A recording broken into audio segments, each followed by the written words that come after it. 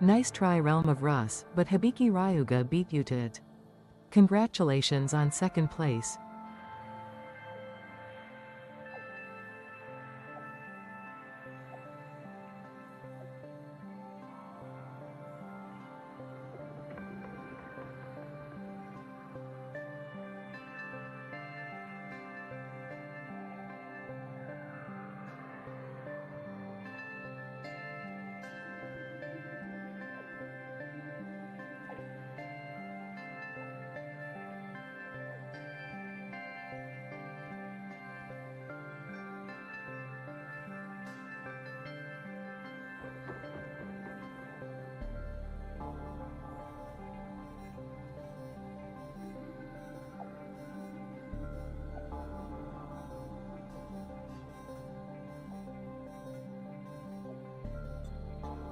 Too slow, Dippy VR, but you came in third. Hibiki Ryuga and Realm of Rus beat you to it.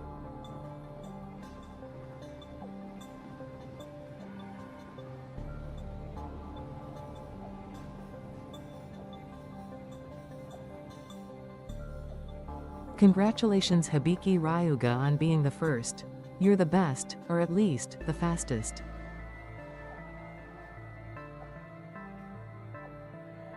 I admire your optimism, Yukiugo, but you only get a participation award this time round. Hibiki Ryuga was the winner. Better luck next time.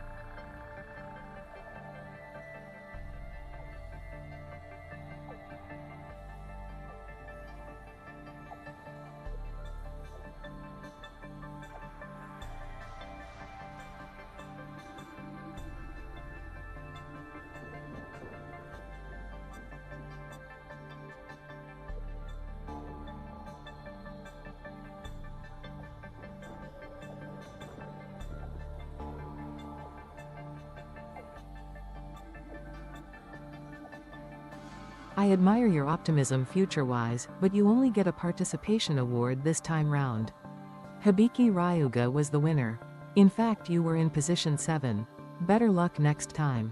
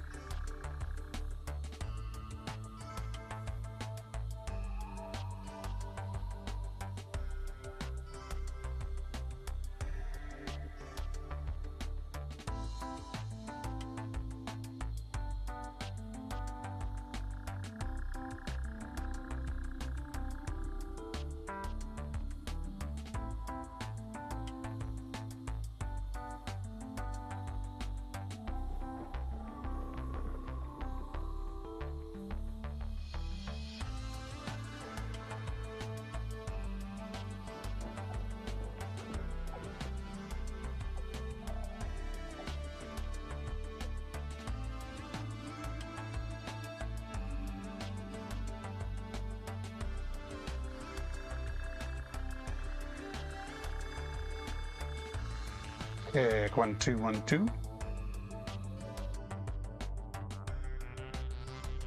Hello, hello, hello. That's a fuzzy cup. Let's jump into the game. It's been a few weeks. I've forgotten how to play, and I've forgotten how to stream.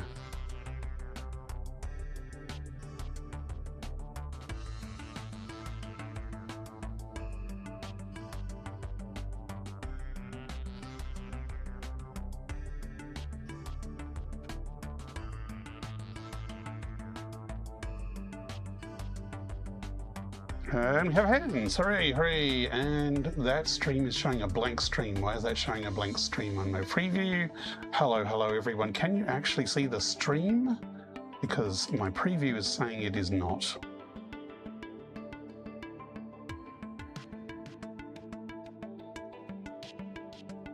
Ah, I know what I've missed. I've missed the OBS overlay. It is working. It's just showing black. Noob streamer, okay. That's better. We need to run the OBS there to stream from the second monitor. There we go. Ah, yeah, I'm running on all cylinders tonight, aren't I, folks? Okay, let's try that again. Stream is working. Okay, how are you feeling? Hello, darkness, my old friend. Yes, Tippy. Nope. Hello, welcome, hello. How is everybody? Welcome back to Satisfactory in VR. It has been a good few weeks because I have been sick. I've been unwell. I've been ill-healthed. I've been down with the dreaded lurgy. I'm feeling much better than I was last Friday. Thank you, Russ. I am feeling a bit better. I am totally not 100% though, so I don't know how well this stream is going to go, but I do not have a sore throat, which is a bonus. I do have a bit of a persistent cough, and I have a packet of lozenges on standby, so hopefully if the cough gets too annoying, I can reach for the lozenges and we will go with those. I also have, my left ear is still somewhat blocked, which means my hearing is a bit stuffed at the moment, which means if a stinger attacks me from over there, I might go, what was that over there? Because I can't hear it, and my directional audio, which I tend to rely on quite a lot, is a bit stuffed. But I've had this blocked ear for a week now. Who did that? I definitely heard that at least. Thank you, Azurin. I gotta look after myself. I do, but I also got a stream and I'm feeling up to it. Like my energy levels are not 100%, but I am feeling better. And my voice, like I've been speaking for a couple of minutes now, hasn't given out yet. So let's see what we can get done tonight. Yes, I heard that, but the power outage is kind of global. It's not very directional. Health unsatisfactory. Health is unsatisfactory. There have been some nasty bugs going around here. And this one has wiped me out for nearly 2 weeks. It really hit me last Wednesday, but I was feeling a bit not great before Dippy then as well. VR just hit a 45 stream watch streak. 45 That's impressive stream dedication. Dippy. Thanks very much for your continued hanging out here and taunting and such.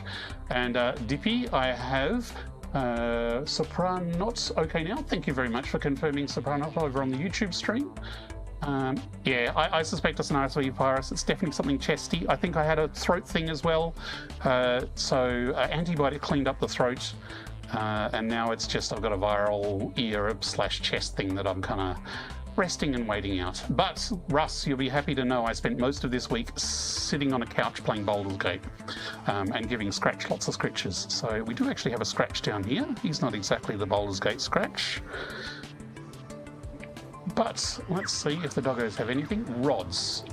Scratch. After 3 weeks, you just have rods for me. And I finally finished the Goblin Camp after all these years. But I did start a new playthrough of Baldur's Gate. And I'm playing a Warlock. And it's been fun and a bit challenging. But it has been a very good play on the couch while sick game. Lassie's got some heat sinks. Lassie wins so far. I don't have the inventory space for that, Lassie. Let's see what we got. Let's get to the grass. I really need to clean out my inventory. There is so much junk in here. Do not need wood.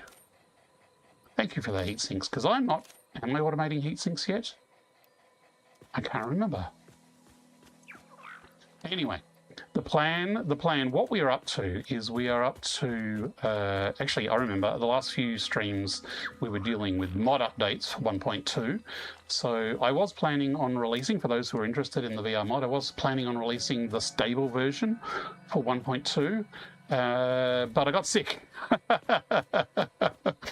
So, dag nabbit, if all goes well tonight, I'm going to release the stable version. Hopefully this weekend. I'll see how I go. But can you ask me anything about VG3? Yes. So yes, I've finished the Goblin Camp. I set the drow on the Grove, and then I've saved the Grove by kicking the drow's ass. So I'm just about to. I'm kind of poking around up on the top North Road. I've just picked up Karlach. Karlach is awesome. I did not. Actually, in my last gameplay, Azurin was Karlach, and she was awesome too, but a different kind of awesome. So I have the real Karlach now, but I'm supposed to be going through the Underdark now in Baldur's Gate 3. Let me just recycle some stuff. What don't we need? Why do we have so much smoke and powder? Let's get rid of those slugs. So not only is my hearing not great in my left ear, but it's also giving me a high frequency echo buzz, which is not just annoying, it's disturbing. So if I go crazy, that may be a factor. Turbo motors will keep on me.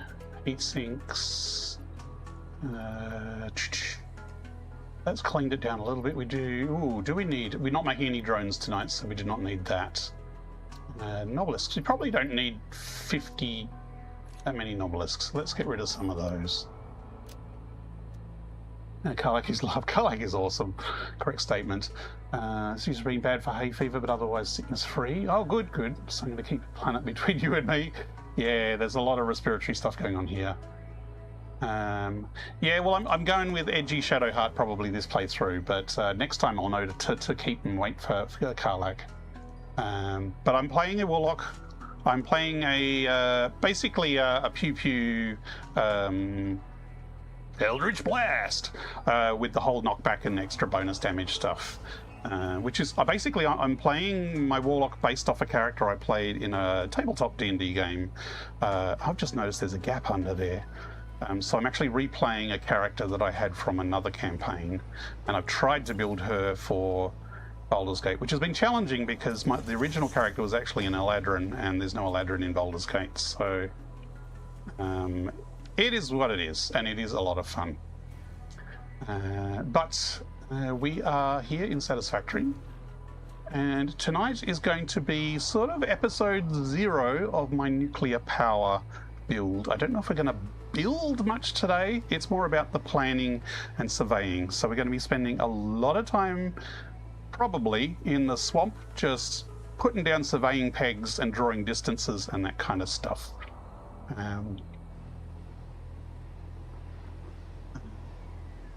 When he's finished it. Okay, right.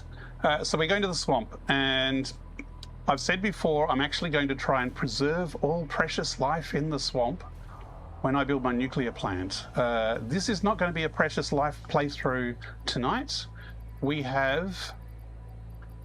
do we have the ammo yet? Because we've automated the ammo. There we go, 260 homing rifle ammo. We are going to be probably going through a lot of homing rifle ammo this session. So let me just get 1,000 out there. But so I'm going to be defending myself through this session. But the idea is to make an enclosed kind of nuclear facility without touching the creatures longer term. But I do want to start building a few little potential shelters. So for those who have been watching for a while, you'll know that I have... Where is it? I have a cage. Oh, and it's made in a blueprint size 1. Okay. That's because it's small.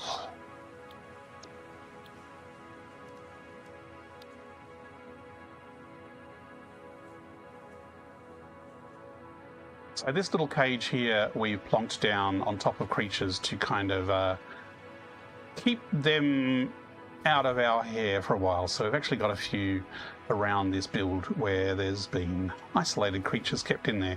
So I'm going to do something bigger, probably not permanent, but I'm going to start by building something. Again, I haven't really played Satisfactory in a couple of weeks, so I've forgotten everything.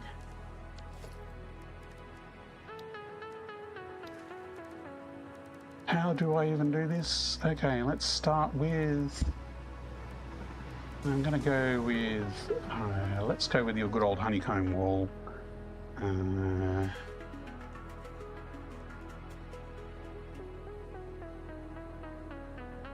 might actually... trying to think how I want this to look, because if I can get this right the first time, it will mean that I don't have to build it again and again and again.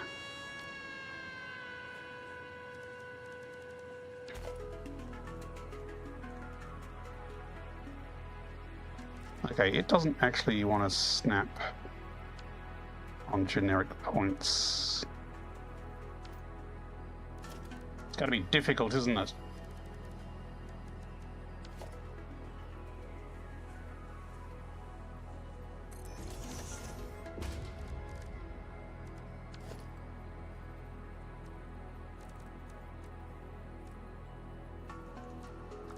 Okay, so that's a 45. So if we do a 45 here, we can get a window acrossways. If we bring it back to about there, and I've just realized that's going to be, I'm going to have to do that on every corner. So let's do every corner while we were here to be consistent.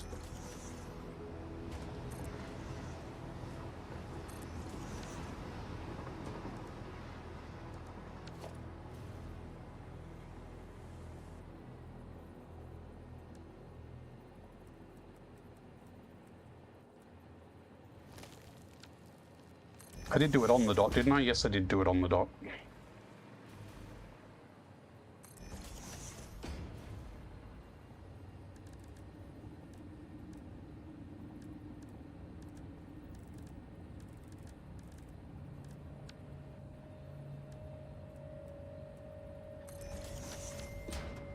So these good old road barriers are great for positionally placing something, because then you can hold down snap and you can put a wall there where you normally couldn't. Oh, that's interesting. It won't let me nudge. Uh-oh, mod release is cancelled. Is this just a problem in here? Okay, that nudge is working. So it is specifically a problem with nudging a wall that is replacing one of those. I can nudge it like that, but if I replace it, I can't nudge it. Okay, replacements can't be nudged. Got it. That's fine, we can work with that.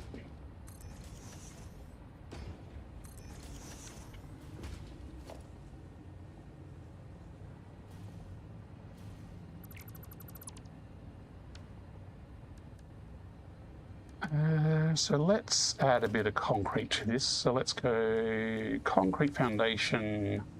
Let's go 4 meter by half foundation. And if we snap it to the bottom of that,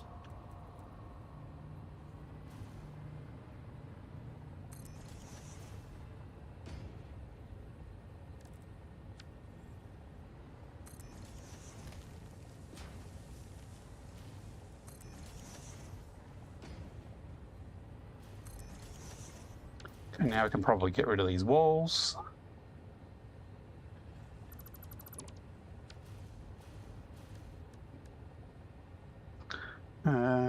So now probably I'll keep this concrete along the edge here.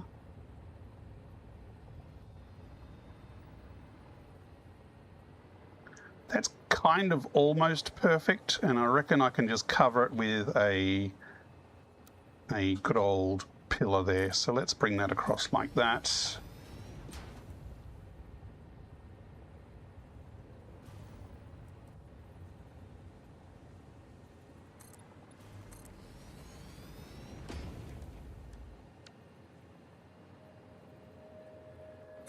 I mean, normally I do a basic shape of a blueprint, and then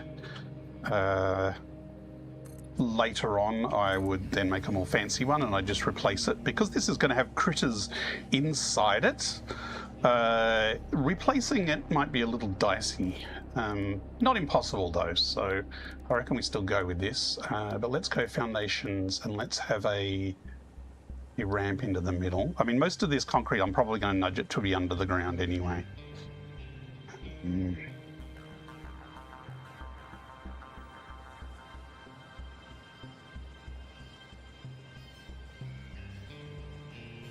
I mean, if there is one there.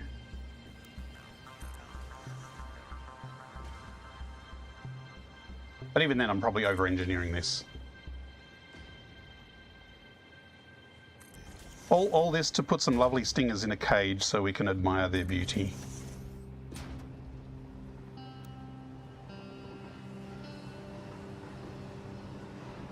Come on, Snap. Thank you. I better just nudge it across.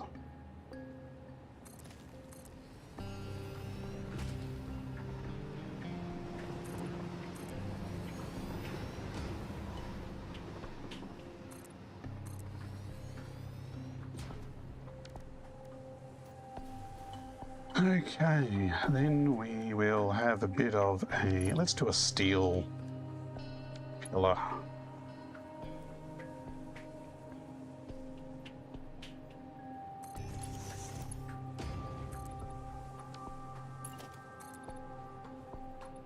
I probably don't need to make this super high, do I? Do I really want the big pillars? I don't know if I want the big pillars. Let's try a small pillar.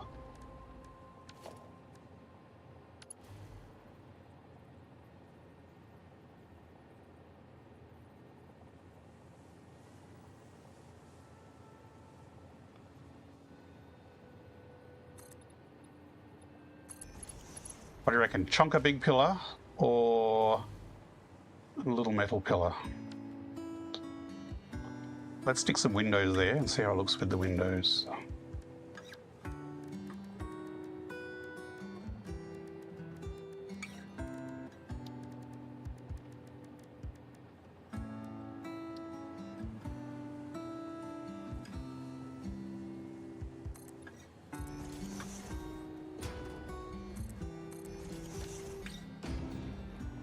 So that nestles into the window. I didn't want the window right to the front. I wanted a little bit of a ledge there. That means this pillar is not going to cover it. That diagonal nudged. How rude. Come on. Just started again. Let me nudge straight, please.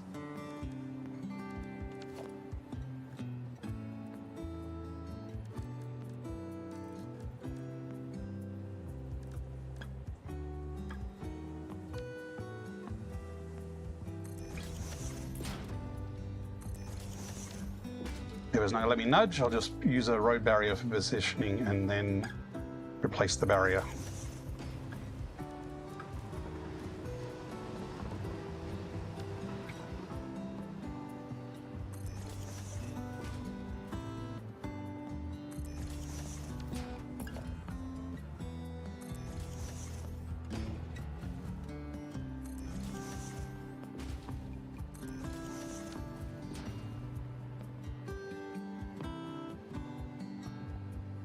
I think this is probably the way to go, but maybe positioned a bit differently.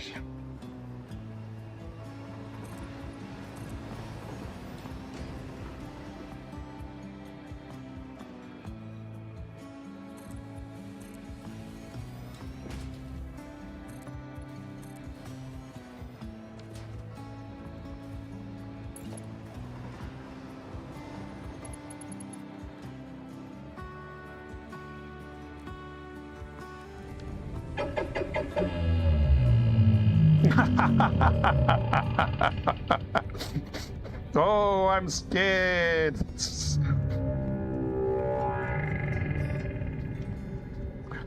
Dippy, thank you very much for the crab squid.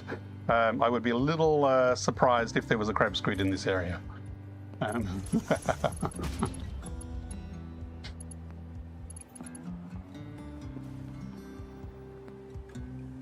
I need to set up some dynamic logic to turn on and off different redeems. Like I probably keep the Leviathan redeem all the time because that one's fun, the Reaper Leviathan. But I'm not sure if I need every Subnautica sound effect in every game that I play.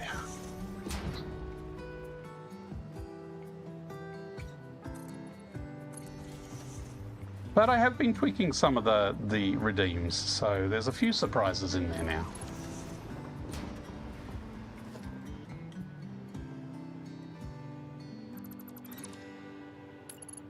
Surprises that I might have to change if they get abused.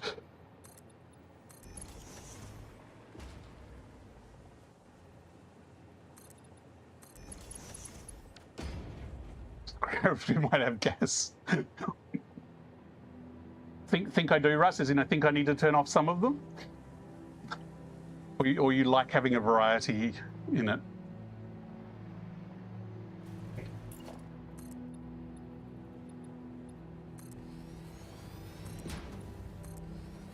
The problem is if I have too many redeems, like the redeem window will just get ridiculously large, and that's never really fun. I think maybe only 3 high. We don't need to go 4 high, maybe.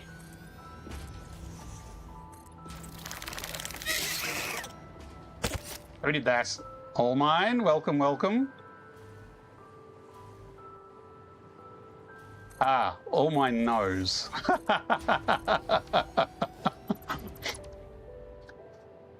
All mine's been helping me.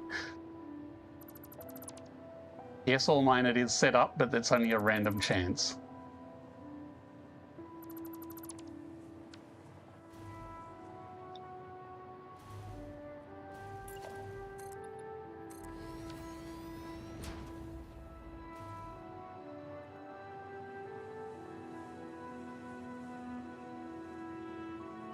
A nice dome for battle, yes, the battle dome. Been playing Subnautica slowly and there do seem to be a lot of weird noises to choose from. Yeah, Subnautica's soundscape is amazing. It's really well done. Now, from here, I will probably have a bit of a cap.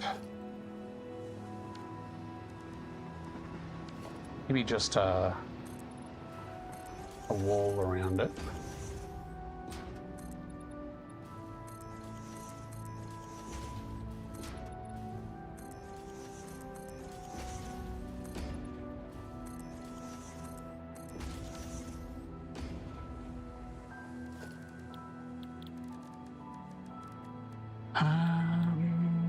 I am looking for slopey roofs.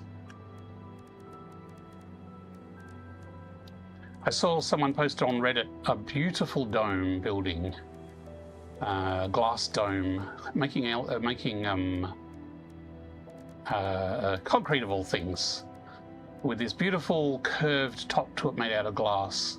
And then I got sad because I realized it used the Infinite Nudge mod to be able to get sloped windows, because otherwise you're stuck to roof angles and there's not a lot of variety. Like there's no steep roof angles, so it makes fancy domes a little harder to do. Oops. Oh, come on. I am live, yes. I am alive. I haven't been alive for a couple of weeks, but I have risen.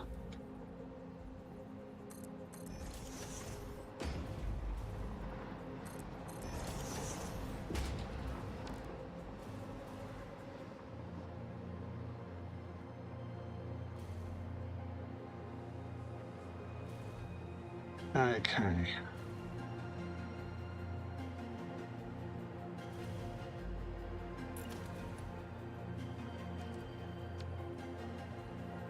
Might just go flat from here. Or maybe just a really low angle like that.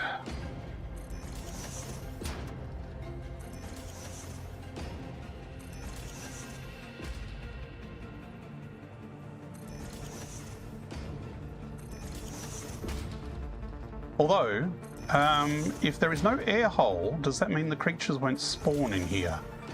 Because we don't want that to happen. We want it to be able to... Oh, there is a hole. Okay. This is something I've heard, is that if you put this above creatures and they spawn, if they spawn above the roof, they'll land on the roof. But my dome has a pretty enclosed roof with just a bit of a hole. So I'm wondering if it is just hole that it needs. So that does have a bit of a hole. A bit of a hole. Like Armadale.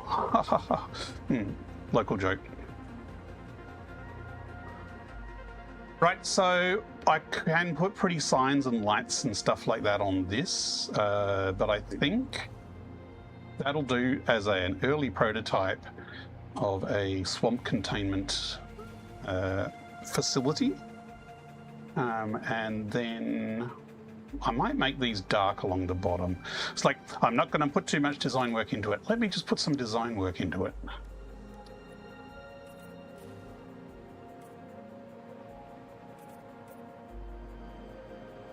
Just make these dark so that they, because these will be mostly underground. Well, the actual surface is not particularly dark in here.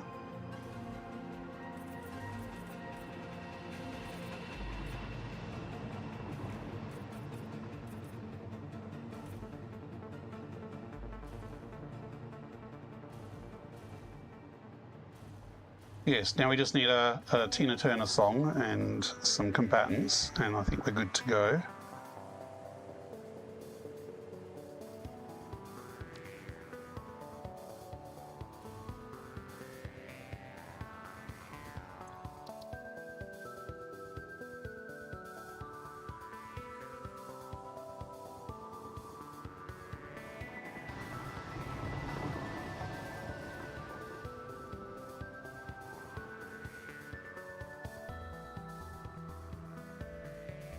It is a large cage.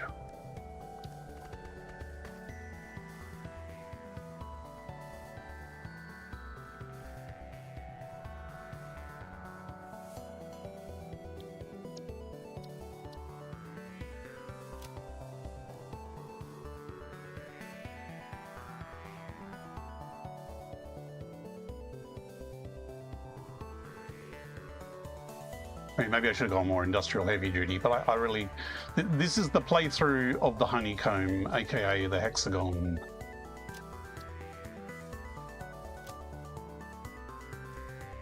Okay, there we go. We do have a large cage. So if we were out and about and we're on this here, we've got our personal bunker here, we have a small cage, and then we have the large cage. So we can go, hey doggo, timeout time, and put him in the cage. Okay, so that's prep number one. Now the next thing I want to do is let me take a bit of a break from blueprinting, and I'll show you the nuclear build plan, which I haven't loaded in a few weeks, so hopefully it's still here and still works. Here it is. Okay, so this is what we're going to build. Now, where to begin? Okay. This here is and then this bit. Okay. This is the meat and potatoes part, which is where the nuclear power and the uranium comes in. So this I've said as this will be 6 blueprints. I'm using blueprint here just to say it'll be 6 times this build, because this build might have a few sub blueprints to it, but it'll have blueprints. But either way, this is just breaking this down. There'll be 6 of these. Now, long term, there'll be 12 of them. So the idea is that all the rest of the factory stuff will be in a central circle, and then radiating out from that central circle will be 12 spokes, and then at the end of each spoke will be this reactor line here. And if I go into this reactor line, it has 3 nuclear reactors. And currently I've planned them at 200%, so each one of these will make, is that 90 giga? No, that's total.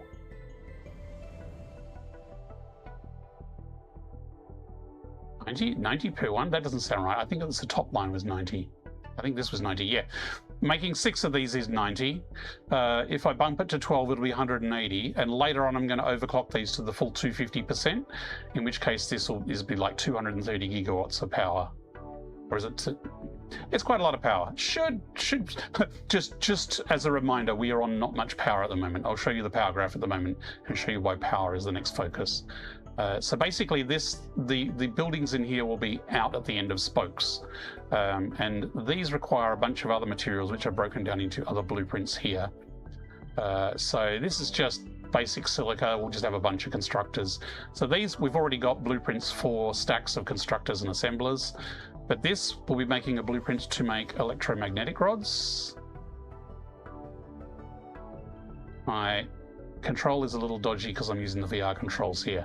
So this is a blueprint to make magnetic rods, and then we'll stack that as many times as we need. Then we've got another blueprint for crystal oscillators, another blueprint for what are they called? Rotors. And this over here is kind of the setup for all the raw production. So this is basically the total raw input for resources we need, and then it'll flow through the rest. Now this one here, I haven't done any optimization on here, but this is effectively the uranium cleanup, which takes all the uranium waste from our power production, and then there's a whole bunch of stuff that needs to make it into the plutonium rods so that we can sink it. So the idea is we will have to set up a bit of everything here. So I'm basically going to start, I'm planning for 12 spokes. I'll start by building 1 spoke and then get that online, which will give us, I think it's like 15 gigawatts or something like that. And then we can bring each of the other spokes up online for power as we go. So today's session is going to be trying to figure out where we get these resources, plus the sulfur and uranium here, and where are we going to put the structure layout to put these reactor lines, and then we might see if we can break down sort of the factory layout of, oops, how do I undo that? Undo. Oh, that just moved that. Okay. So that's kind of what I'm looking at. So we'll be looking for raw resources that we can find within the swamp. And there's a few resources that we need to go outside the swamp to get. So that's the broad plan. So I'm going to make a few blueprints to kind of help structure these lines, and so I can just do slabs of concrete basically. Yeah, that's the plan. We'll see how far we get today. Hopefully we'll get all the planning and layout kind of stuff done today. Blueprints, something I've never done before. This is a very blueprint heavy build, but it's the whole ethos of this build is to like design a slice, build a blueprint for it, and then you can easily expand later on just by adding to the top of the blueprints. All these blueprints, or the majority of these blueprints, are vertically stackable, so you don't need to leave horizontal space. You just need to make sure there's enough space vertically to be able to stick everything. So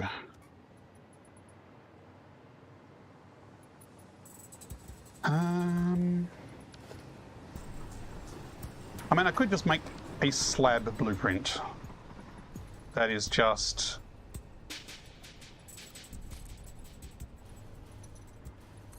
oops, that didn't even go all the way. So rather than having to zoop to infinity and beyond, we can run along and slap down these built through to give it a bit of directionality. I might actually make the edges slopes just to give it some you know what I'm going to do? I'm going to do this.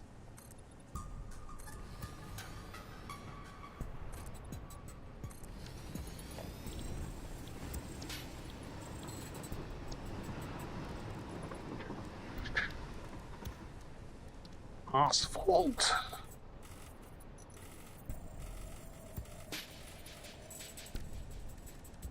Patterns.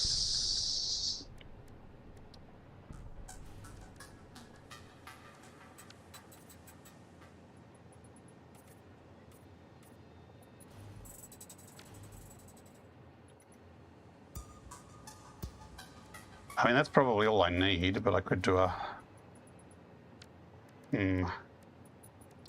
along the edge as well.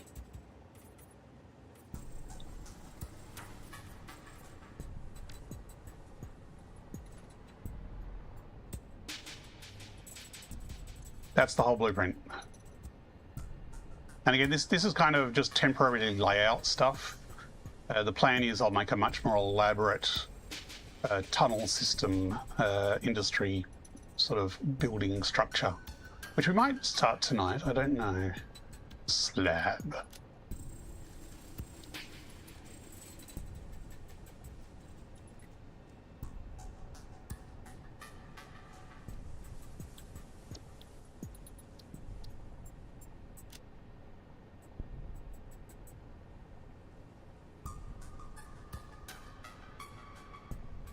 Actually, can I go S arse? Isn't it called asphalt? Bitumen? What's it called?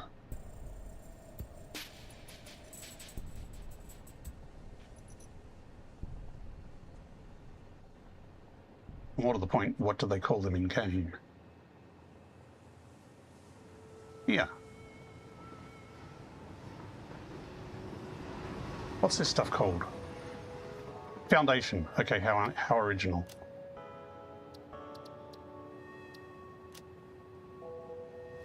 Okay, so that's a slab, and that'll probably do, although I'll probably need some slabs in the middle that are not directional. Let's see, what is the time? We've still got another 15 minutes before ads. Just wondering if there's anything else I can prep here and now. You know, I can always plonk a designer down when I'm out in the field. And what better place to go AFK for an ad break than the middle of the swamp? Let's just check on doggos before we go.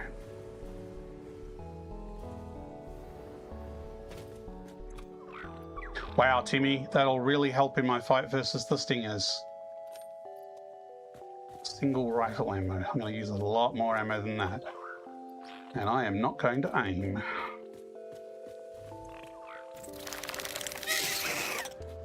Who did that?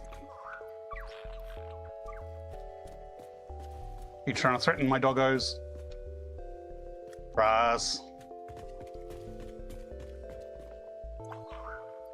A nuke might actually be useful in the swamp. Except, you know, I don't want to destroy the trees. Trees are sacred.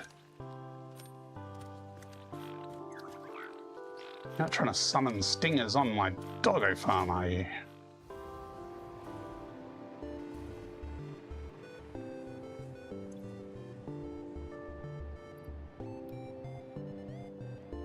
Okay, probably need a whole pile of concrete and probably a whole pile of beams as well.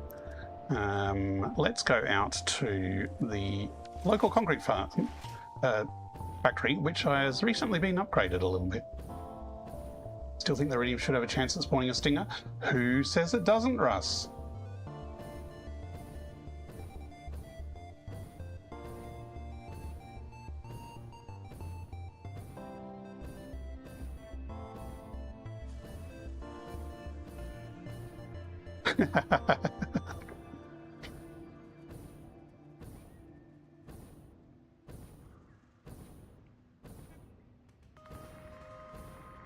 Okay, so this is my functionally upgraded, but still needs walls and stuff, concrete factory.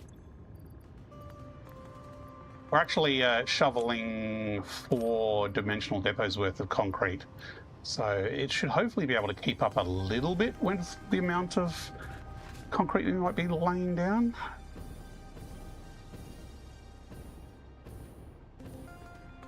This is the steelworks over here, so I'll just pop in here and grab some beams.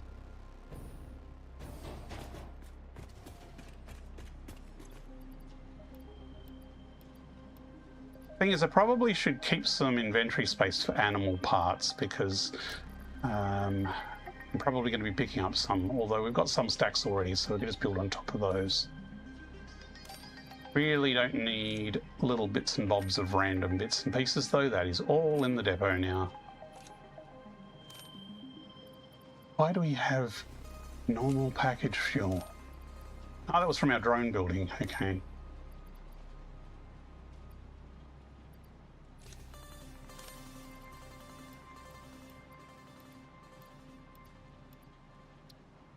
Okay, so that's a bit better. So if we go back to base, drop off the animal parts, we do have...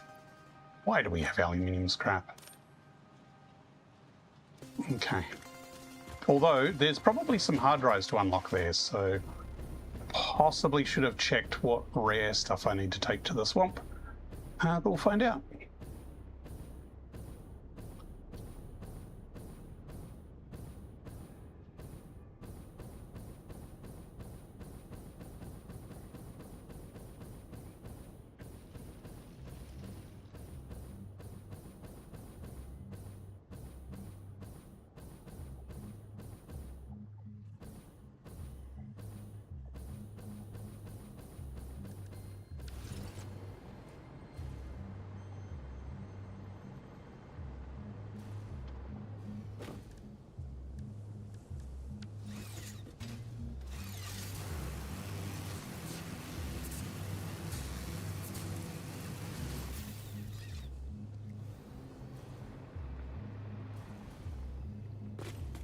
I probably should try talking less tonight as well, because I have been unwell. It's probably not great to wear my voice out too much.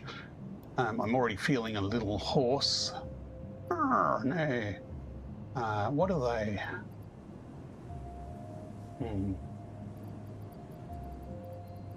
Yeah, it'll do.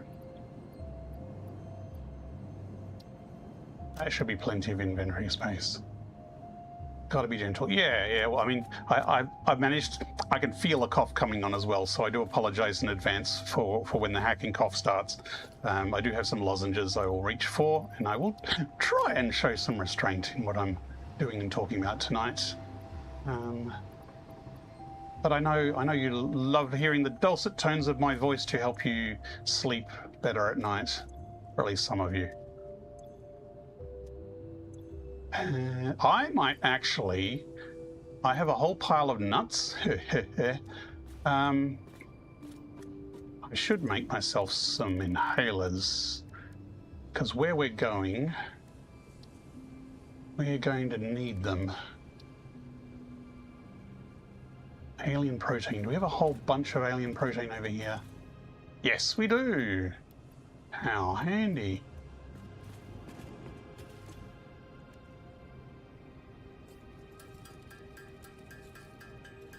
It was funny, I was trying to make a thumbnail for the YouTube video in the swamp, and the spot I decided to pick, there were 5 stingers just hanging out there. So I cleaned them out. Wow, that chews through the nuts really quickly. My nuts be chewed. So let's recycle that protein into something bigger. So,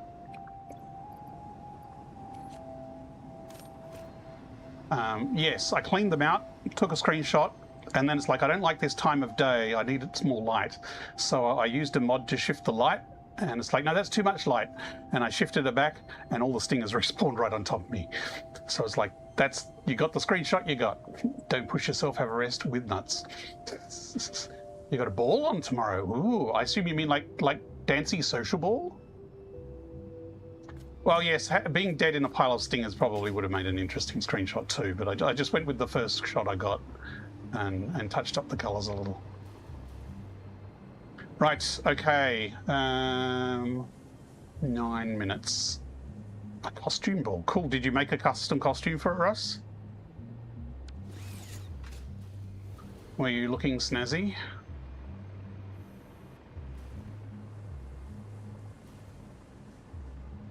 So let's start heading towards the swamp.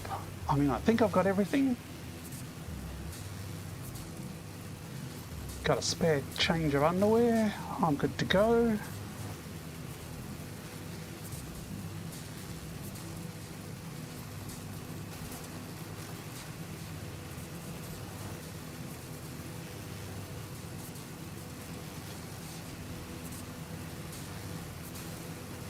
I want to build a nice big factory there, but I've kind of used most of the why is that jumping up in the air?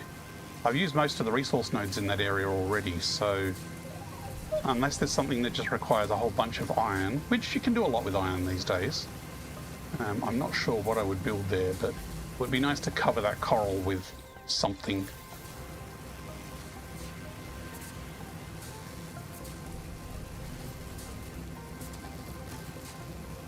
So that's one of the early project parts, factories down there. That's making versatile frameworks, I think it is.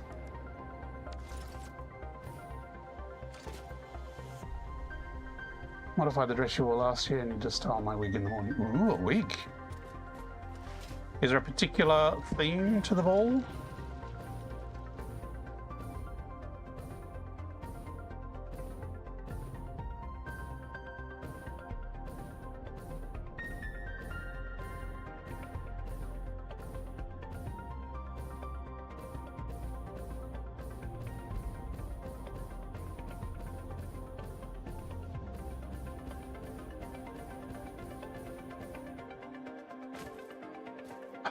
Here we go. We haven't really stepped into the swamp at all this playthrough.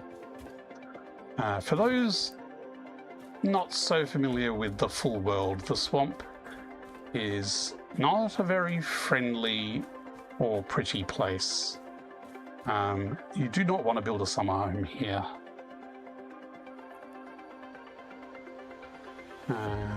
Doesn't look too bad from up here, but the thing is it is nice and flat, so you can just cover it over with a factory.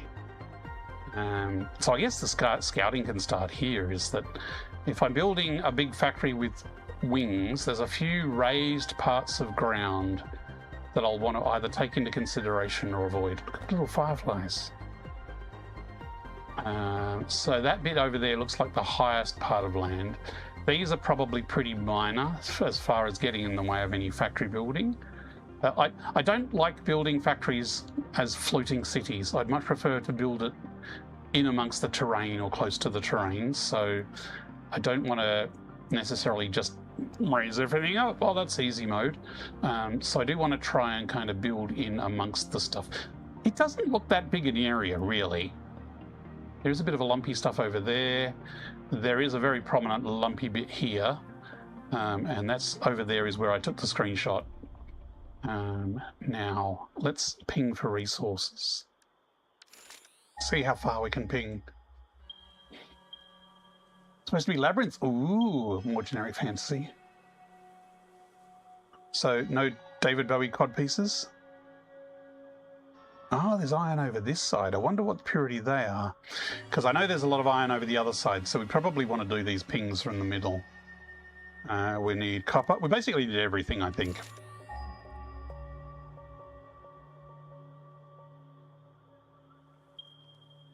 Okay, there is a copper over there and a copper there. I don't think we need as much copper. Iron is something we will need a lot of. We also need a truckload of water, but incoming we can propaganda build broadcast off detected. coast to Please get seek those. shelter. Okay, so there's a limestone back over there, one over there. Okay, later on, this is actually a really good spot for bauxite, for aluminium. And we don't need that for the initial uranium setup, but we do need it for the cleanup process. I don't know if I'm... There it is. There's a whole pile of really nice bauxite over there. So if you're not making a nuclear power plant in the swamp, making an aluminium facility is definitely a good choice as well. And we need sulfur. I think the sulfur is going to come from behind us.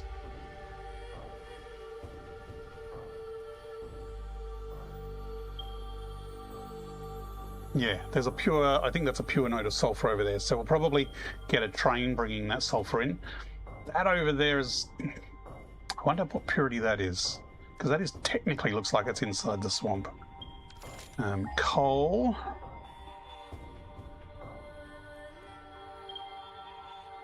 Yeah, behind us, and there's a couple of not great nodes over there, but I think that's enough. So I think I was going to go use those nodes to bring in the coal. Quartz. We do need quartz.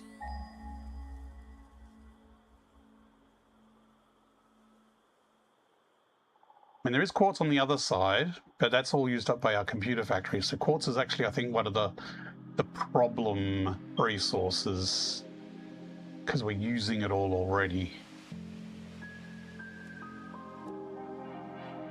And Caterium. There's a bit of quartz over there. Yeah, I think I was actually going to get the quartz that's near the elevator up and get that in by train. There's a bit of Caterium behind us. I think we were going to raid one of the Caterium nodes that's over there near the computer factory. Okay. There's another one in 2 weeks I need to make your other costume for. Cool. Okay, so we do have an ad break coming up. So I am going to use my original personal bunker and just set down a little respite here for myself. Like, nothing's attacked us in the last 5 minutes, but it is daytime, so let's hide in here. And I'm going to take a quick break. I'm going to have a drink. I might get myself a throat lozenge, and then we will head into the swamp.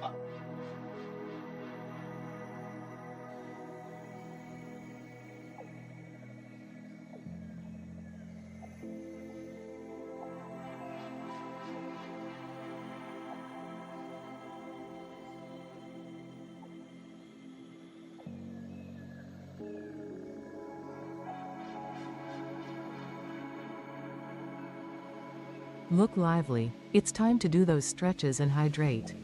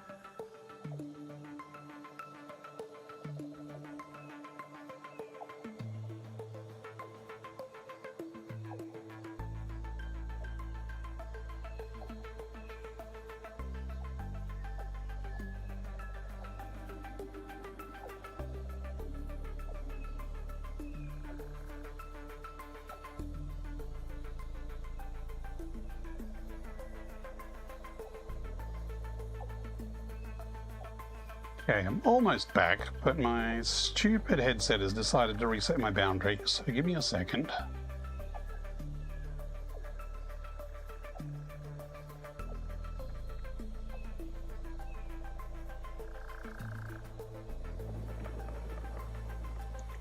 That is good. Okay, and we are now back. Okay.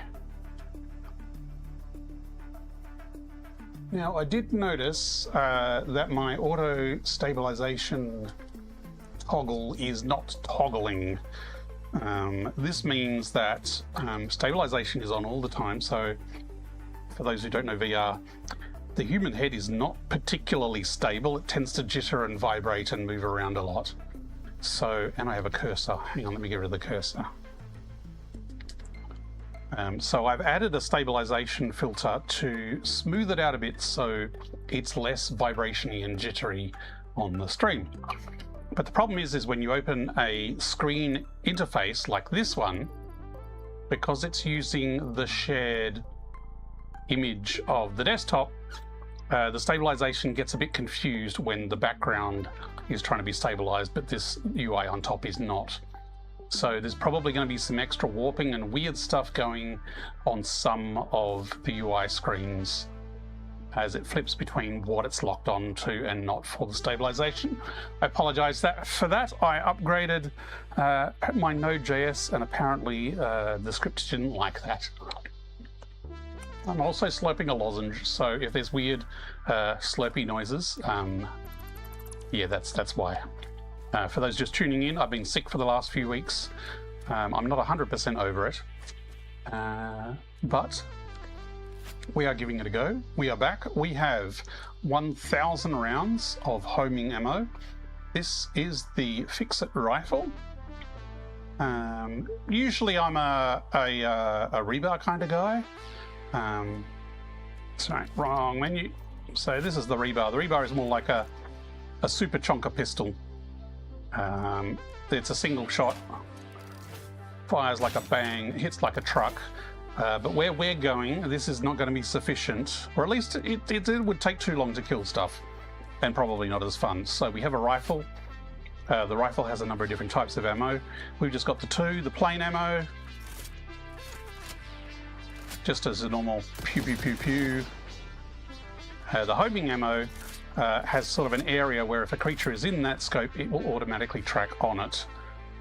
So it's useful for scenarios like this. Now, headlight is on, we're going to need it. We have waited till nighttime. Isn't this great?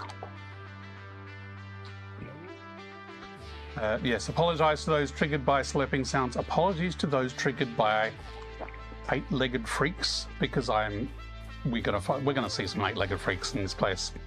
Welcome to the swamp.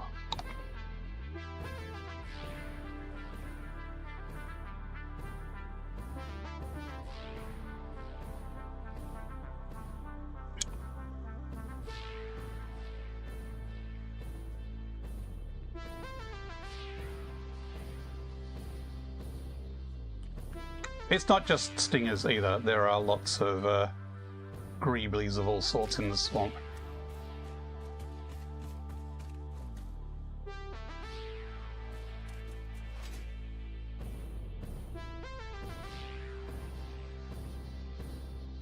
Okay.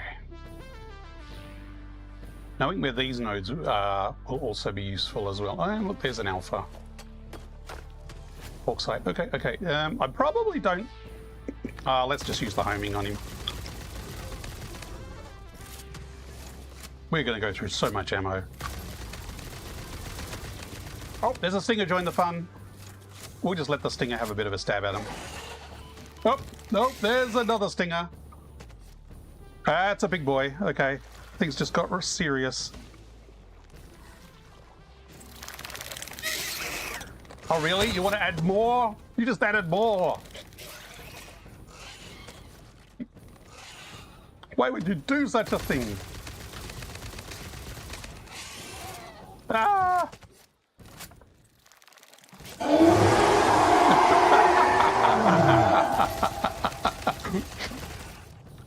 Luckily, you cannot spawn Reaper Leviathans in Satisfactory, at least not yet.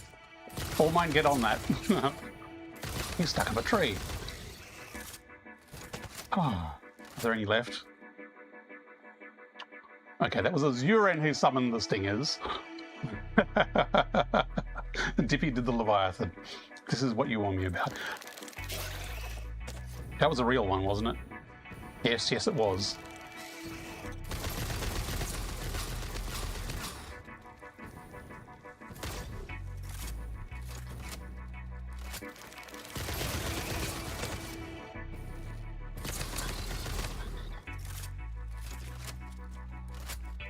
Phew. Okay. Ah! Back!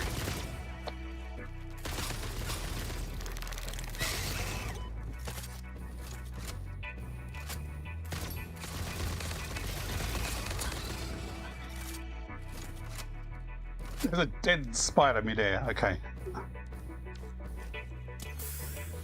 Did I mention I'm having respiratory problems? Okay, is it safe? Is it safe? Under the radar. Hey, welcome. How's it going? The current state of VR 1.2. It is very playable. That is what I'm playing right now. Under the radar, there is an alpha out, and I'm looking to do a stable release, hopefully this weekend. So if you're patient, there will be an update real soon now. Actually, what I can do is I will use my gardening tool to get rid of some of these ugly monstrosities. I'd like to keep the balloon plants for now, though, if I can. So yes, I was meant to release it a couple of weeks ago, but I have been unwell. Bauxite pure, bauxite normal. So what I might do is, let's go to the map.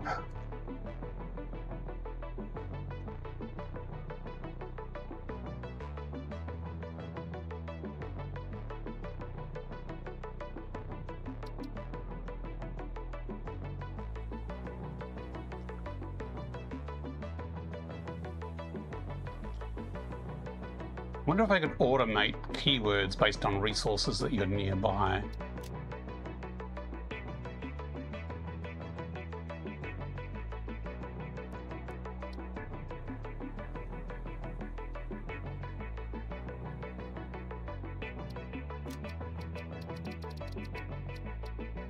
Okay. So if we map out the swamp, we can start to build an idea of how we're going to lay out this Uber factory. We'll just play again with random nodes. Cool, cool. It does require, there's an extra step to the setup under the radar. I was having some UEVR problems, and someone released a patch for UEVR that fixed it for Satisfactory, but Praydog has not merged it into the main branch. So there is now a custom UEVR you effectively have to download now. He's a stinker. But for someone like you, it will be trivial to install. Most people who have been alpha testing have had no problems getting it going. Now I did see a drop pod over there.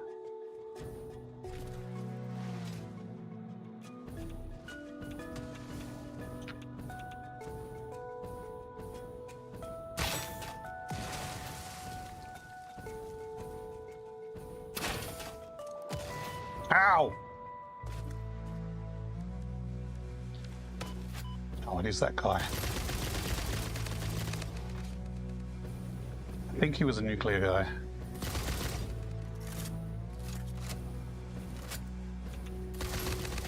You can tell by the smell. Although if I leave him around, he would be a good stinger to deterrent. Unfortunately, he keeps shooting me while I'm trying to do stuff.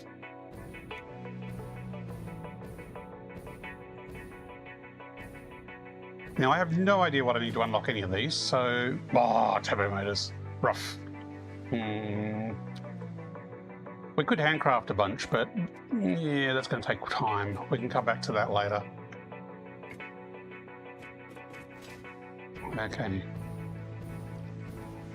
So this is probably one of the higher landmarks that we're going to have to take into consideration with our build. Definitely one of the bigger land masses. So if we're doing a radial spoke design, I mean, we don't need to do 12. We could do 10 and just say, well, that side doesn't have any. That seems to be the main hilly outcrop. Little bits like this we could probably get around easily enough. Is that a summer sloop over there?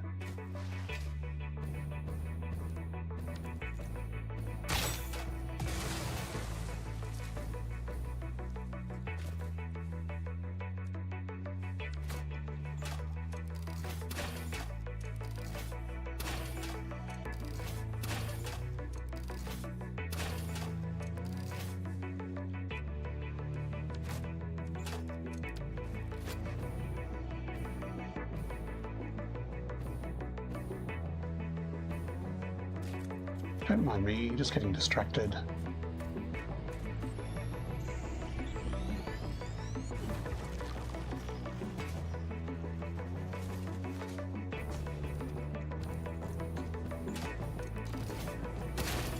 Wrong ammo!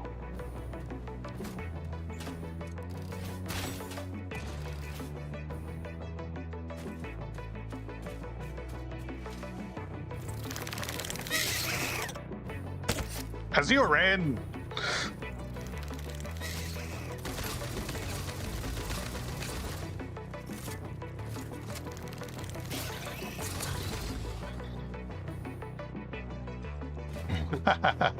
You're trying to push that respawn limit, huh?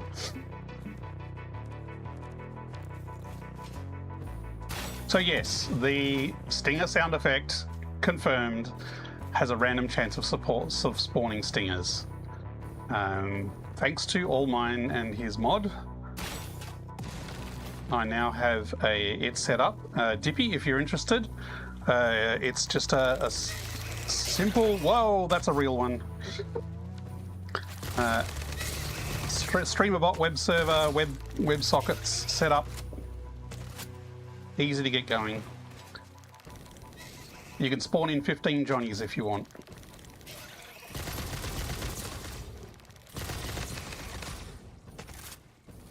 No external software needed, Dippy, just the mod and Streamerbot, if you're using Streamerbot. Ow!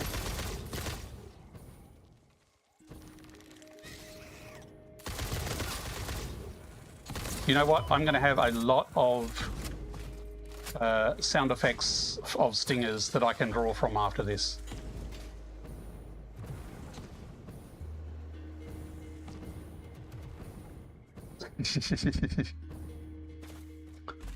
Or you can summon 15 beans if you want.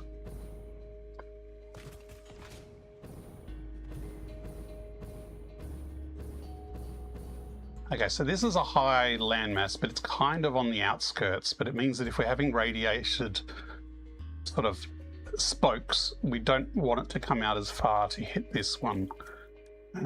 We should start actually doing what we're doing here, and it's surveying. So let's get some iron scanned.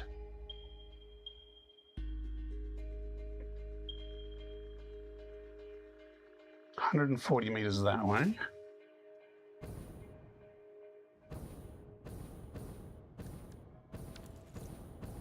Can I miss the trees? Yeah!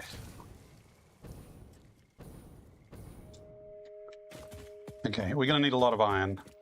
This one is pure, so this is definitely one to tag on the map. You know what? I don't trust this area.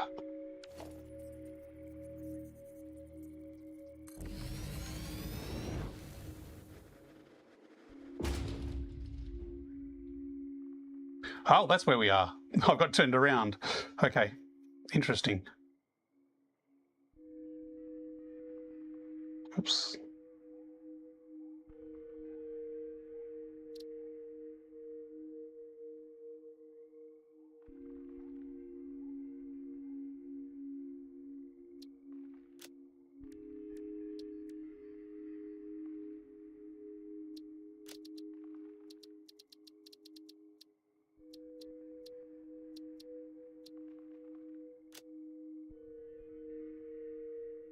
Okay, now there was some more iron, I think, around here.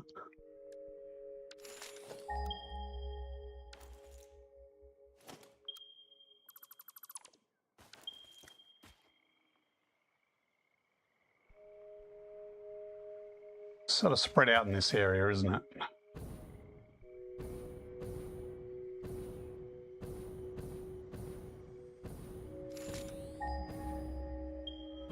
Oh, it's all the way over there. That is quite spread out. Let's take care of those killer bees. Hey, Clartrumer just followed you. Clartrumer, thanks very much for the follow.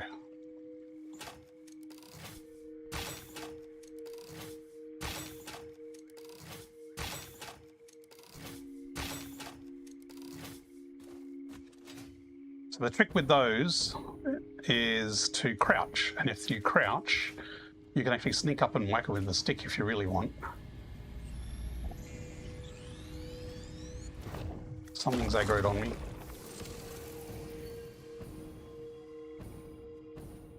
Ah, it's V-Radar. Okay, on Twitch. All right, you want to summon stingers on me, do you? Great.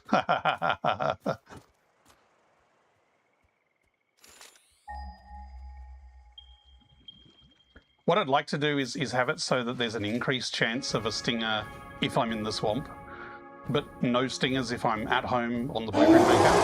Ah! Russ, that's terrifying even though it's the wrong game. Holy crap.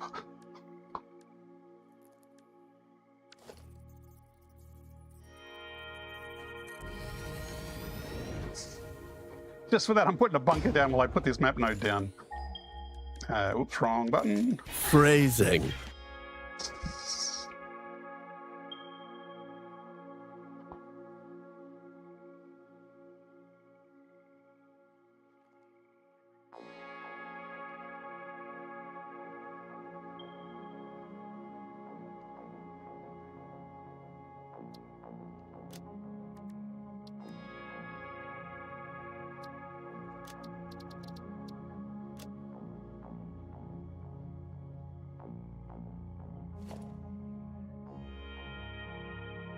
Okay, so that's another iron marker.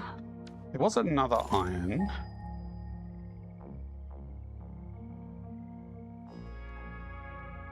You know, if I put on... Where's the map markers? Map markers. Show hide all on compass. So this should show it on the compass.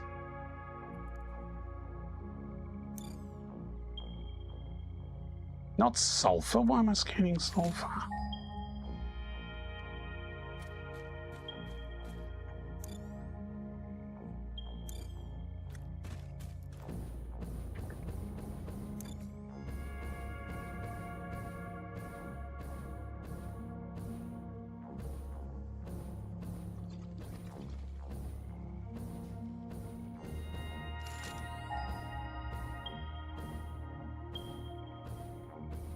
I've already tagged this one.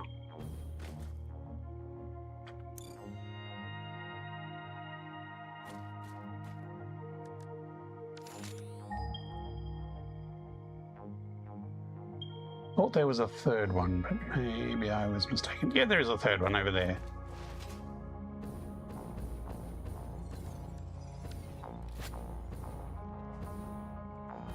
That's a long way away, though. Comparatively. Something spotted me.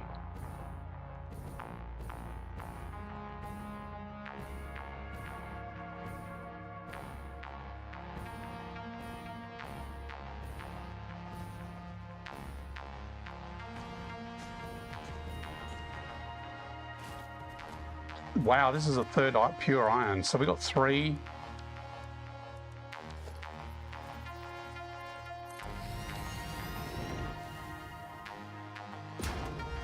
Three pure iron nodes. Oh, they are fairly spread out across. Yeah, so there's 2 there, there's 1 here.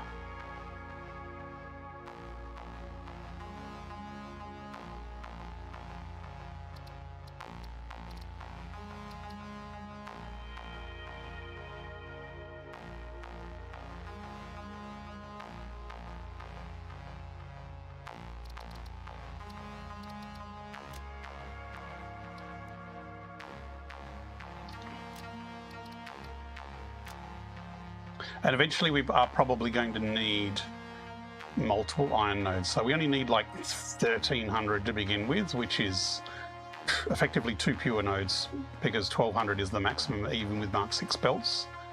So we may actually need all 3 of these right from the get-go. Okay, so that's iron. How's our copper looking? Actually, let me just quickly check the plan.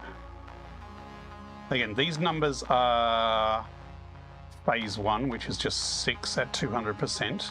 So times these by 2.5 for the long-term amounts needed. So we do need a fair amount of copper, 753.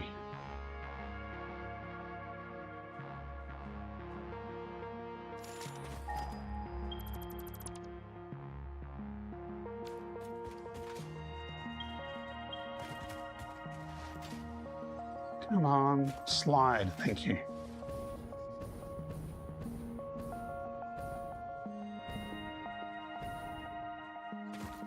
Pure, wow, okay, this place is, for all the terror that it has, pretty good resource-wise. Ooh, that gap's a bit of a worry. And I'm sure nothing will get through.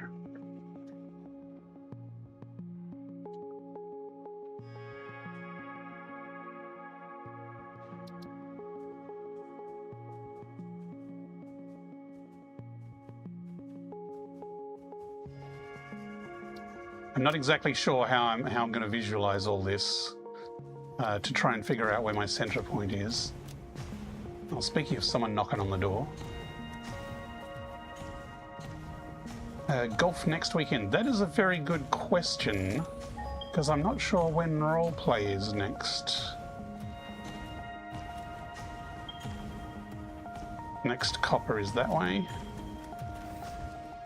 I can probably just...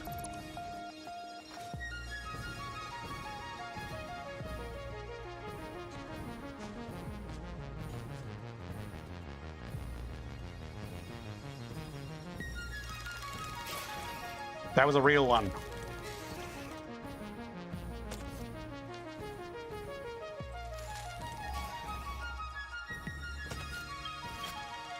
Just keep swimming.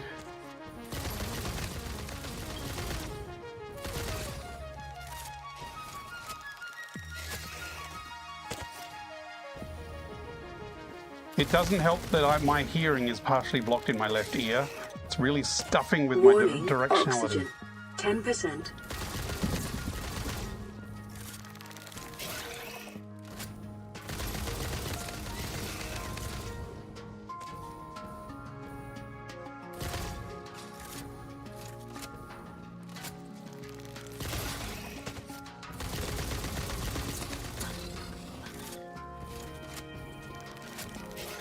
Azure Ren has submitted a request for you to hydrate. Seek Right fluid now. immediately.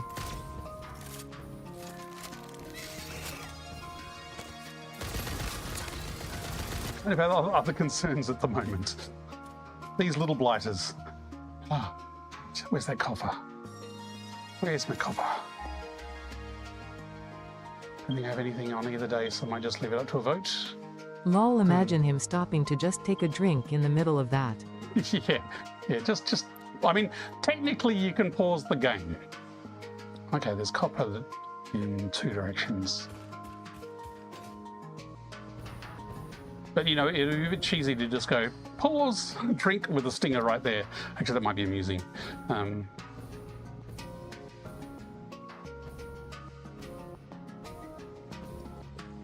There's another drop pod out there. Normal. Okay, this is our first not pure node.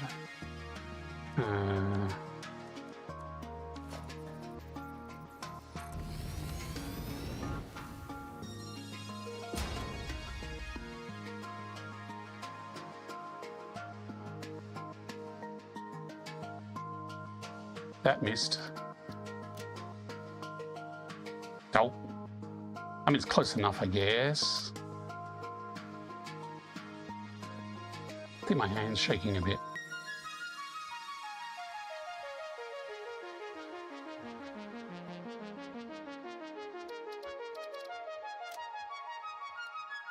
I wish you had more icons here so that you could actually have like a little copper icon or something like that. Okay, I'm safe in my little bunker here. I will pause and have a drink. Where's my drink of water? Cheers.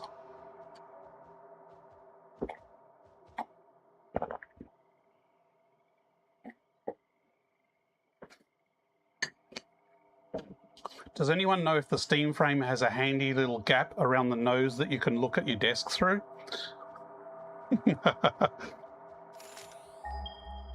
Okay, another copper node. I think it was like the opposite direction of the other one.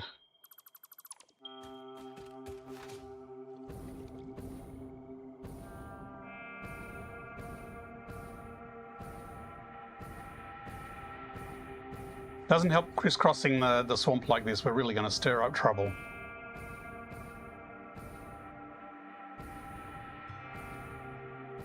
Multi-select. Oh, I'm in build mode. Whoops.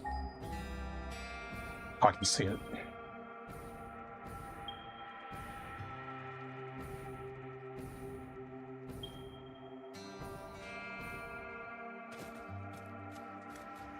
Yeah, this is pure.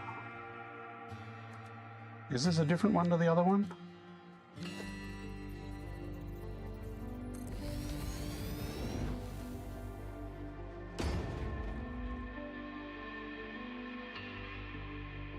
No, I've already tagged this one. This was the other one, so it's like, where was there one from here? There was one back that direction. And that one is way up. That's already used. So it's just these two copper nodes. One pure, one normal. That should be plenty. Should be plenty. Okay, so what else is on the to-do list? I don't know if there's any quartz in this area. Actually, no, quartz was something I needed to go external. There was sulfur way over the other side. Actually, I completely forgot to check out that drop pod.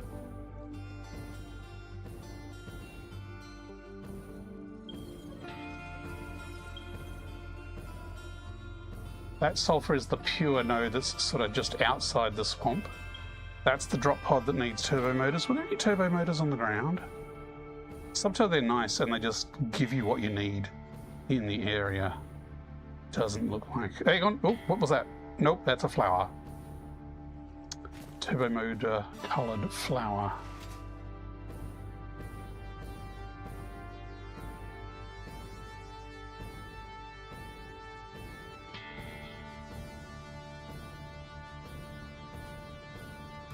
What direction is this? I'm completely... Oh! Broken icon! No stable release tomorrow, guys. Did that actually spawn anything? Nope. We've got broken icons. I can't do a mod release. Damn it! They saw me. Homing ammo. Also useful for the killer crabs.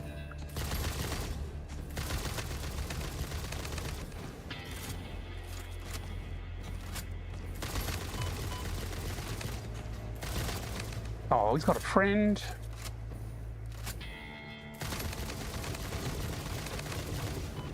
Ow!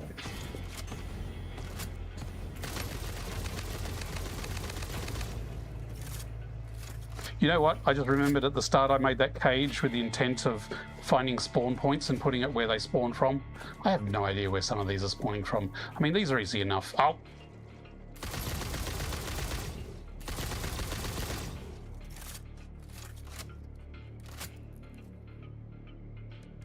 It's more the mass stinger spawn points that I want to lock down. See, if you crouch, they don't aggro. Okay. Let's try that again.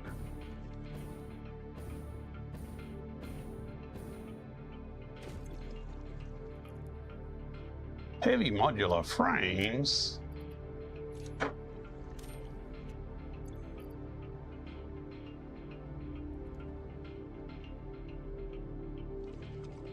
Some I prepared earlier.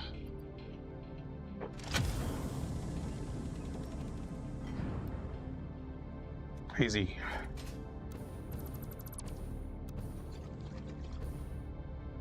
And the current stable release is actually broken. I think quality standards can be lowered to get it working again. I could just release it like it's a broken icon on a compass. And no one's reported it in the alpha testing. Yeah, there are still extra steps to get UEVR working. Basically, you do need to install the extra custom UEVR, and unless Praydog's released an update recently, but he doesn't seem to be doing much code approvals lately. There's a few forks of UEVR, so Joey Hodge has a UEVR fork that does a bunch of stuff. Unfortunately, it adds 2 new bugs to Satisfactory and tanks the frame rate by 20%, so I can't just say get the Joey Hodge version because that has problems. Okay, I was scanning for sulfur before I decided to get a hard drive. I think there's one over here.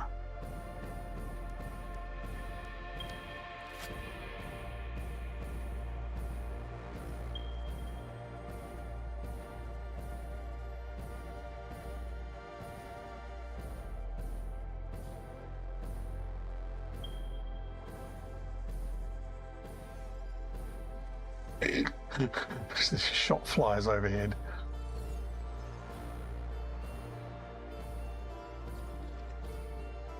Oh, okay, there's a couple of alphas here.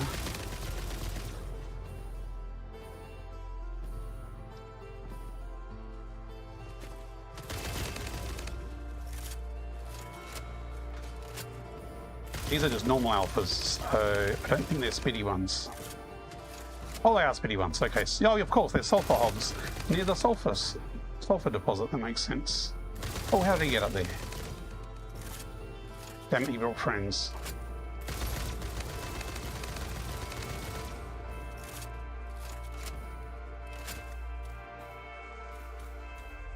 No space for hog remains. So this sulfur, oh, impure.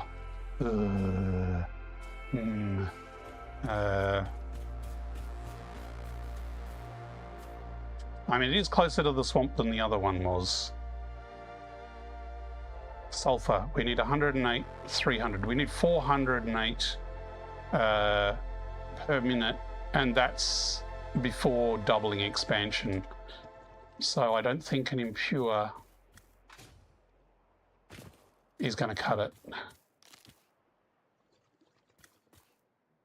UVR Deluxe can't handle the extra steps. No, I did contact the guy who looks after UVR Deluxe.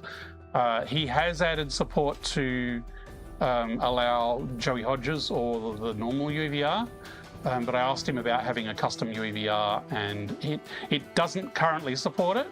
But I think I'm hoping I can talk him into adding support. Let me just. What else? What other materials did we need?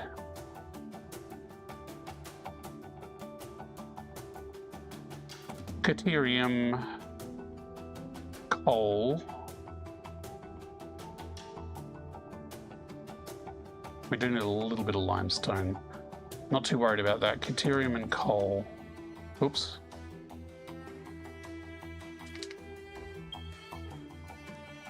Caterium, I think we're going to need to brave the factory and steal some from there.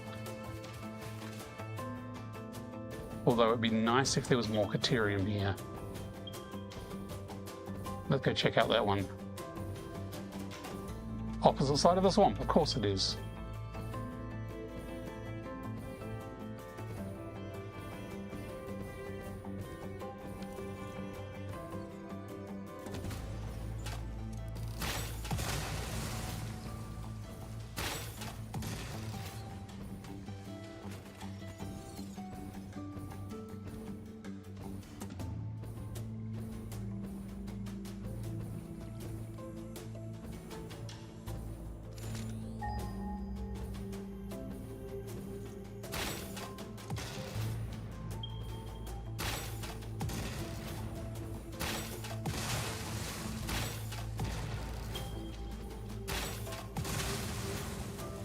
I'll probably delete the scrappy trees, but I want to keep as many of the balloon trees as I can.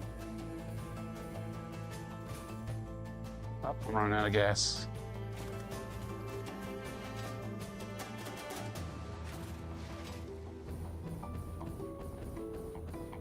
Caterium looks like it's... Oh, it is right here. Okay. Let me guess. Impure? Pure! Whoa! Oops. Sorry, guy. That seems a bit overkill.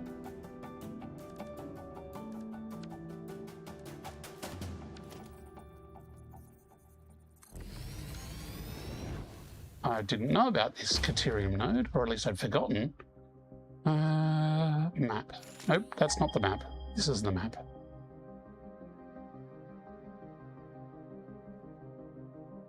Yeah, I call that in the swamp enough to just be a conveyor belt. Basically, if it's outside the swamp, I'm going to need a custom train line. And I'm going to have a dedicated train line just for the nuclear power resources. It's not going to go on the main train line at all. Basically, you do not want to risk any breakdown in the process of making nuclear power if you can avoid it. Okay, so that's a good Caterium supply. And let's see if there's any quartz over this side. I don't think there is.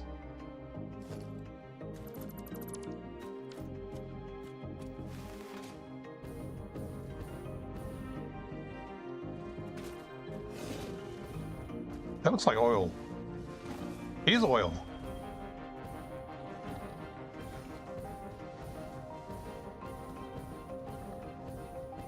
Yeah, the only quartz is the quartz that we're already using, so we're going to run a train line probably to the elevator, which is going to be a pain in the butt because it's going to cross the other train lines that we already have, even though it's going to be independent. Is anyone going to charge up here after me? Wouldn't put it past them to try.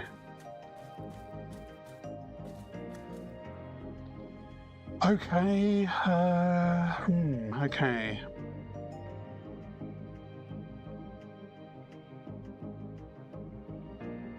Are there any other resources we need? Coal. I think coal was also something we'd have to go a little bit out of here to get. That's right, I was going to run probably a train from those resources and bring those into the swamp. But let me just duck over to the other side of the swamp again and see if there's any coal there.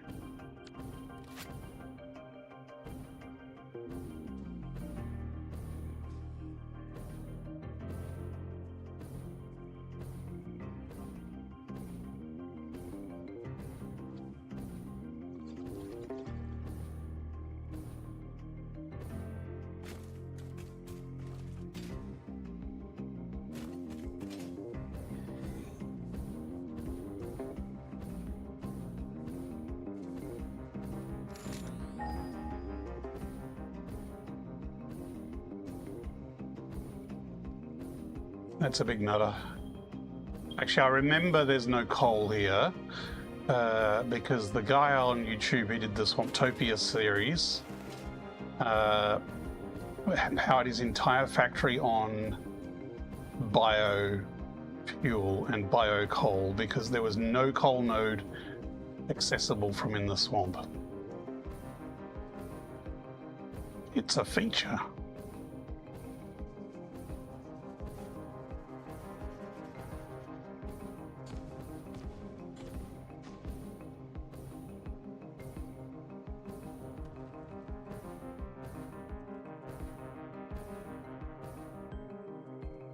Nope. Surely I can land on these. Yes, okay. There we go. Petroleum coke unlocked. Yes, I do have petroleum coke. I'm using it in lots of places. And I mean, this late game, there is an oil node over there. So I could use the oil node to generate steel. I didn't even think about that. Because I think I've avoided oil in my production because I didn't know there was no normal oil deposits in this area. But the steel here,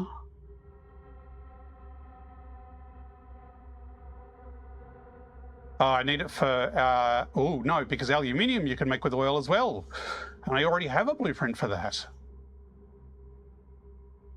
That's a good idea. We could get rid of coal entirely. So aluminium, we can make that with coke. Steel, we can make that with coke. Steel, steel, steel. Nothing else needs raw coal. That's awesome.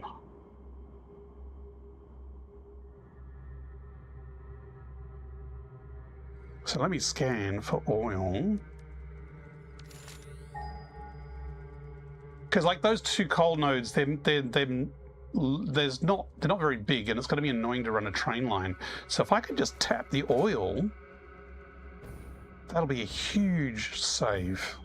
Because I have unlocked the extractors now. I'm going to need to because I need nitrogen gas.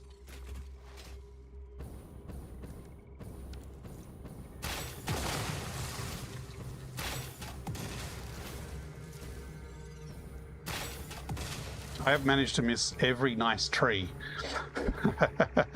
so far when taking out those stink rocks.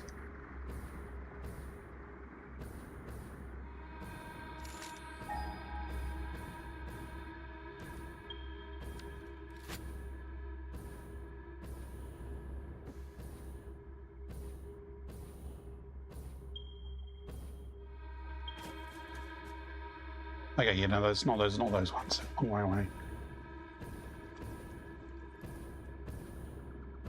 Oh, that's right, Mr. Alpha's here.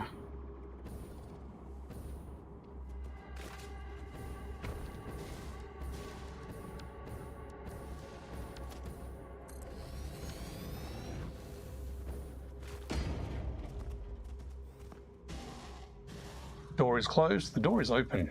I don't think they can get in it. Can I lock the door? Let's just stay away from the door.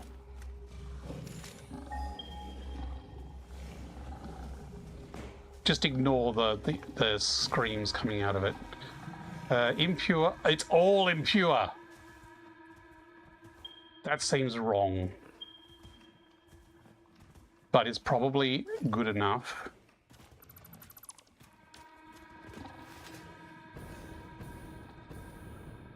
I should have put a map marker down while I was there.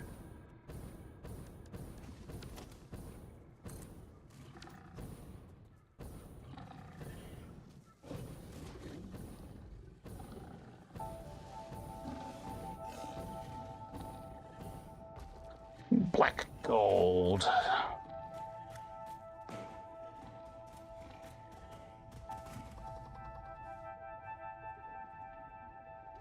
I need the Catarium and some of the iron.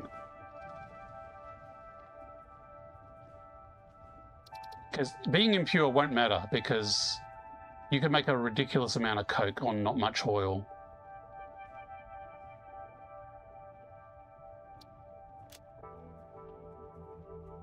At least I'm assuming, given my past experience with oil capabilities and oil production. I've not used oil from one of these points before, but I reckon it will be plenty. Yeah, I don't think they come through the door either way. Okay, so that's good. I will adjust the plan a little later when I'm in a safer spot, and see how much oil we actually need. I don't know how much comes out each impure node. Is it 30? Again, we can overclock it. Okay, and so now let's try and figure out a layout. I was originally going to have like the center point of it this side, but I think it's going to be hard if I have spokes to miss this big landmass. If the center is here, I think it needs to be further that way. And if we can squeeze it in this area, then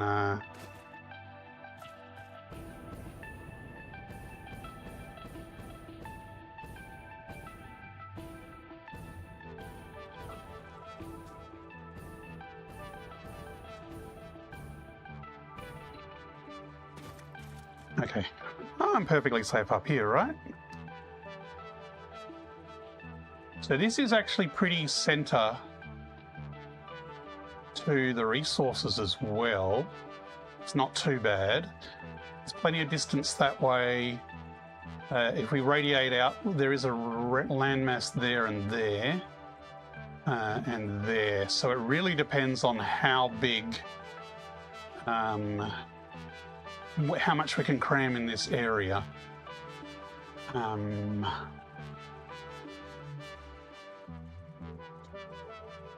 if we're radiating out 12, we're basically talking about arms of the clock. So I don't think we're going to be able to avoid that landmass unless it fits in this area and misses this one. So that's that one there. So I'm sure we could have legs either side of that.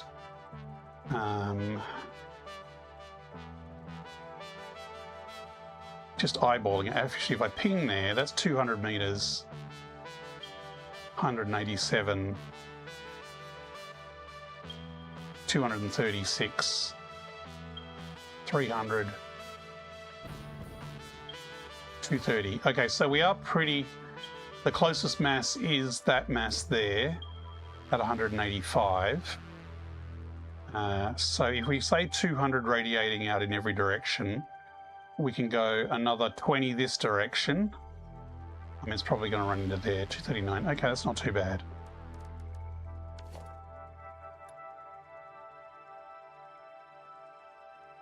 So if we do a vertical,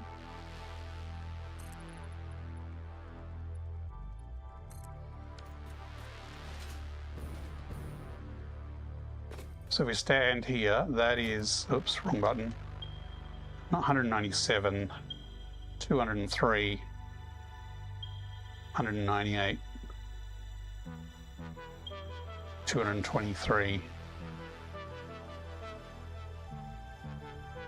So we could go that way a little bit, and in fact, if we're doing spokes, if we can go that way a little bit, we might be able to miss that one, although I don't think we will, unless we go past it.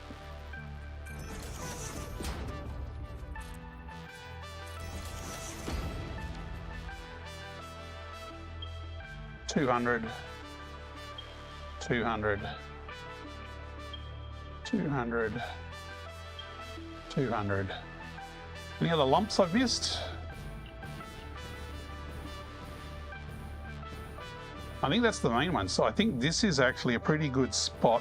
Like, as far as central to things sticking up, this is probably as good as I'm going to get. How does it match with the map resources? Got copper there. And this is the thing, all the other resources are beyond the circle. So if the factory is a circular factory here, I mean, if we're doing a spoke design, we could extend further different lengths as well. So it doesn't necessarily have to be asymmetrical. In fact, not symmetrical might be nice. And we've got copper. So copper is the only really one that's in the area. And we've got iron there. So let's go down.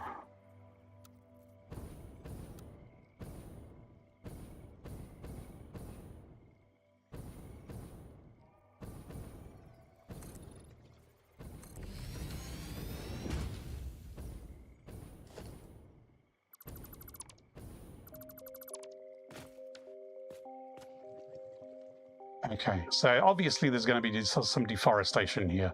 We're not going to be saving every tree. Stink rocks can definitely go there.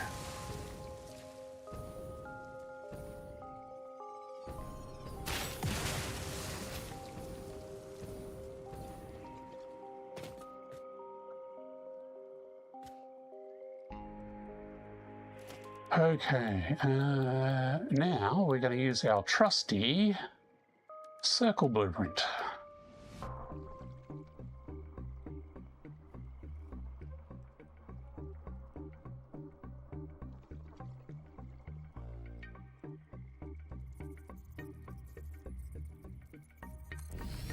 This blueprint has been turned out really useful.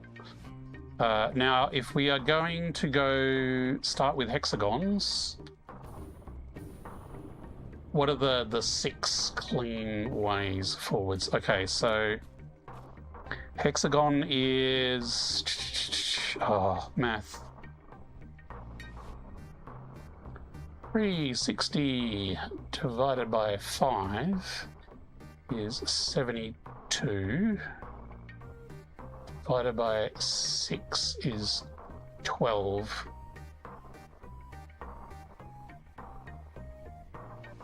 Every 12 notches. So if we're doing Incoming 12, propaganda broadcast it'd be detected. every 6. Please seek shelter. So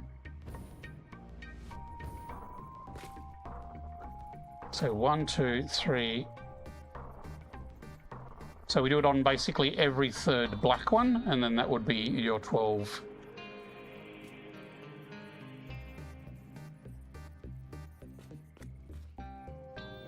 Okay, and we need to use a 1 meter if we want it to be aligned vertically. Okay, got it.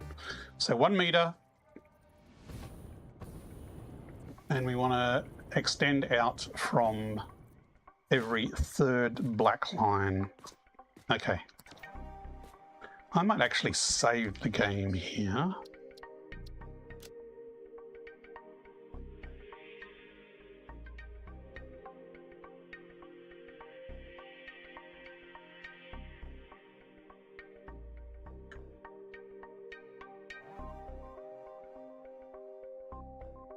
Okay. And I'm going to take a short break. We'll be back in a couple of minutes. Be right back.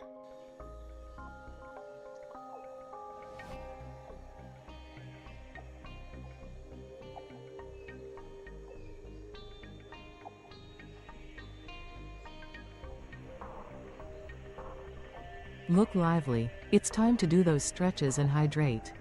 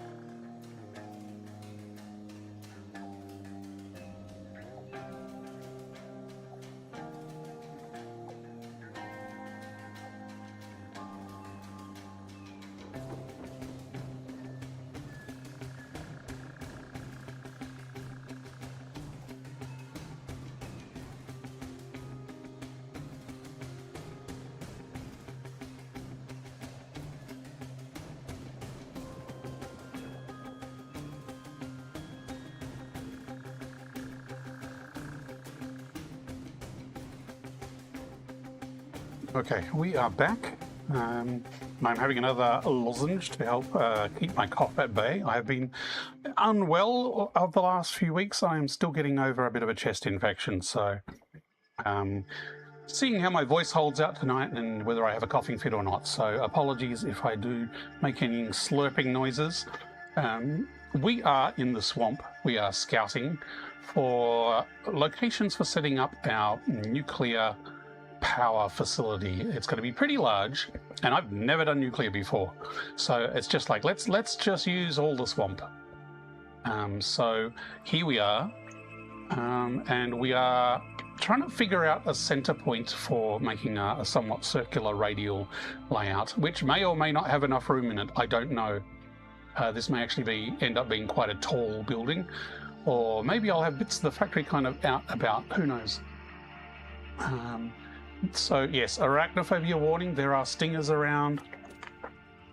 There is also, if you redeem the stinger sound effect, it's actually a 1 in 3 chance of summoning 1 or 2 stingers, which is pretty generous, like it's pretty high, but I thought it was appropriate for the swamp, and it's a good test of the redeem.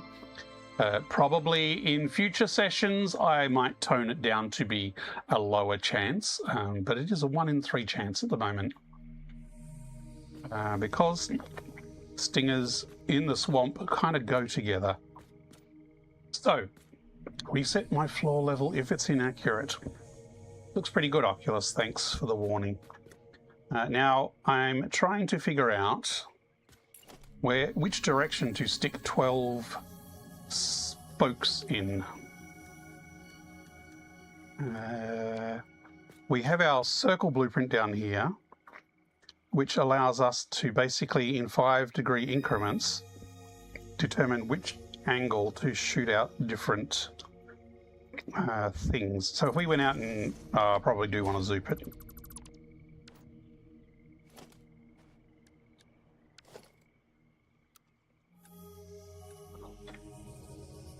So if we go in that direction, is there going to be enough room at the other end to fit 3 nuclear reactors and still leave enough room in between for the factory to build around it? So the idea is to miss large landmarks if we can avoid it, because I don't want to necessarily have to build high just to avoid certain things.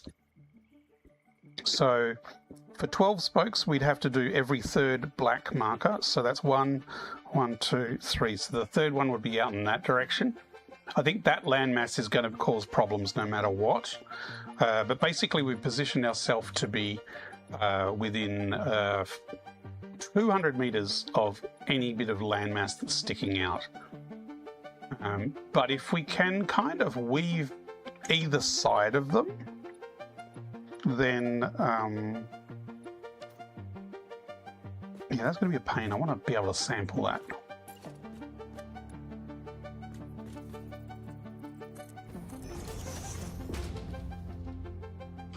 You know, we can then run like a corridor of resources beyond and then have the reactors beyond. So it might not be too bad to just have it kind of...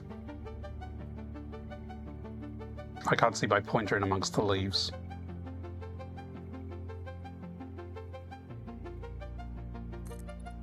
See, that probably would hit it. Oops, that didn't even hit the mark at all. That, I think we could miss that corridor landmass there, but if we go around, will it miss other ones? So that is on the black. 1, 2, 3.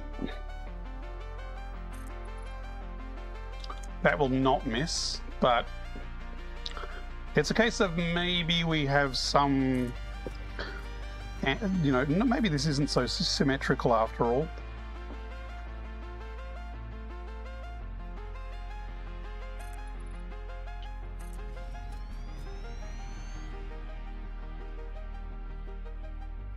Because we do have quite a lot of factory to try and fit in here. This is my first time building a nuclear facility. So I really don't know how much space it's going to take. There's a lot of space in that direction though. So maybe I do have like pocket factories that are actually further out from the main center of power.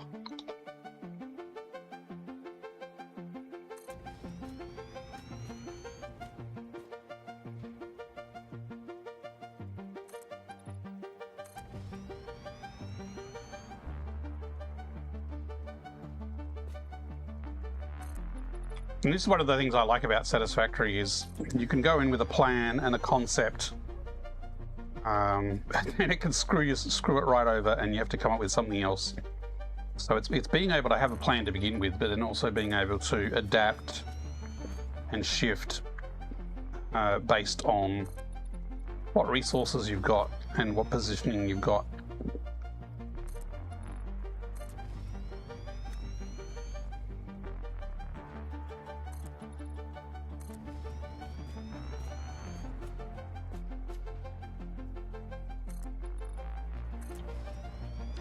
So that is one arrangement of 12 spokes.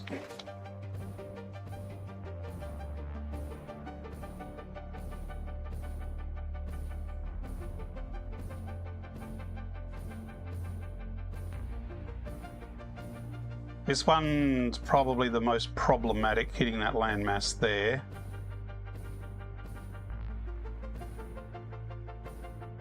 I mean, this is going to hit that landmass there, but you're not going to avoid that, but it is sloped. So maybe if we build it a bit off the ground, that's a reasonable distance.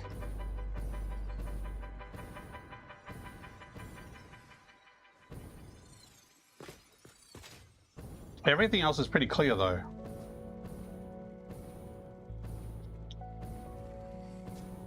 Oh, hello, Bean. He's coming to help me spot.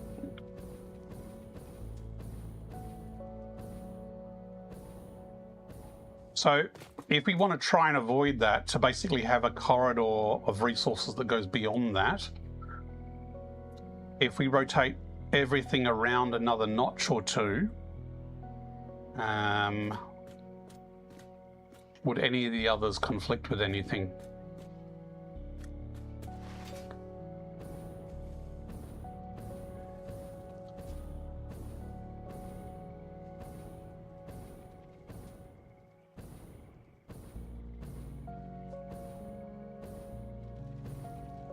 It's really only this other rock here. And if we build it at like that lower level, then really it's only this sticky outy bit that we need to worry about here.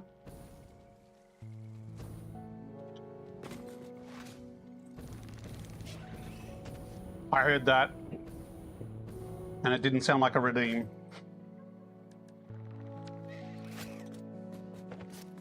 Hey, we've got another...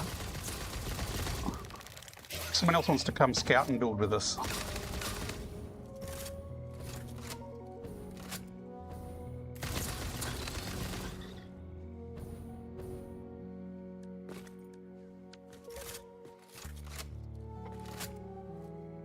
So yeah, if we move that another notch that way, that was a redeem. Now I'm jumping at corpses. Unlucky, Russ. No bonus real stingers. See, if we move that around one, then that's going to come this way another one, which is getting close to that, but it will actually bring that further away from that. So that might be acceptable. Try again in another 5 minutes.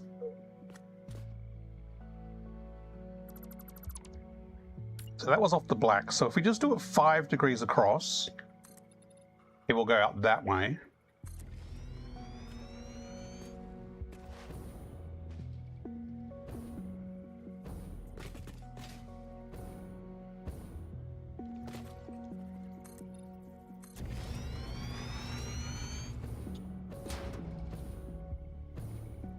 Yeah, so if we have basically the resource thing would be 5 wide, so that'd be 3 there, and it would be like along there, so that would fit fine.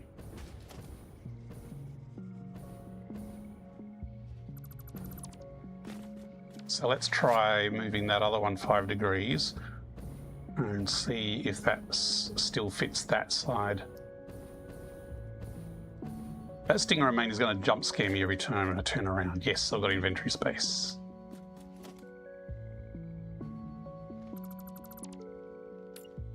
So now we match it to the red. See, this is going to be cutting it fine this way, I think.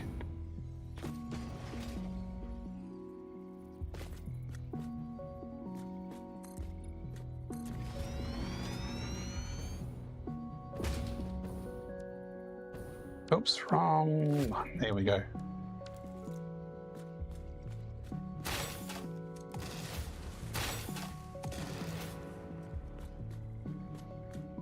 Is there underneath me? There he is. Go away. This is the ultimate pruning tool. Wish I had one for my backyard.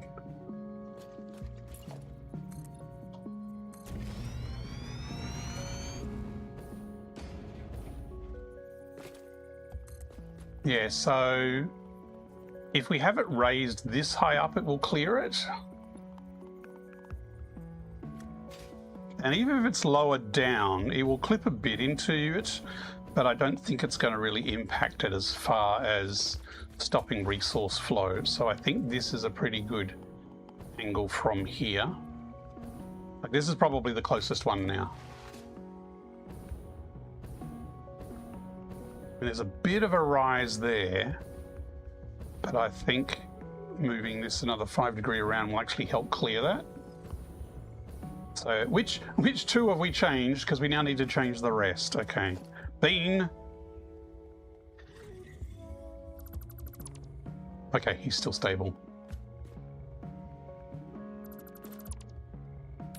So now we're going every third red one. So 1, 2, 3, right where the bean is. Thank you. Oi, mate.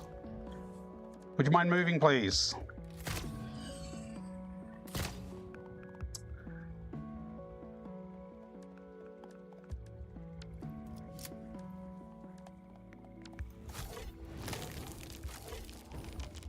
This is probably going to take out a tree or two and may not actually move the bean.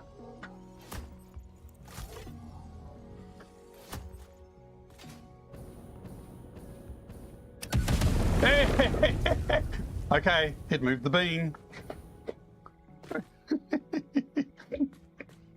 That was effective.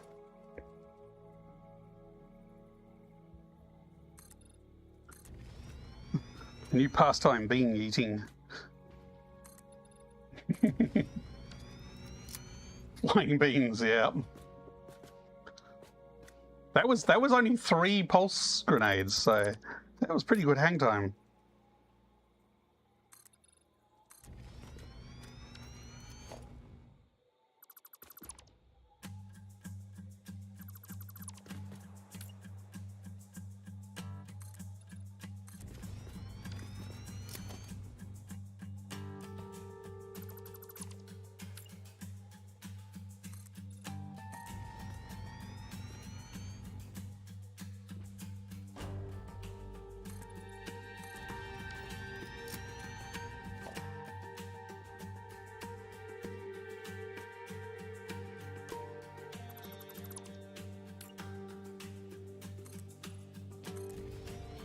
Okay, I hear sirens in the distance. I think dinner is approaching in a little bit. That one's still on the black.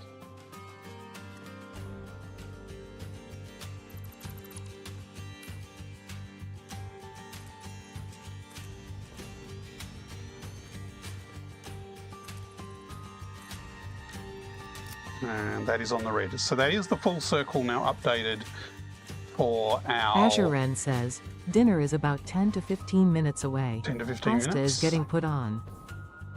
Pasta.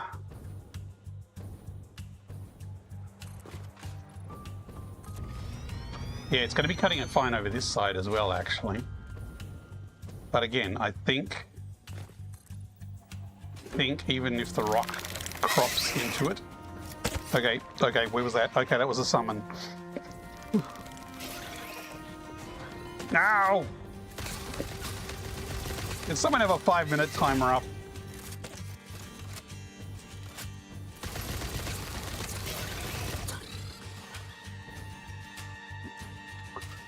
Who was that?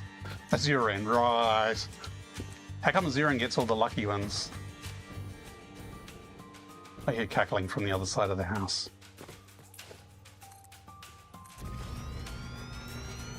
No, I am not putting in a redeem to summon Reaper Leviathans in Subnautica. Not that I even know how to do that. Unless all mine knows how to mod Subnautica.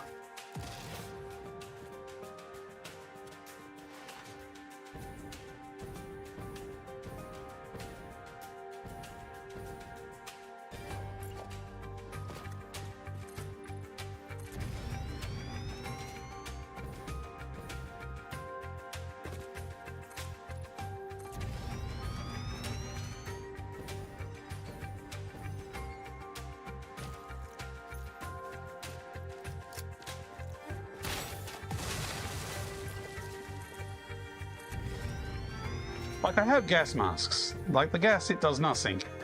But it does annoy me, so... And the plants are ugly, so they gotta go.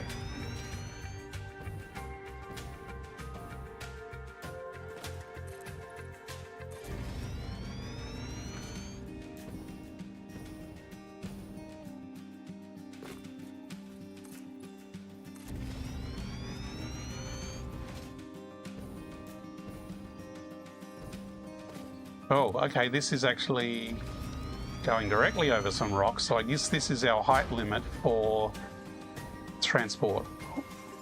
Although again, it depends what we're transporting and what we're putting through it. Oh, he's a big fella. I'm just walking this way. It's night time. Oh, he saw me.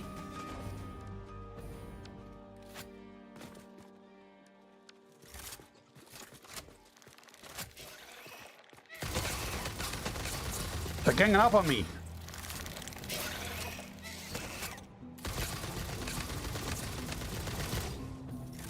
I don't know where that other one went. Where did he go? I've lost him.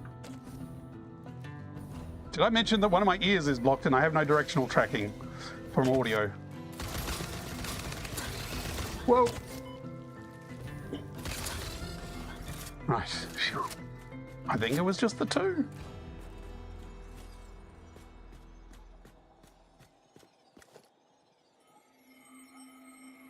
They're cooldown left.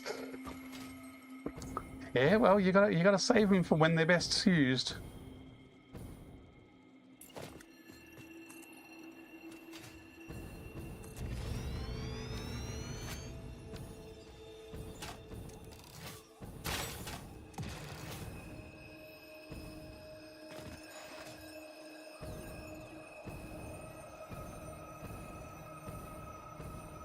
Okay, so that's all of them out 20 foundations. So if conceptually we think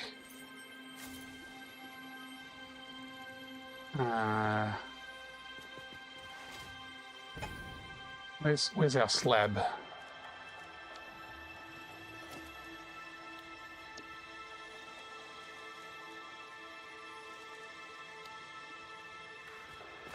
Thing is that the slab is probably going to be less than the 20,000.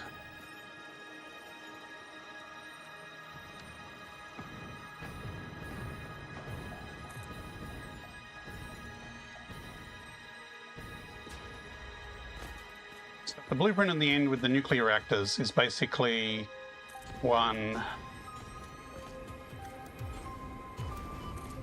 Oi!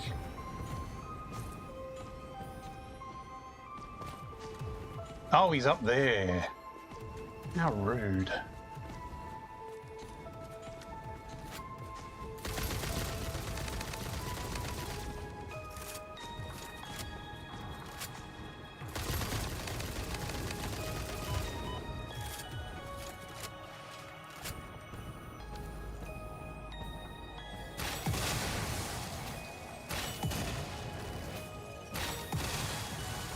That was a tough rock.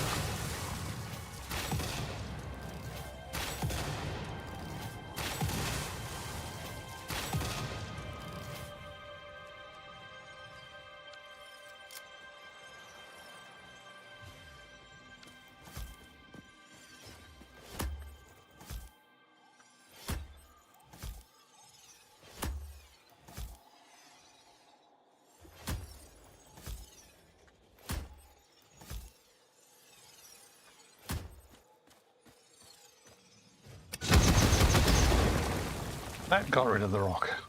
And we finally killed a tree.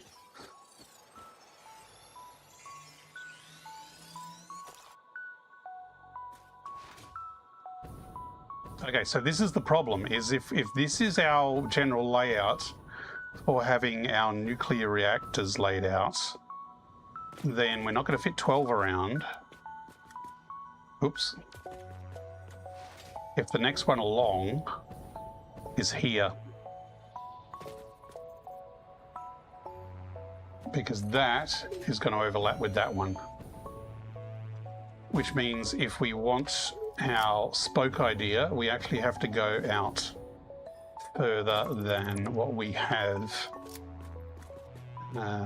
So let's see if we go out another 10 foundations. That one already has.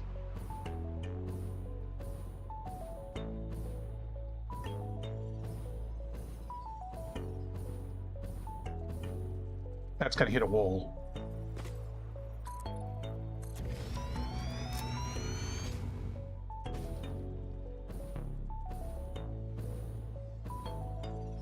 I mean, the nuclear reactor layout doesn't need to be 3 5x5s.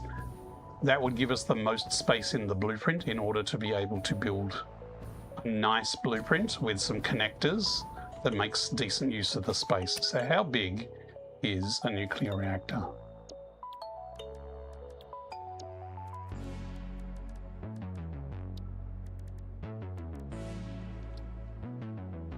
Okay, they're big.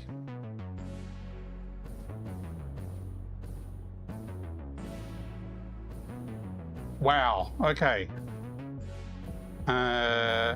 Does that even fit in the blueprint maker?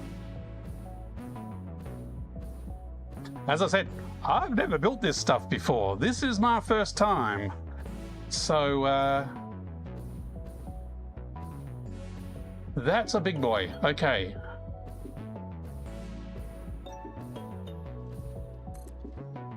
So yeah, if we go 1, 2, 3 like this,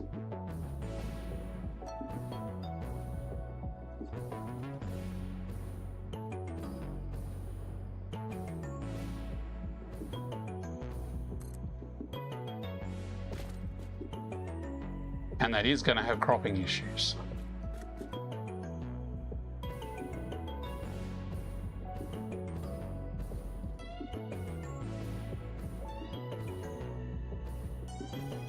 That's not lined up, so it'd actually be there.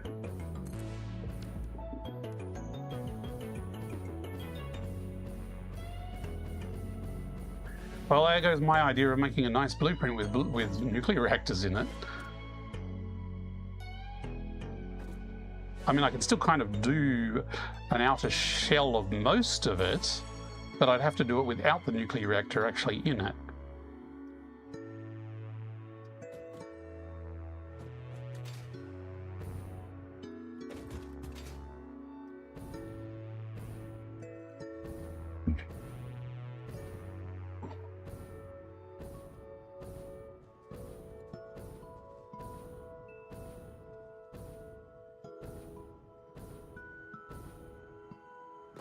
So having a slab was actually a good idea.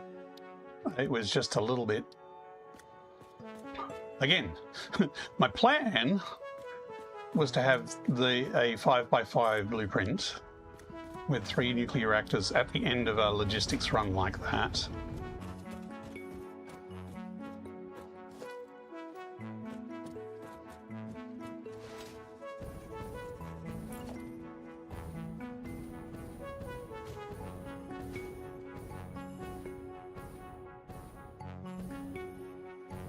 It's like 2 meters too big to fit in.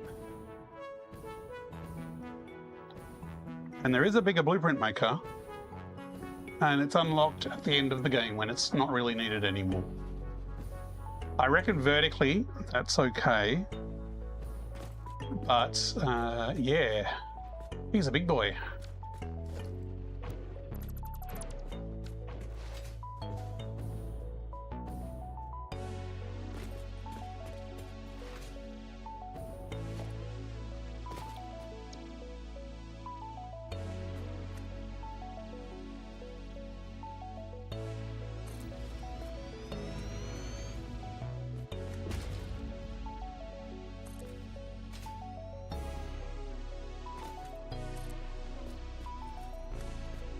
So again, that is going to be cropping into the edge there.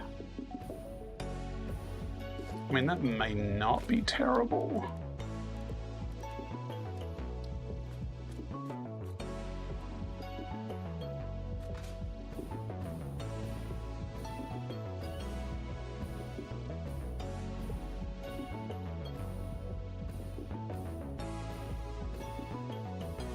Yeah, I could live with that. That is barely cropping, and you could put a foundation or something or that to make it look like it fits. Wondering if you bring these in though.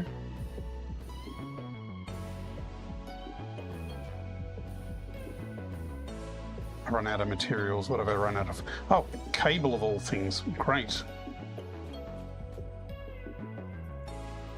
Yeah, I think if we bring them in so that like the edges are touching.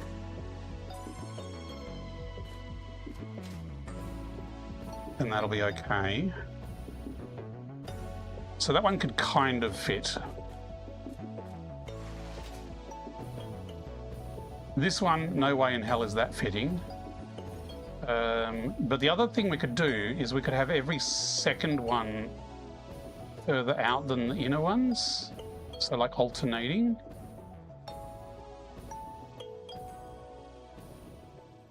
So this one could be close in. And again, I'm not too worried about that as a height thing there.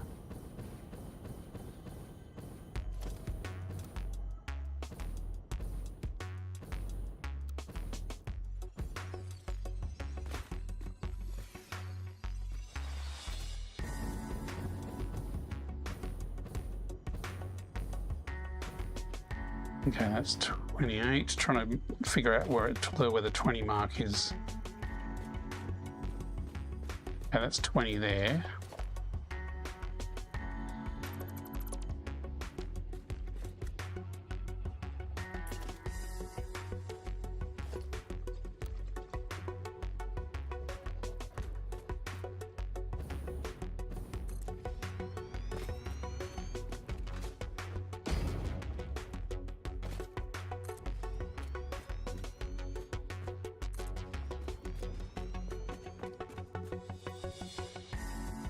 So again, we'd have this a bit higher up. So if that one was there, and then this one,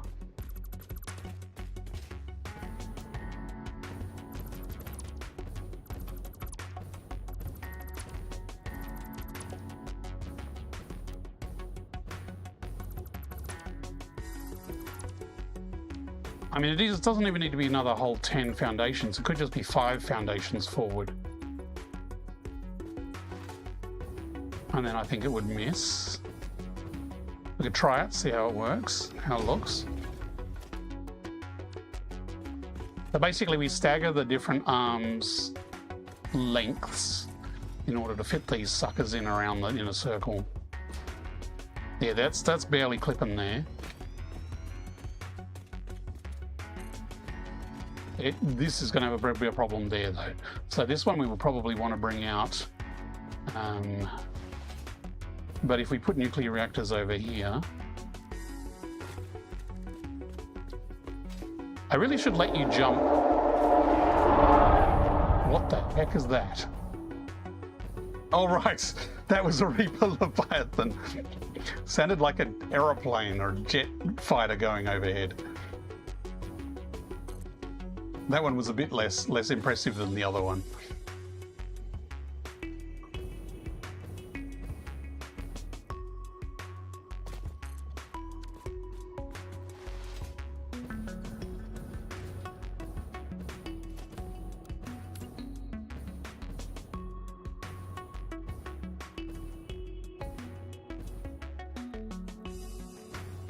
Apparently these use a lot of cable.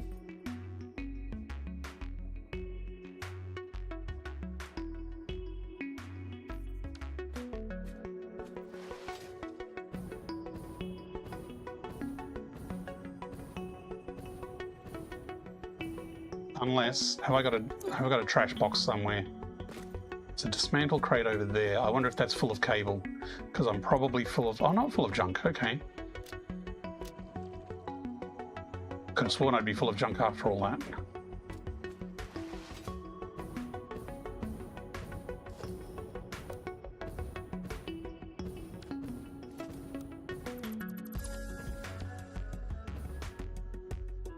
I'm tempted to go home and get a whole buttload of cable and actually try and get this layout kind of correct. Again, we're only doing 6 spokes to begin with, so this isn't an issue for the early build, but long term we will want 12.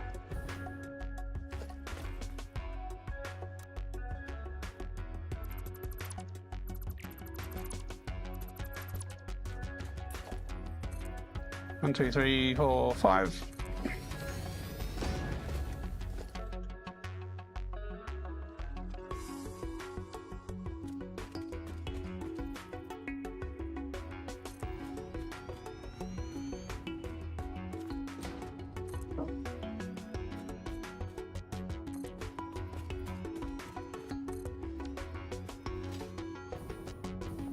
That'll be 3 there and then 3 out here. Sort of like that.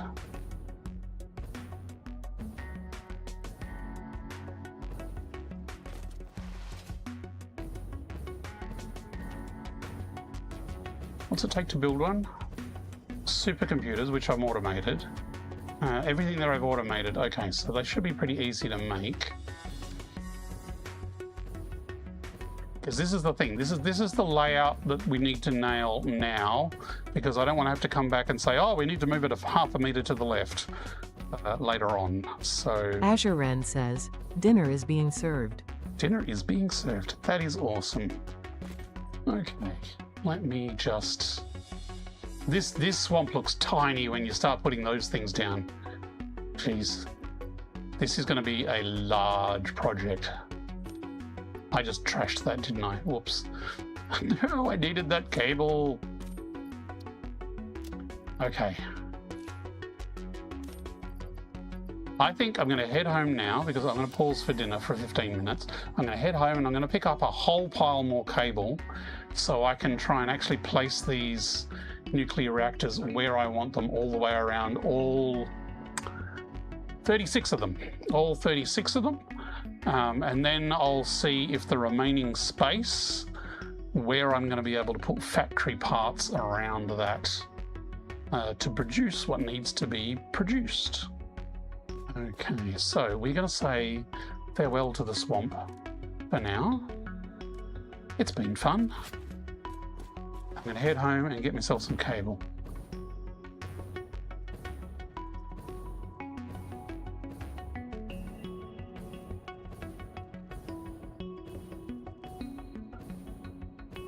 Maybe I just move it all that way. That's the thing. If I'm going to move it that way a chunk, because this I'm concerned about this spacing here. If we move it all that way, at least the hills aren't particularly... That was a stinger. That was 2 stingers. Oh crap, we're near that point where there's like 5 of them hanging out together. And he's a poison one, but he's running around under the ground. Phew, I think I got away with not getting any more spawned. Yeah, see this bunch down here? That's where I took the screenshot. Hey guys. Stop playing...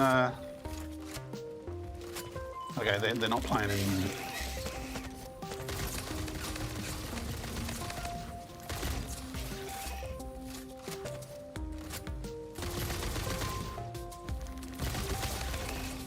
I'm out of fuel.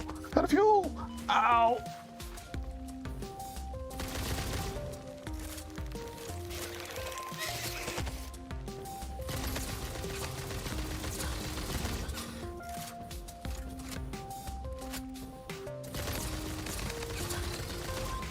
These green ones are buggy. They get stuck in stuff so often. I wonder if anyone has bothered to report them on the Q&A site. Because, you know, they're terrifying, but they're not terrifying when they're stuck. in the terrain, or a building, or a wall, or...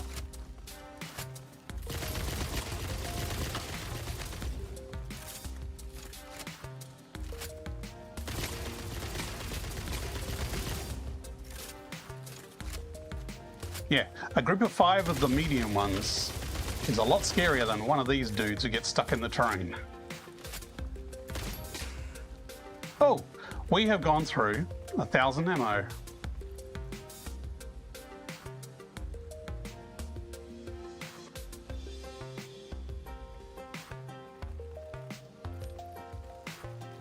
Meanwhile, he comes out of the terrain and eats me.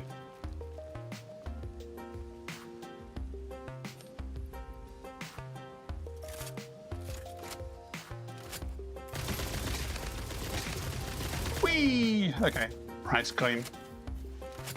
Let us carry on.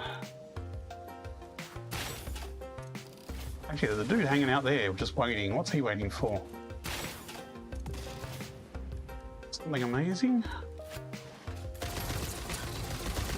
Yeah, he was nearly dead.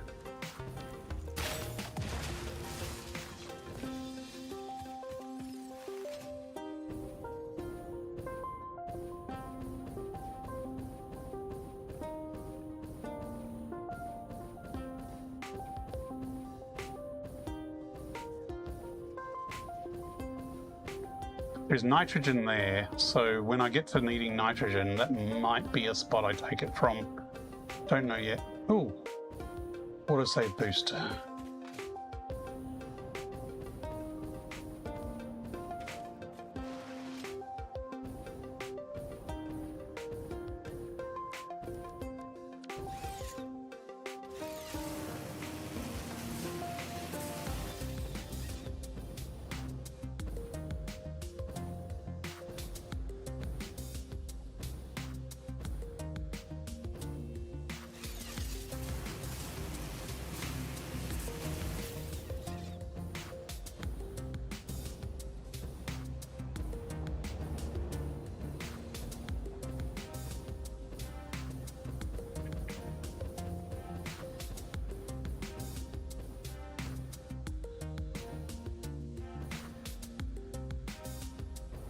Actually, we should have stopped at the basics and got some cable. Let's grab that before we have dinner. So I will do some words on stream while I'm taking a short dinner break if people are interested.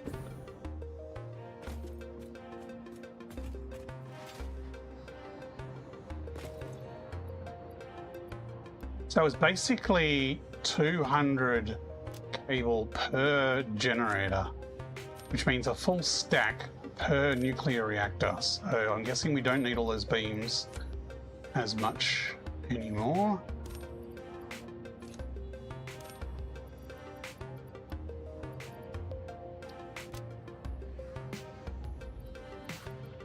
We've chewed through all our concrete already though.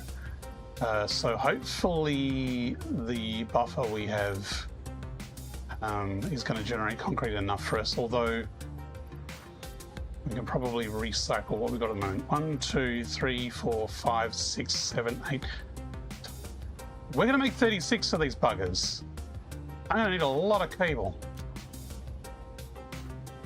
This is where in the olden days you'd load up a train with cable.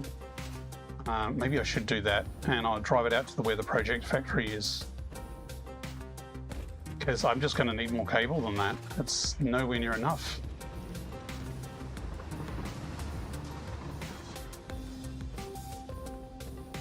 Okay. How's dinner looking, Azuran? Is it ready? I heard a yes from the distance. Okay, I am going to take a short 15-minute break here and have some dinner. Thank you very much for watching. We will continue our swamp shenanigans and our plan for a nuclear factory layout once we return. Just give me a minute and I will switch over and load up some words on stream. Hopefully Russ is awake.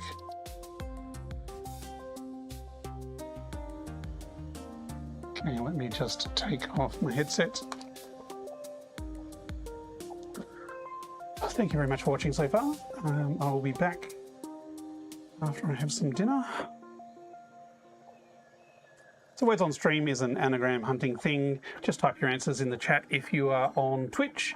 If you are on YouTube, unfortunately you can't just type into YouTube, you will need to... there is a link to the mobile app once it starts up, so you can fire it up on your phone and join in that way. Give me my mouse focus back, please, VR controllers.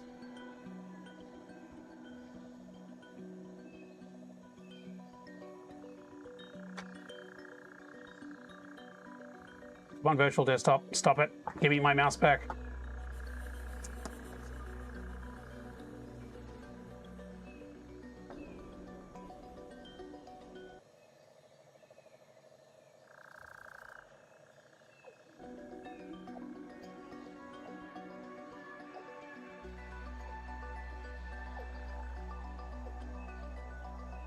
Just give me a second, I need to start it up. That's something stolen my cursor.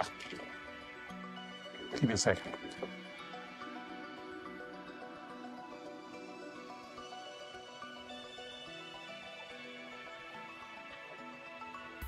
Hello, headset. Are you awake?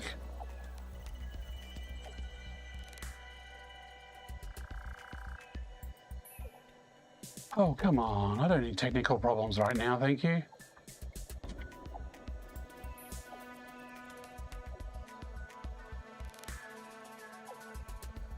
Okay, my controllers have stopped working. You are kidding me. Is my mouse at least working?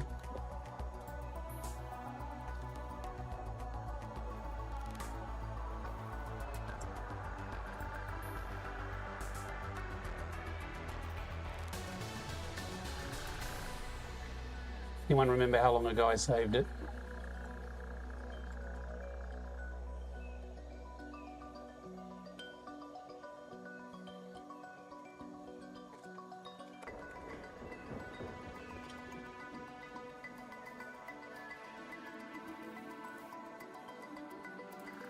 All right, okay. Give me 1 sec, I've got plan B.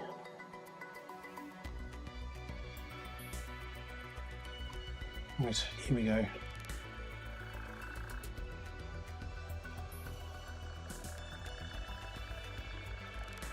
Great. Now we are on.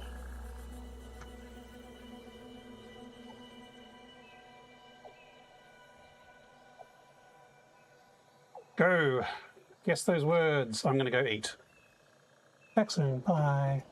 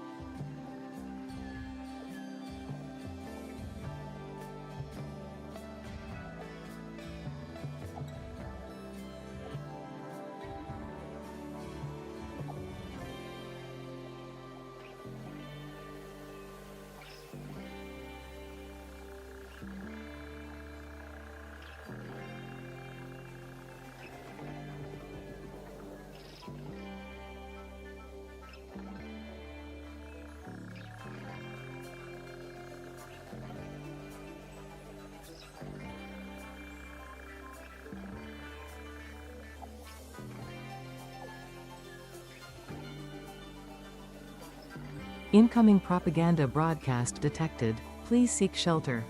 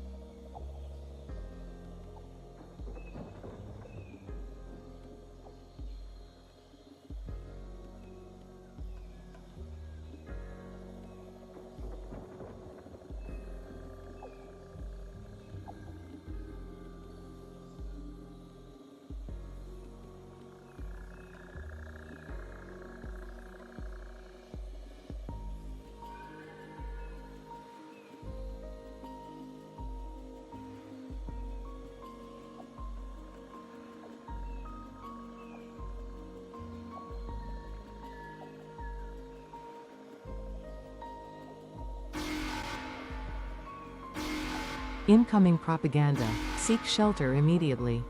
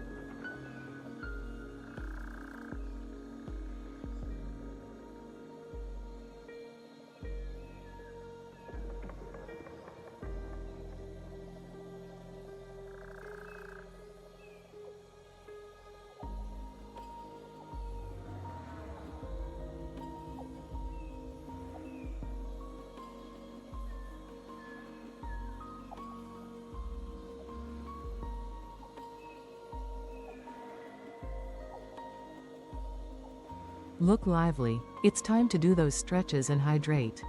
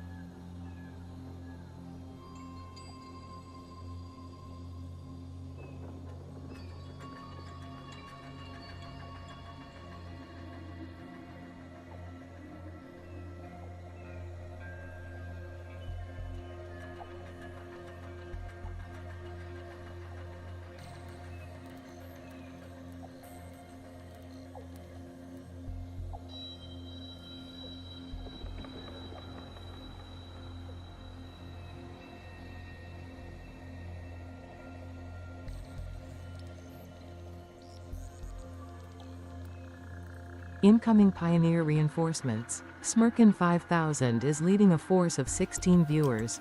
Thanks for the raid Smirkin 5000, and welcome everyone to the channel.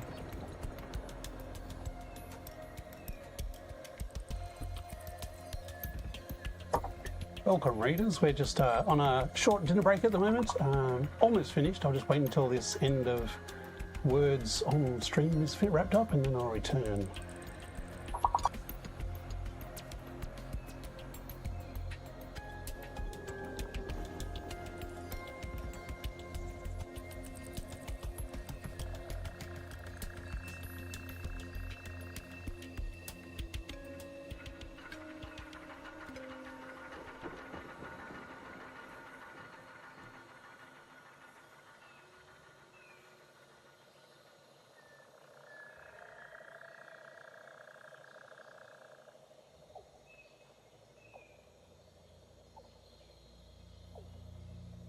Game over, man.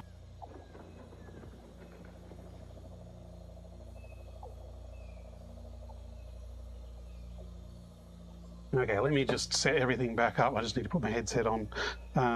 Just as I was stopping for dinner, you may have noticed I was having some mouse problems there. I actually had to fully reboot my PC, so we've lost the last save. Luckily, autosave is a thing. Let me just put my headset back on and start everything up again.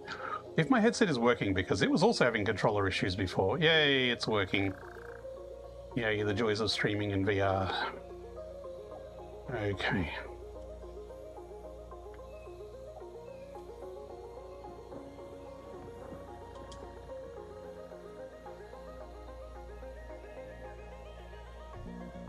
So thank you very much for the raid, Smirkin. Welcome, raiders. How are you all going? My name is Dortimer. Zali. Hello, hello. Zali158. And my scroll back buffer is gone. There was a couple of other people, I think, who were joined in. Smirkin's got a raid and run. No problem, Smirkin. I know you are on the East Coast. You are living in the future, so it is even later over here. Yes, I had a late dinner. It is 9:30 p.m. over here on the West Coast of Australia. Just give me a second.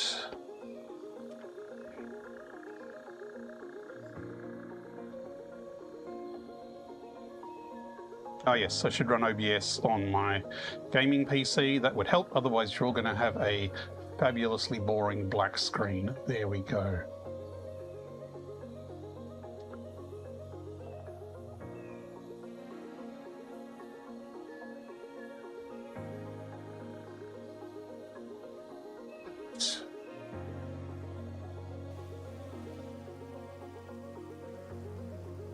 We are back in. Okay, we're here. The controls are working.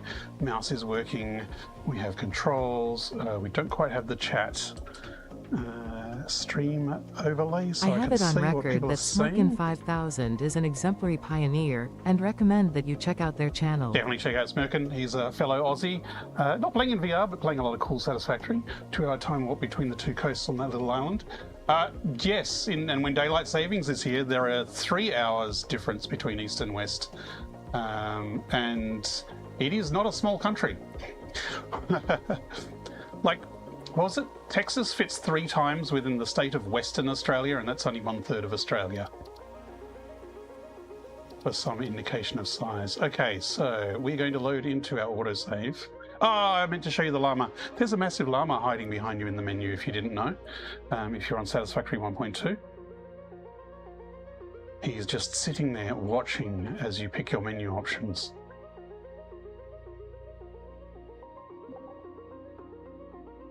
Oh crap!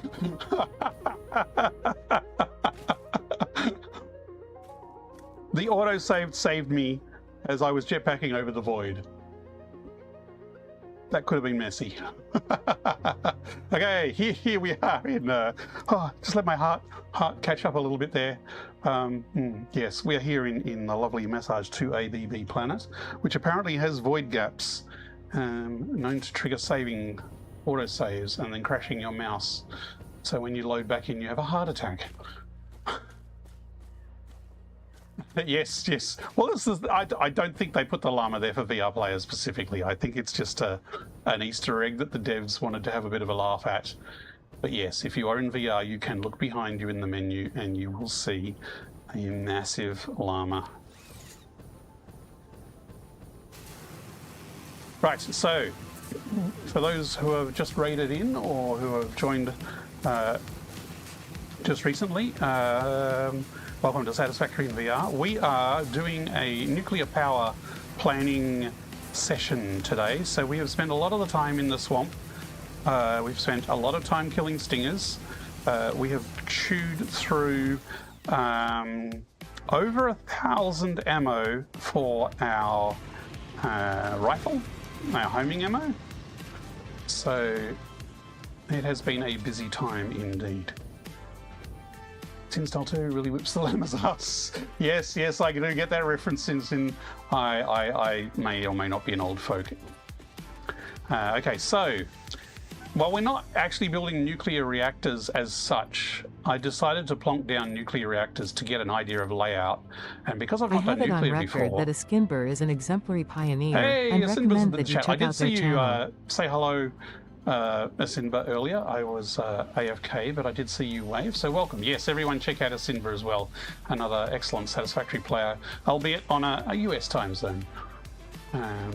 Okay, used to be an explorer, and I can imagine it was left over from some screenshot session. Yes, the llama is definitely deliberate. So live notifications said you've been ill, hoping you've been feeling better.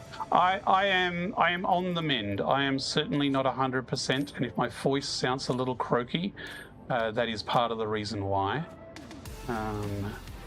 But if we're going to be building lots of placeholder nuclear reactors, apparently it takes a full slab of cable per reactor, and I want to build 36 of them.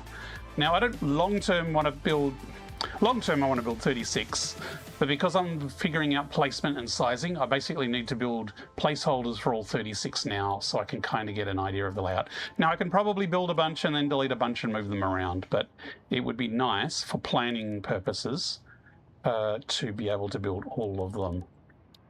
Now, yeah, as I said, these are big boys. I thought they would fit in a Mark II blueprint maker, and they do not. And this is probably going to take a ton of resources. Oops.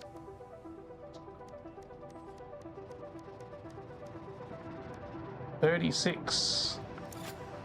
That's a lot of heavy modular frames, a lot of aluminium sheets, a lot of wire, and a lot of concrete. Now, the concrete, we've actually got 4 depots loading of concrete. So that should refill faster than the rest of them.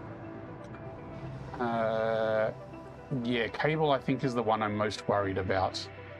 But what I can do is I was thinking of actually doing an old school supply train and driving it out to the place. CST normally. We go out of town tomorrow and then next week. No progress. Yes, they fit in the Mark III. Yeah, but the problem is I need power now, and I am so far away from the Mark III. It's not funny, and I have a power problem at the moment. Let me get back to my main base. Let me just find a power pole. I'll show you my power situation. Yeah, exactly. It's looking better since I whacked on a few extra geothermal plants, but this is my power. So at peak, I am producing 17 gigawatts of power, and a session or two ago, this number here, which is my battery backup, was slowly getting lower and lower. Now, I'm only got 17 gig, and I'm on phase 4. So you may be wondering, but surely you've built a turbo fuel power station by now, haven't you? No, that's the trap. Every other playthrough, I've built massive turbo fuel power stations, and then I've upgraded them to rocket fuel, and I've just laughed all the way to the end game because it's been so easy to make power with turbo fuel and rocket fuel.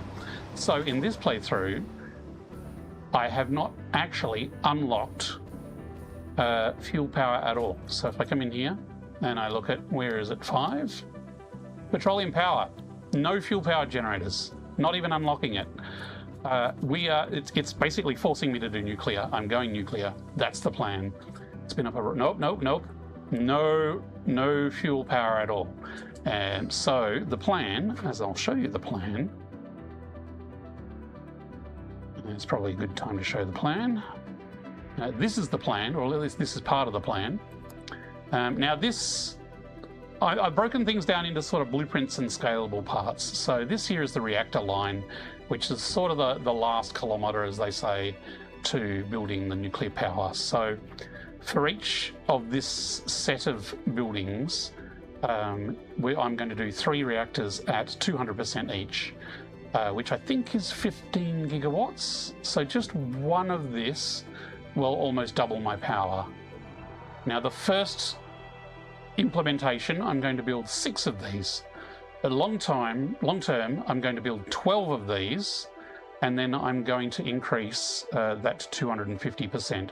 So if I come in here and I delete that and I put in 12, basically this is the raw resources I need here, plus some raw resources here. So, and then later on I'll bump it up to 250%. But the first, like the phase 4 version, we're going to do 6 of these. But long term, it's 12 times 3 is 36 nuclear generators. So I need space to build 36 nuclear generators, plus all the different factory parts to do it. Plus, I have planned a cleanup process here to then turn that into plutonium cells and sink it. Recommend unlocking it for the industrial fluid buffer. I don't tend to use fluid buffers. I don't tend to need them. Now I'm actually going to take my headset off here because someone had a brilliant idea. Because again, I'm new to nuclear, and I've just realised I've left that game running in the background. But we'll see how we go here. So I've taken my headset off so I can actually use a real mouse here, assuming my VR controllers don't wig out and steal mouse focus like they did at the dinner break. They're wigging out. Stop wigging out. Let me just throw the controller. Ugh. I swear I have not had this many VR mouse problems. Typically, I'm wondering if some driver somewhere has changed. Let me just go back.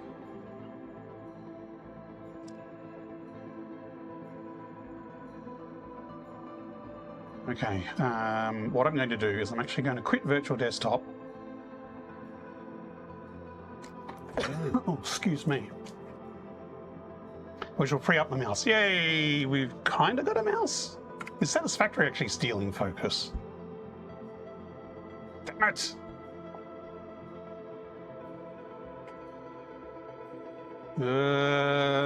Stupid technical problems. Welcome to VR streaming, folks.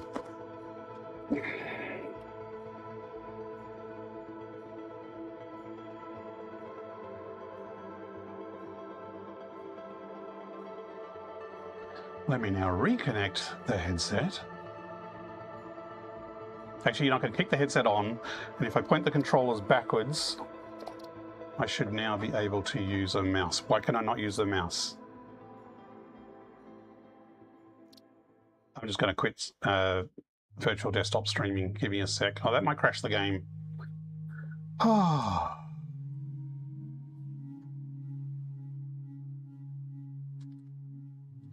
I meant to do this planning, and now is probably a good time to do it while I'm safe at home. So I'm just going to save the game quickly here. I'm just going to exit all the way out so we're out of VR entirely.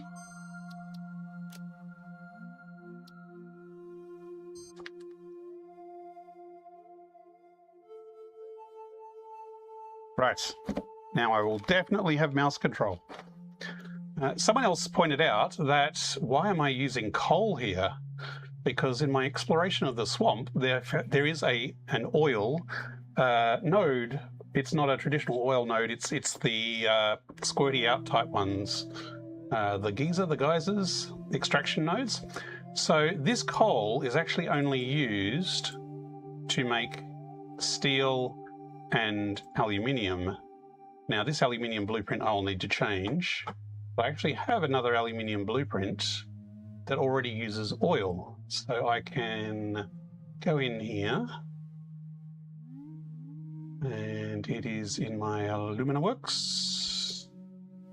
This one here, and that's aluminium. Yes. Oil, water, bauxite. Easy. Let's copy that one. Come back into our resource production. Paste that down here. Clear that. Connect that. Connect that. And water. I should have checked the numbers before and after. And then for here, I can't change the recipe, so I'd have to go steel, coke steel ingots.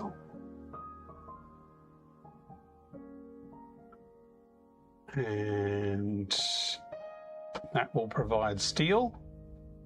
This requires iron ore, but it's raw iron ore, so that iron ore to there. Let's get rid of that. Now this, we want petroleum coke. This will be heavy oil residue. Tiny bits of oil, there we go. And basically I will take these three things here. 1, 1, 2, 3, and I'll just there's no collapse to blueprint. I've been using in Unreal Editor too much. It's all impure, but I don't need much oil. This is the thing, is like they are all impure. It is a terrible node, but I only needed a tiny bit of steel and stuff. So let me just do it this way. Cut. Sure, let's make it a blueprint.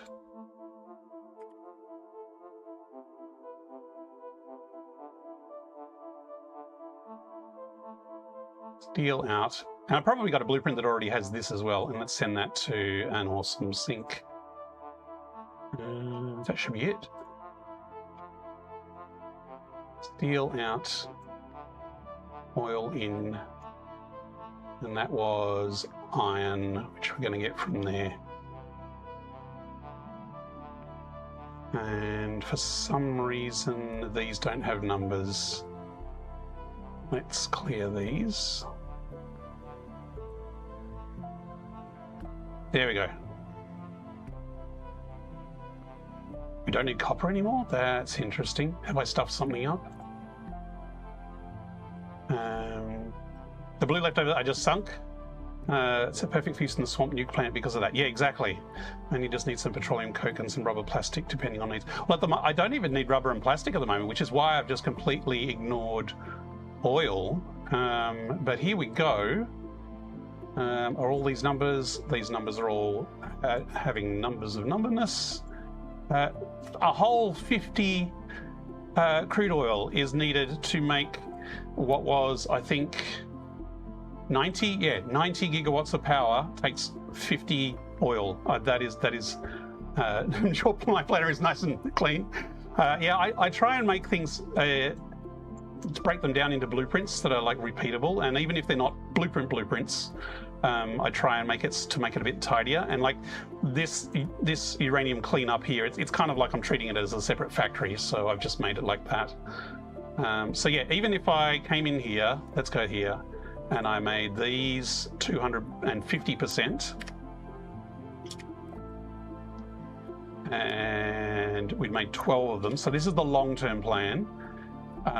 We will need 123 oil to get 225 gigawatts of power as a long-term thing.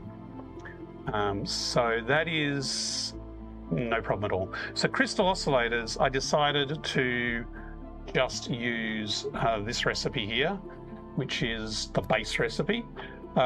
Because this blueprint here, I reckon I can do all of this in one blueprint. I may already actually have a blueprint for it. And that's only repeated 9 times to get the 225 gigawatts of power. So because I was under the mistaken assumption that there's no oil near the swamp, I specifically balanced this to have no plastic and rubber.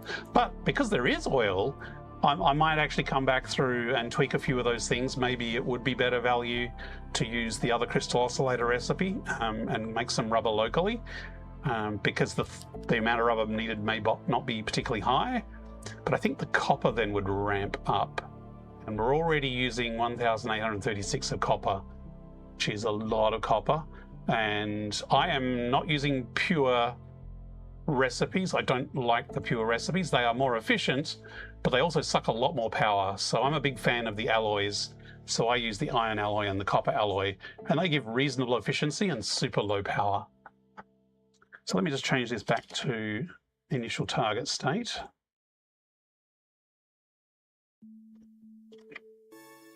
But either way, it comes out to a cluster of 3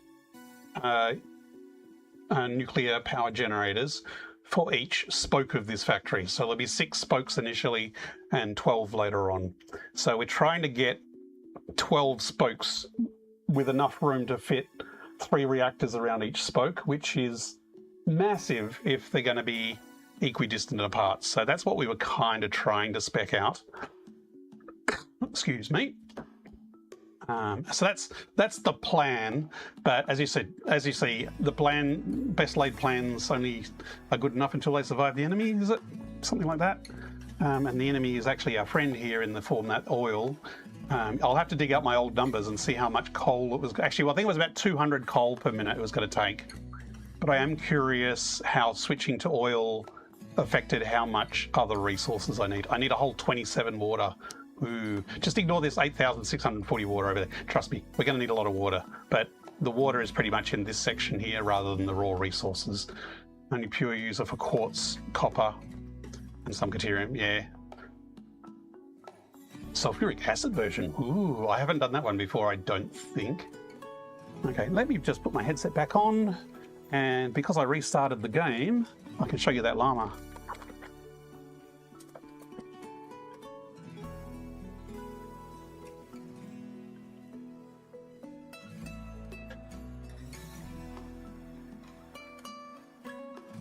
Okay, just putting my headset back on. Reconnecting to my gaming PC. And then I need to restart Satisfactory.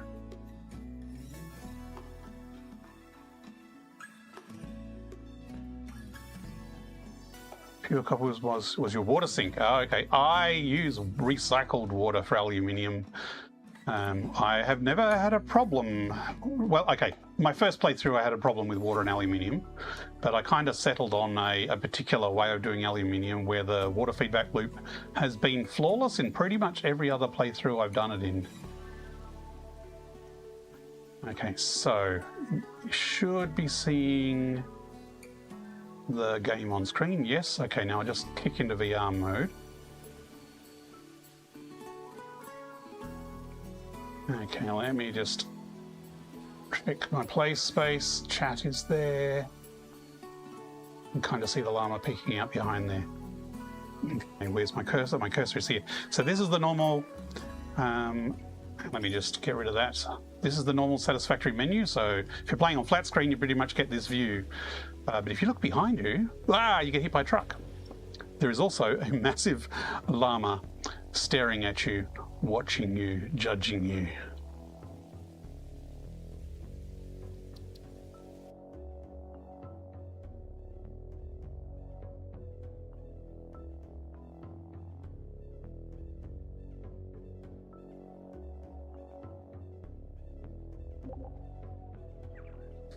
Okay, and we're back.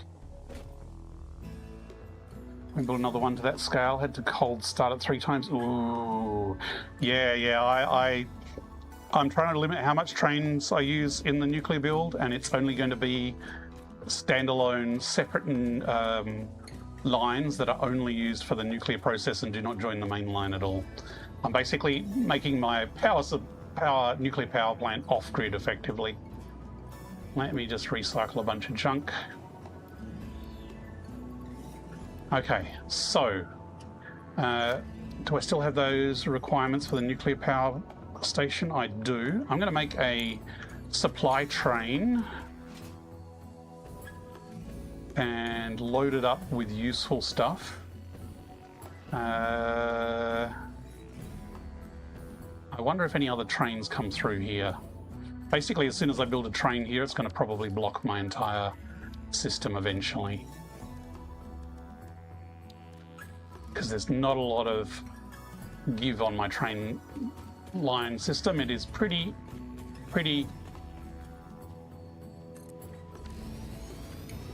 single track optimized, no redundancy.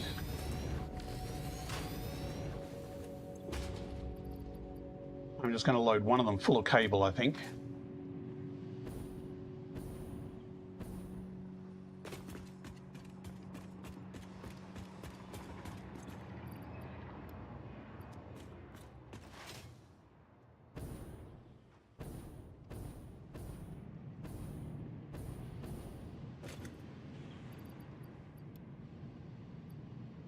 Okay, what else do we need a lot of?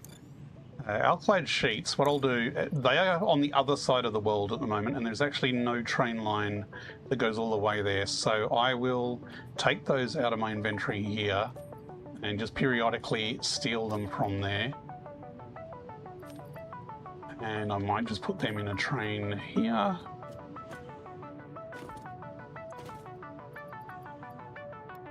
What else are we going to need a lot of? 9,000 concrete, but that doesn't seem like a lot. Maybe it is a lot. Heavy frames, I reckon that would recharge faster than we can build. Haynes Hall copper ingots, the aluminium plant for the pasta build, and due to a signal error on my part, the copper trains got stuck. Did I miss a comment? Uranium train lines are isolated to anything else. Total limit to 600 per minute per car also. Yep. Bigger trains, honestly, I find the throughput much more consistent. Cool. But what giant uranium waste can you get enough for the trains to actually drive in? Oh, yes, that's right. I saw your post on Reddit. Actually, I'm going to drive a train over to pick up some concrete. And I gave you an upvote. So yeah, I did see your build. Now we need to pop just down over there to pick up concrete. But because my train line is super compact and inefficient, we really need to take a scenic route to get there from this point. So this playthrough, I was trying to have like a single train line rather than your traditional double lane. Normally you'll have a train line going two directions, so trains can go back and forth, but I've basically got a number of loops, and each train circles around the loop, which means that if a train like this needs to get to the concrete factory, it does need to take a long trip. But at the scale I'm building things, it has not been a problem yet. And I'm not going to build ridiculously large with this playthrough, so it's probably going to be enough, I think. As long as I don't leave random trains parked on the line.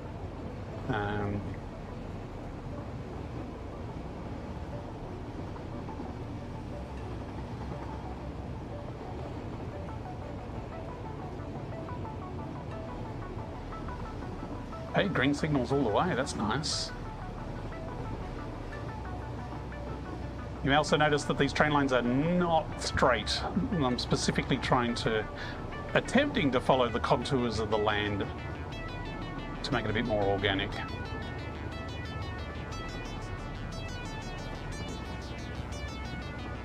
So this station here is a dumping station that dumps everything that goes to my space elevator over there, as well as project parts. There's also an old school mall in there that has a little bit of everything. So that factory there is where we actually just started this train journey, but we actually need to chuck a right here to get down to the concrete factory.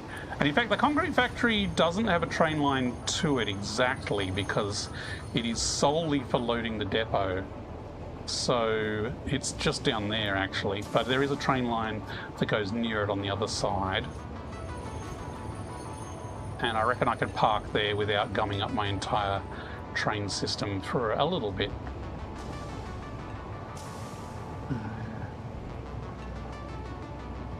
Barely used Reddit, figured I should start. Oh, cool. I keep forgetting to post stuff on Reddit. Construction train sightings, yes. Yes, I have had a couple of those in my saves in the past, but this train system is still very much a work in progress, and because you have a depot now, I haven't really needed the old supply train until now. So if I just park here, I'll probably get some stuff backed up behind me, but I think we should be able to survive for a little bit. It takes 14 nuclear power plants to power the fuel rod and the waste can. Built those into a massive non-fissile uranium tub. I'll have to have a look at your videos and see how it looks in the flesh, so to speak. Because I only saw like the little thumbnail on Reddit. I didn't zoom in. Whoops. Ah.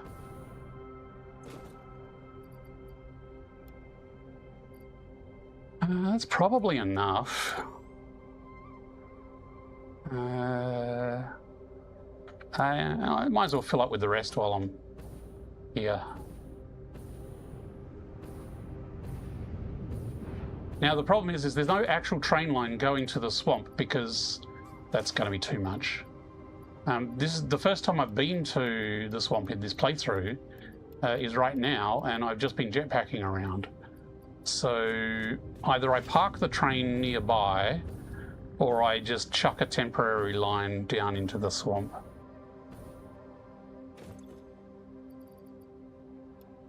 Let's have a look at the map. I should have put a marker where the center of the factory build is.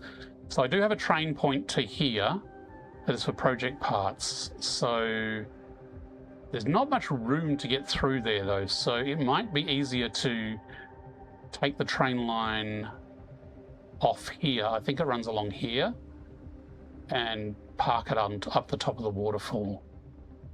Do I have things backing up? Not quite yet. That train will in a few minutes though.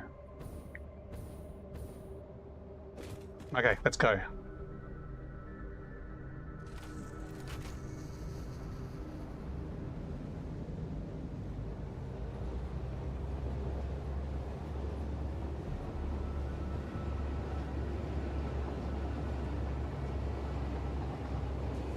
And note this train here is waiting because I used to have a signal on this slope, but it's a bit steeper than this really should be, and I found that a heavy train, if it has to stop on that slope, will die. So that line gets priority over any other trains that are coming along.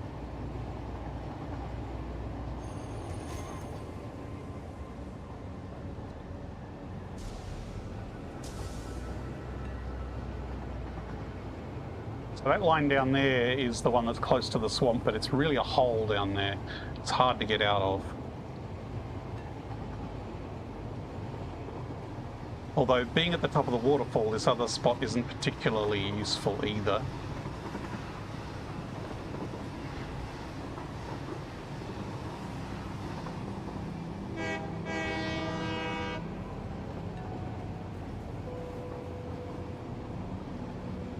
So here we've got the waterfall to the swamp, and I've probably gone forward further than I should have.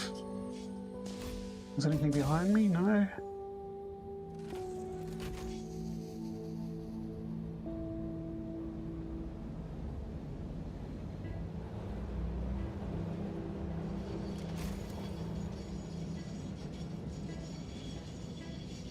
Oops.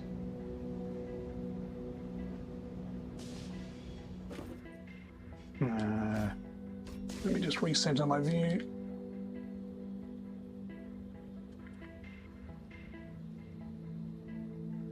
Okay.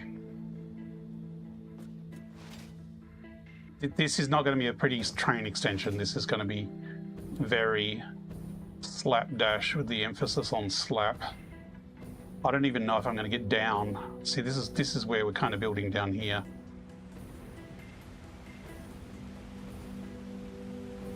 I mean, the train doesn't need to do a return trip, right? We can do a vertical dug train line here, right?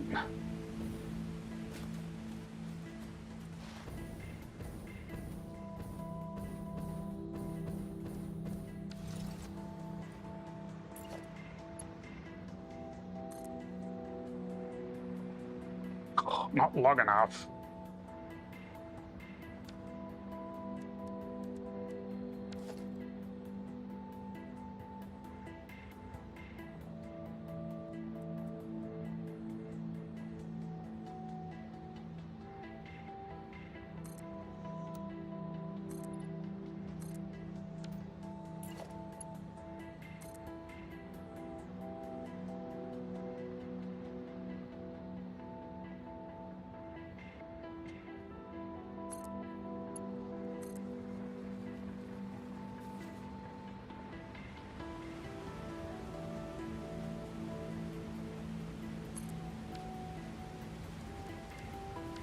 Maybe I should be polite and make it a 2-meter ramp. Although...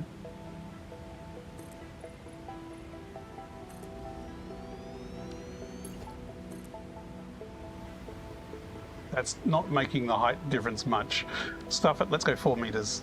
This train ain't going to return trip. Or maybe, maybe it should though. I mean, if it's empty, I can just rebuild it at the top, right?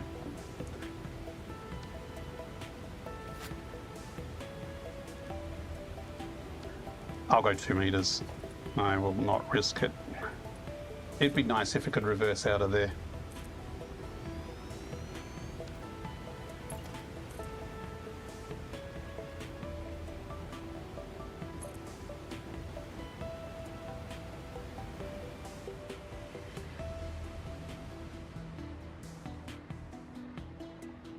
This will not be where a train line goes when I have trains running in and out of the swamp. They will be much more well placed and followed than following the natural roads in and out of the swamp. It probably will come out near that other factory. I probably shouldn't run off the edge, should I?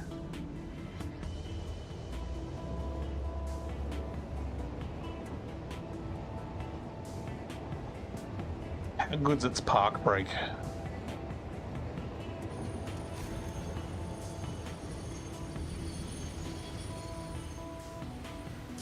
Okay, as long as it's cleared that, the other trains can get by. Going down can be steep. Yeah, I've gone with 2 meters. I mean, I think it's officially like, well, not officially, but it's about a 3-meter incline that is recommended as the maximum, but because there's no 3-meter actual incline. And normally I do this with beams, so I can pick whatever angle I want, but this is a quick and dirty, let's get the train to the building site.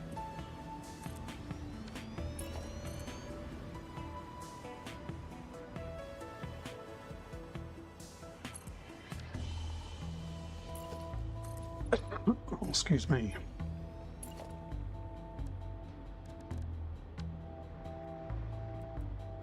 That's backwards. Is it? No, it isn't backwards. Okay, it is the right way around. Oh, okay. Fair enough. I need to straighten out.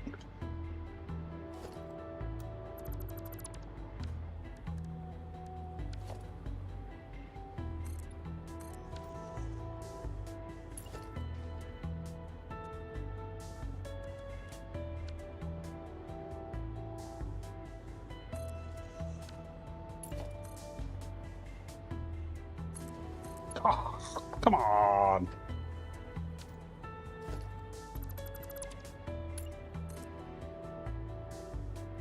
It's probably up by 1 meter.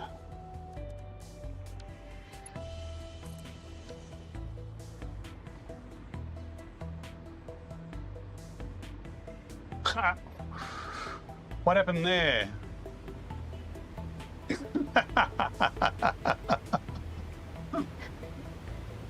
Whoops.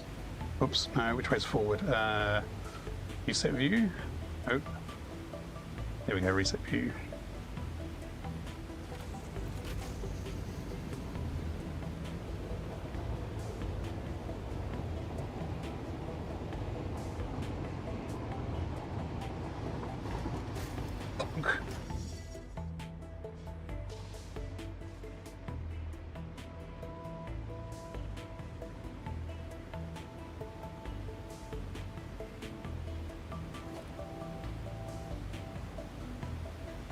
It's like, I know this is temporary, but it's triggering me, so...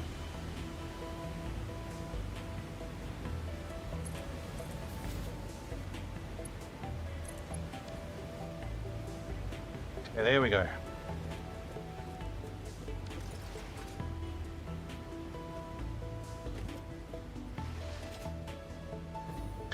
Okay, so you can see the kind of concept here is sort of a central radial thing with these radial arms coming out with 3 sets of reactors on the edge of each one.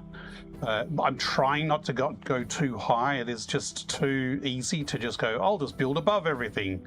I'd rather try and fit it in with the terrain if I can. So that's why I'm trying to move things around. Yeah, sure, give me all the while. And see if I can fit it in. But the problem is if I build them out this far, there's not enough room either side to have the 3 reactors around. But if I build them out this far, there's a few spots here where it doesn't reach out that far. Now I could just make it asymmetrical. I could make it so not all spokes are created equal. So this one I could have further back here. So I could come back. I mean, even that's probably not far enough.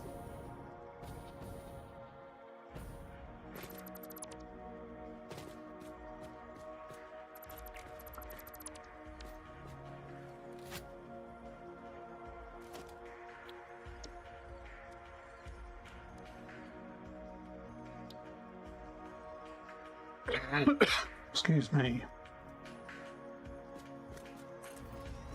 So I'm just using a 5x5 slab to kind of get an idea of positioning.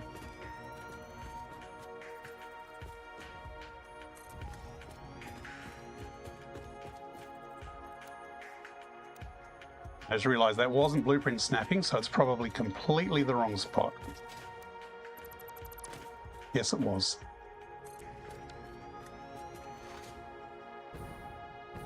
You like building the terrain? Yeah, I don't think I've ever built a factory in the swamp, so I'm trying to avoid these big spots here. So this would be quite far back here versus this one out here. This one I could extend, like we could have most of them out that distance. And I think this distance was 30 slabs out from the center.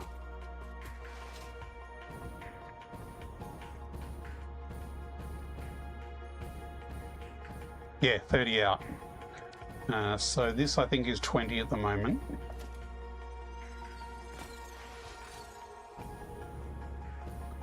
Yep. This one's 30 here. But this one could be 30 out as well. Maybe we just try all of them as 30. Let's build a few. Oh, we already put slabs on the end here. Okay, so should be able to build our... Yeah, I never realized... Like, I've seen these in VR. I've seen them... I've just never built one and tried to fit it anywhere. And realized they are big suckers. Like, it almost fits in a Mark II blueprint maker. It's like 2 meters either side. It's like 4 meters too long.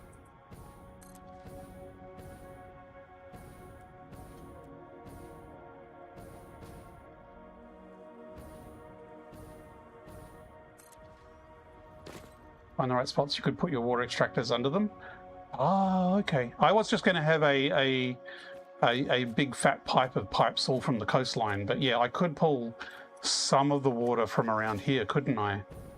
And having local water, or at least I could definitely pull some from over there. It's going to be a lot of extractors by the time I'm finished with it. Again, I've never really built something to this scale. You know, I've built rocket fuel towers with 300-400 generators in them, all overclocked to 250%, but this is a big project. Especially the amount of water. Like, the water is a massive resource.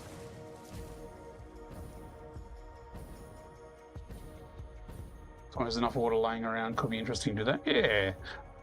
I would want it, like I'm trying to have a bit of structure to it, so I wouldn't necessarily want to just randomly put them.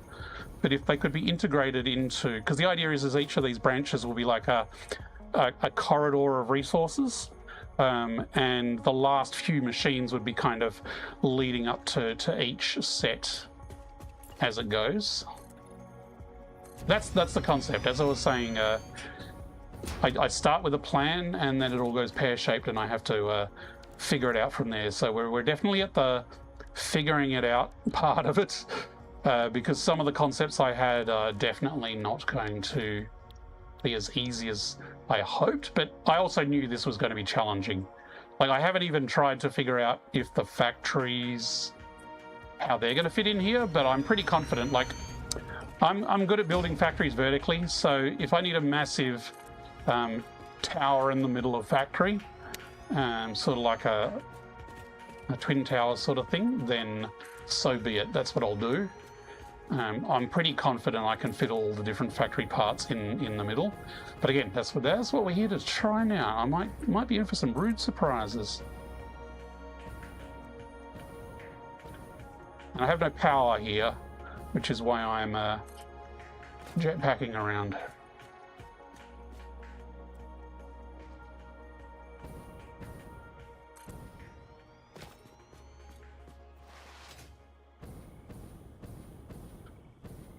Because basically having this big ring of trios of nuclear reactors set around the edge, I think would be cool. But this is going to be a problem height-wise. This is probably going to be my limiting factor if I did want to keep them all the same height.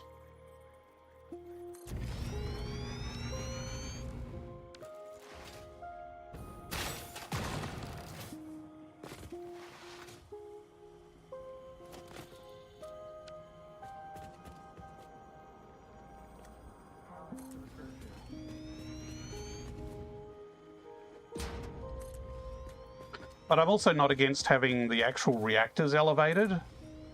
It's more the main corridors I want to be lower to the ground. So having the reactor platforms kind of up on diagonal stilts kind of thing, I think would get around that landmass problem. What am I out of? Ooh, I'm actually out of aluminium sheets. Did I put some of them in the train?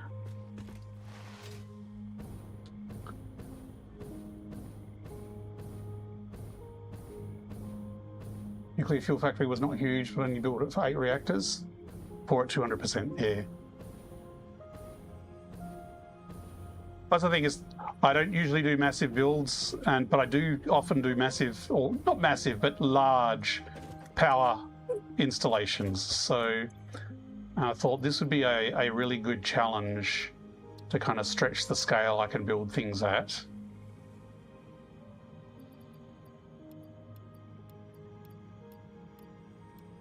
And you know, I want this to last because I don't have any fuel power at all.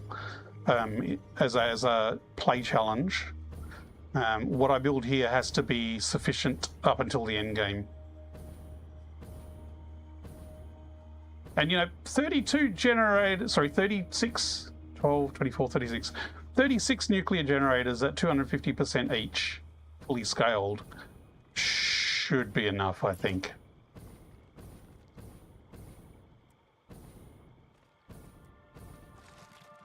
I was going to say, it's been decidedly quiet here. Hey, it's a poison one who isn't stuck in architecture. Crap, what happened to my fuel? Oh, I ran out of fuel. I ran out of fuel. Bugger. I don't have any fuel for my jetpack. He's big. That's a little one. Worst timing ever. Ah! That was totally on my to-do list, was to get more bloody fuel out.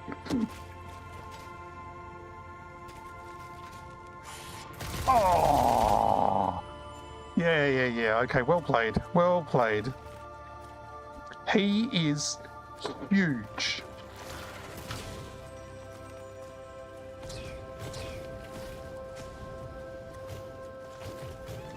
That poor spitter. Incoming propaganda broadcast detected. Please seek Hey, shelter. he finished him off. That hero spitter. Okay. Yep. Rip. I was just thinking to myself. I'd sent a get well soon card, but we both know that isn't happening. I totally meant to get out another stack of biofuel before I went to the swamp again. I knew I was low, so I feel partially responsible for that death. That is totally on me.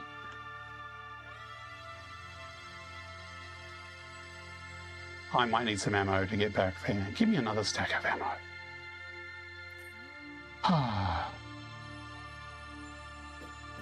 Right. So any of the other resources I needed before I head back? I think I was good. It's just that aluminium sheets, and that's a very large detour to get those. So I'm gonna just not bother with those. Could have hovered near the train. I was trying to get to the train to hover. I could have built a safe house. You are correct. If I was thinking straight, I could have whacked down a safe house. That would have probably been the easier and safer method. I was still... I don't know how close I was to the train, but it's also quite high up in the air. So I would have to try and be in hover distance of the train in the air. But when you've got one of those things chasing you in VR and you have no jetpack, it's a little terrifying. I cannot say that I was 100% having logical thoughts go through my mind.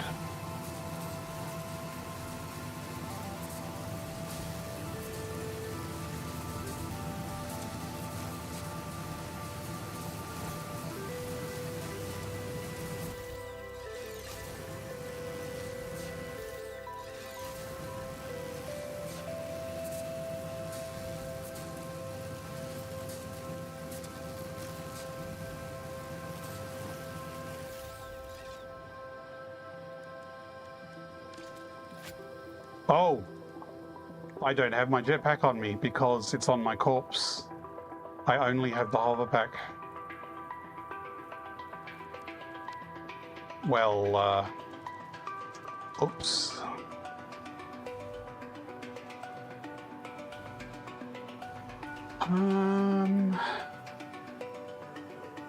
No, I could cheese it out there with power lines. I was trying to avoid building power out at the moment.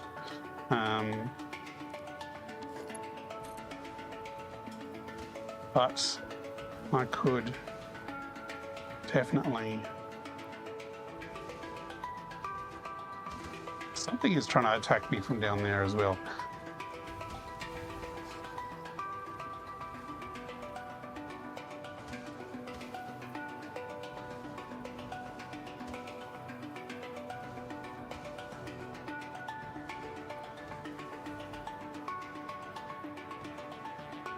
Why is that not building? There it is. Ow!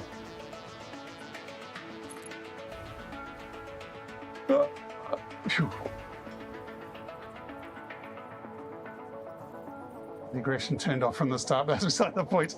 Yeah, see, I like the tension. Like, I like having 95% peaceful factory building, 5% sheer panic. Oh crap, and there's an ad break. Incoming propaganda. Seek shelter immediately. I'm trying to seek shelter, but a stinger ate me.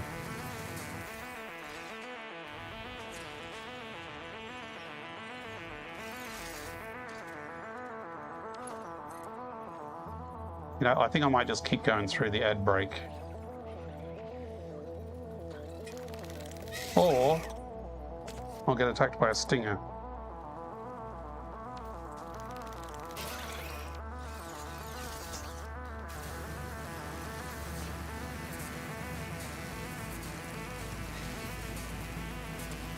I'll at least get to the safety of the train.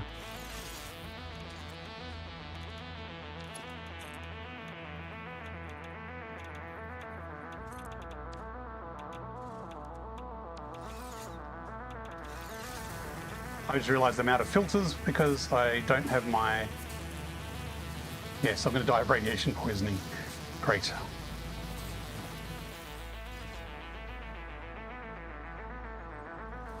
Oh, oh, oh, oh, oh, oh, oh, no, no, no, no, no. Yes, yes, yes, yes, yes, yes, yes.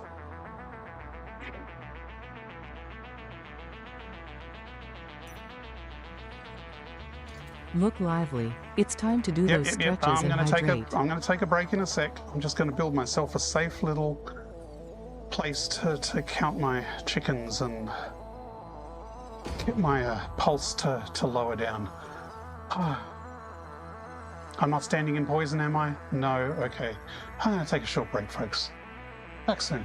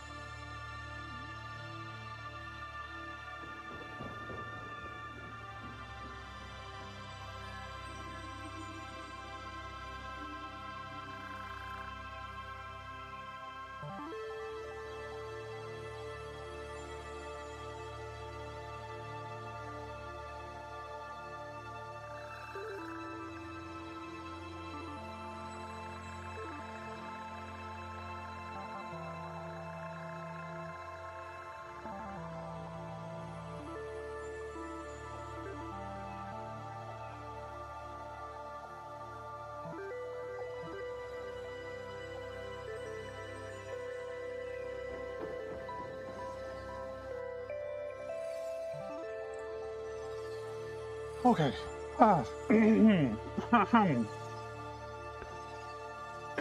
We are back.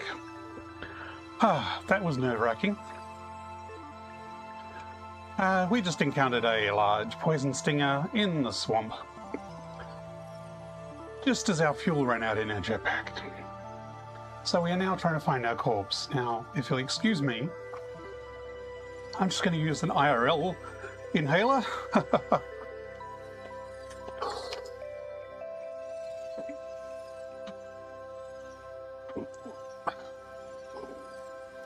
As well as an in-game inhaler. Oh, and now I've got something in my eye. Just give me a sec.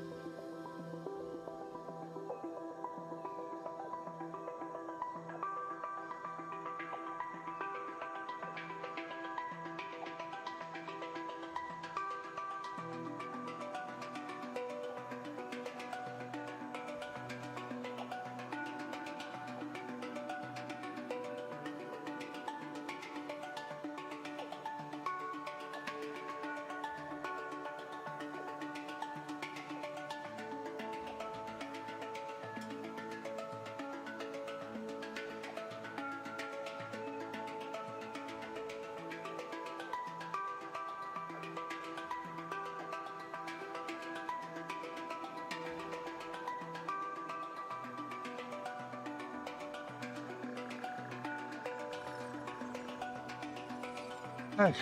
Okay, sorry about that, folks. We are back. A bit calmer now, hey? Oh. Let's see if there's anything waiting outside there. Oh, sorry for the sniffles. I am getting over a cold at the moment. I probably should wrap it up soon. My voice is a bit hoarse at the moment. We are in the swamp for some reason. Oh yeah, making nuclear power. Now, where is our corpse crate? We still have no jetpack. Wow, I went a long way away, didn't I? Let's go see if we can get it back without dying again. We do have a rifle with 500 homing ammo, and we have no power. Where's that train line? Train line is there. Yeah, let's do it on foot. What's the worst that can happen?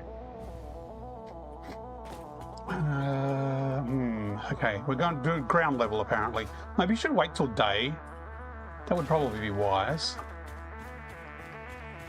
We have no filters. Actually, we can fix that.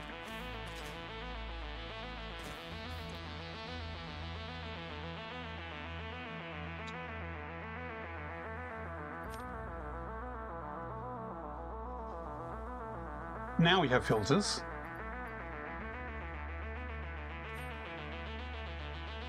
So we should at least not get gassed.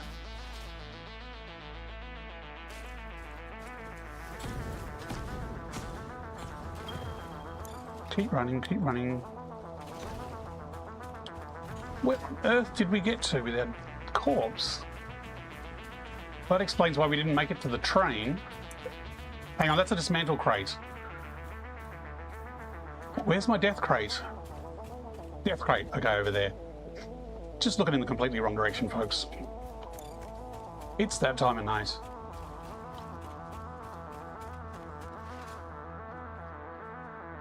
That's right, we had a friendly stinger help finish off the poison stinger. Sorry, a helpful spitter helped. Stress, folks, stress. A helpful spitter finished off the stinger, or at least the big poison stinger. Just ignore all the other stingers that were around, hey?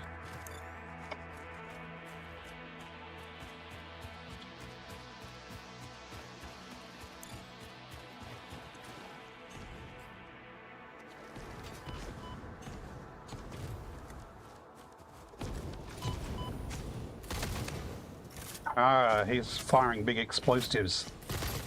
Maybe he took out multiple stingers.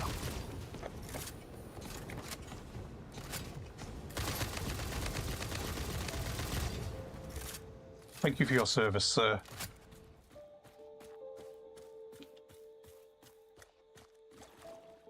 Full of concrete.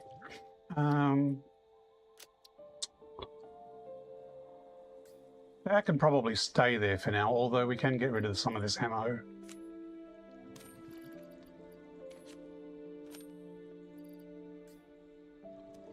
Yeah, let's leave it there. Okay. I do want to try and finish this rough layout if I can. You know, maybe if I just do the either side reactor rather than the back reactor, that would cut down the amount of reactors I have to build, which means I would be less likely to run out of resources. Because apparently these things take quite a lot of resources to build, especially when you're building 36 of the buggers. That's in the wrong place.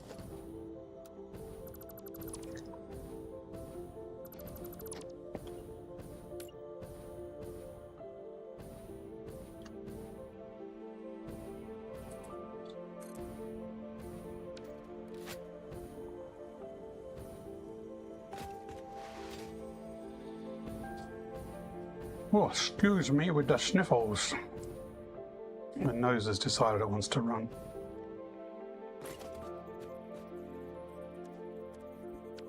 That's not what I wanted.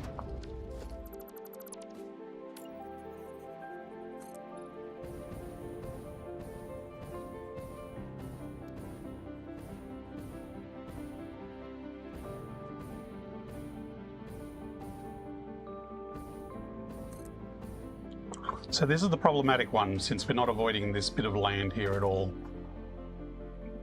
I've raised this up just 4 meters, I think, versus the others. Still going to be a bit lumpy, but I'll see how it looks.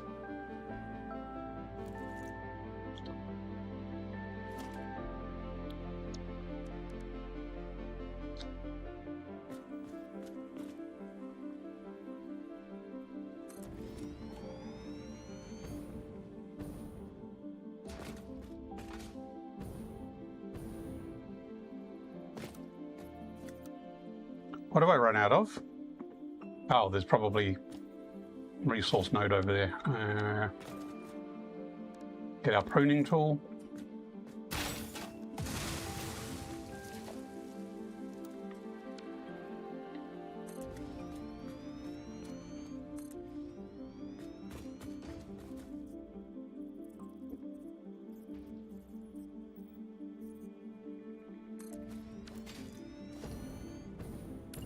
Again, this is just a general layout to get an idea if this thing actually fits concept-wise in this area that I'm going for. So these are very much subject to change.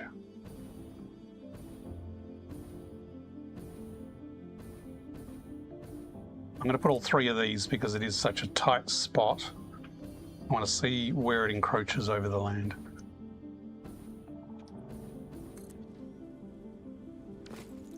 It's not too bad, actually. Like as I was saying, I can probably raise these up. It's the main corridors I want to keep fairly low to the ground, and they will have supplies and resources running out to each node. Excuse me. And probably a few factory manufacturers leading up to the final production.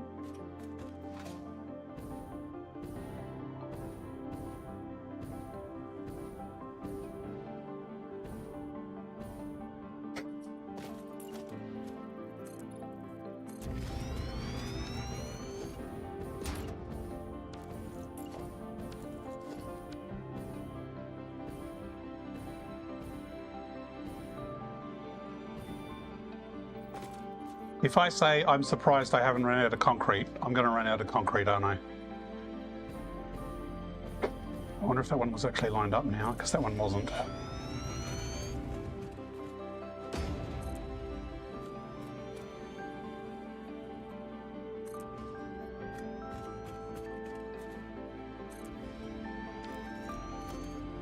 Azure Ren says, yep. It is like wondering where the Protoss are. Yep. Or where the stingers are. I haven't seen a stinger in a while. Leap.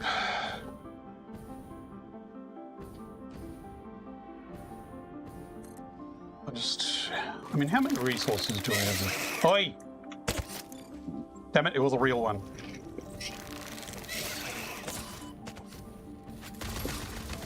Is that a redeem? It was a redeem! Oh crap, my headset's just given out. No! Thank you. Okay, I guess I was asking for that. For those just tuning in, yes, there is a random chance if you use the Stinger sound effect redeem that will summon either 1 or 2 medium-sized stingers to keep me company. Still got a lot more to build. What happens if multiple people redeem? There is a cooldown, and I think the cooldown is shared. So I do not think you can try it, but I don't think it will let you do it more than once per 30 minutes for everybody. This one looks shorter. Could just be my imagination though.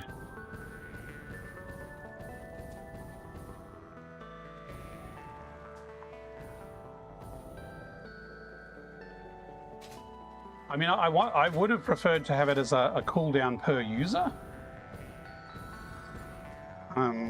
So maybe a coordinated effort could summon more.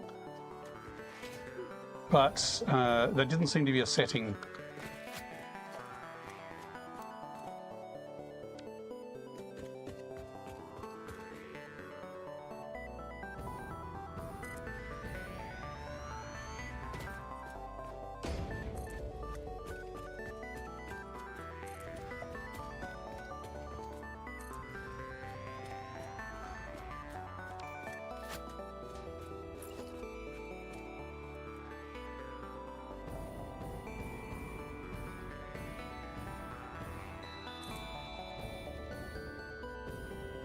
And I've run out of concrete. There we go. It's okay. We did leave more on our corpse.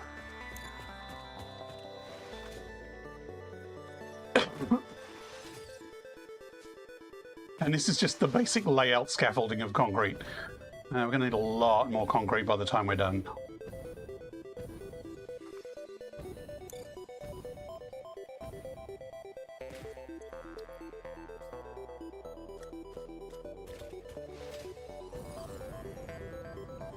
We're going for other resources. We're also out of cables, so we may as well go visit the train. A very, very haphazard slapped down supply train. I am hoping that I didn't stuff up the rest of the train grid. Like I did put signals down for this siding. Trains all seem to be flowing, as are factory carts, so I think we're good. Normally it will trigger an alert if something's broken by now.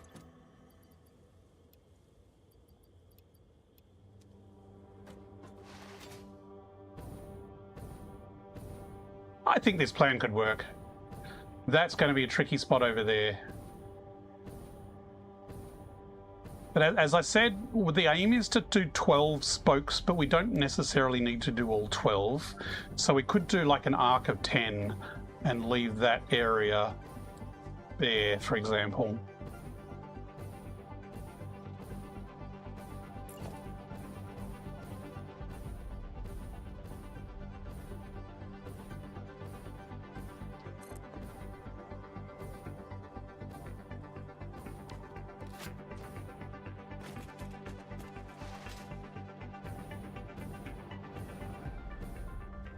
This one's also going to come close to a mineral node as well.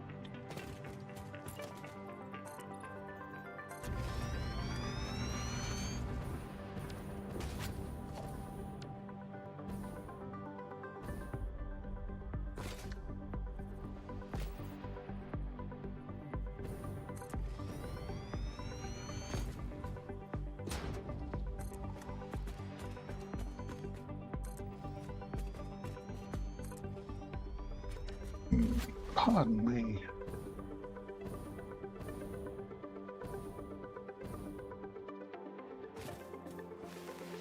Pure iron ore. We're probably going to need this node. That throws off things a little bit.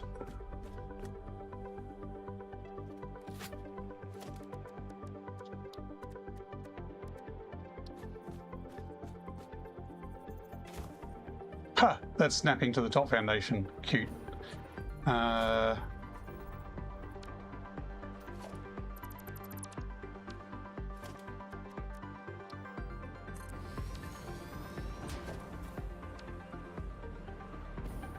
Okay, yeah, to get that to go up clearance-wise,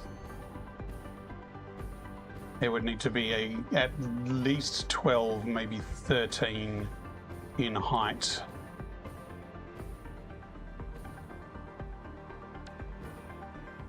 I mean, we could just rotate everything 5 degrees back the other way, and that is a possibility, although I probably would do that off stream because I think it would drive everyone crazy if I did that. Because I've already done it once, and that was before building all this extra stuff. So this over this side is going to be a problem.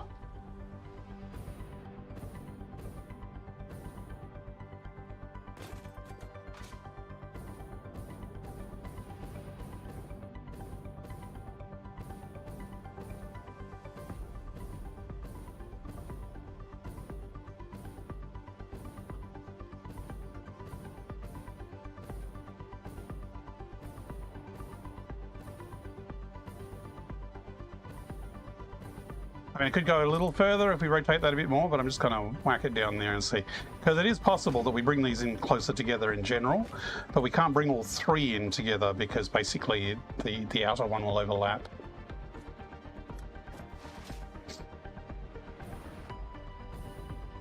But this one is not going to fit there no matter what we do.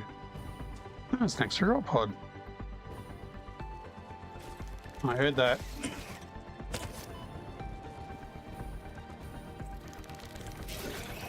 One shot!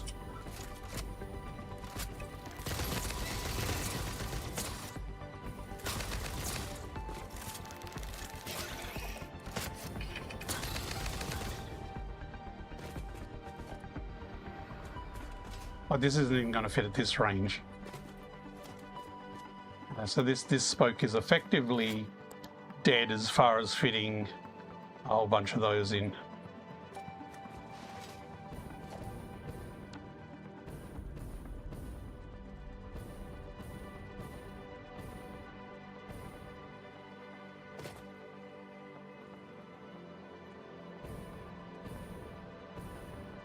I mean, if we... Oh! He was trying to jump up.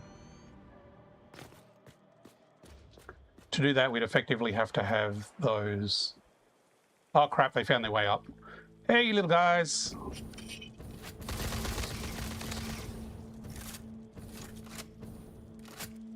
Oh, my headset just came out. I can't see anything. Oh crap, oh crap. Stupid headset.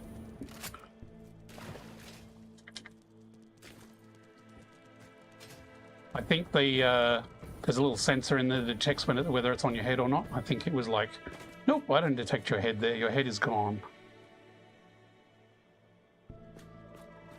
It's not useful. Oh, you're back.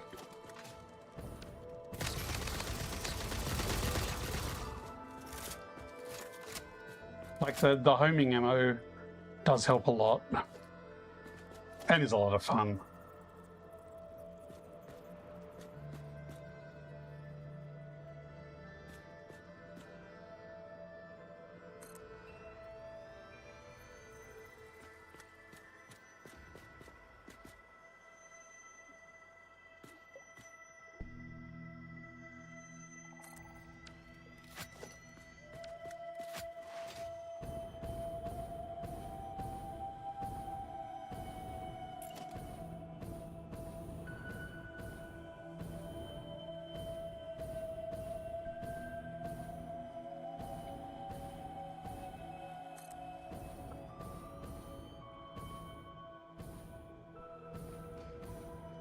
Concrete already. Sigh. Was there any more concrete on the train? I don't know.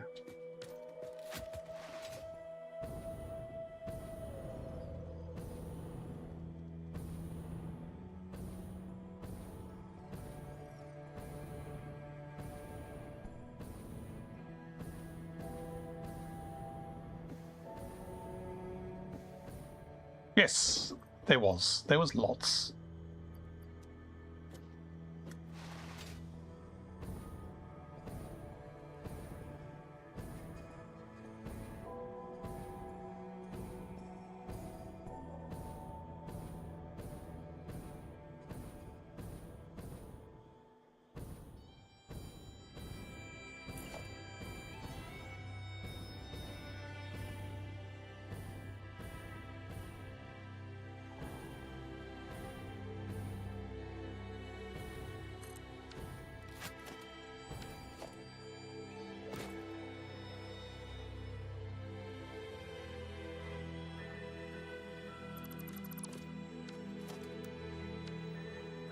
Oh, big guy.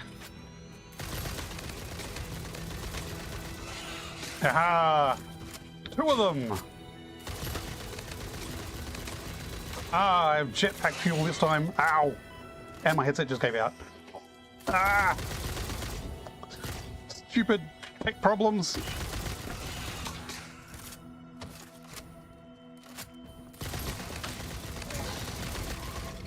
He went flying.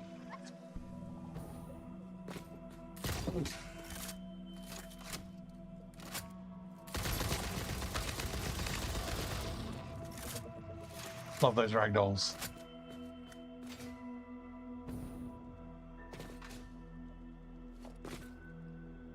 Okay, I'm just going to take my headset off and put it on my head again, in the hope that it realizes that my head is actually attached. Give me a sec. It's probably going to go fuzzy in it for a bit.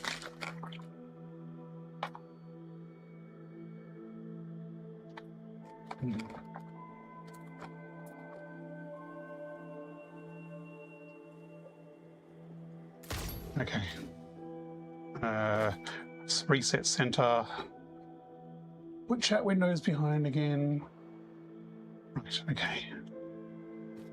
And the time is it's half an hour till next ad, and it is... I did have a timer here. Nearly 11 o'clock. Yeah, okay. I'm trying to basically just wrap up this initial layout. The problem is if we have that here, that would need to be further back if we were to do it, which has that big mountain there. So we'd have to skip that spoke, and this one is already tucked in. But we could bring this in to equal this one.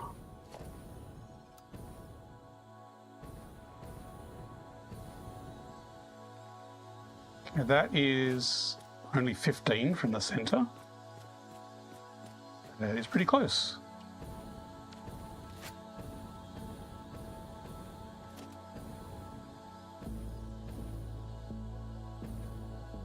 I think this one was 20, so...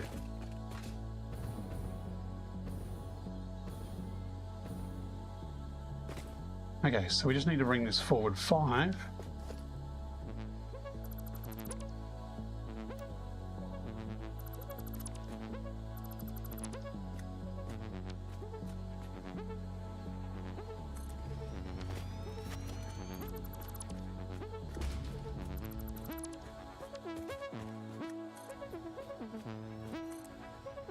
Yeah, you did go in the right spot.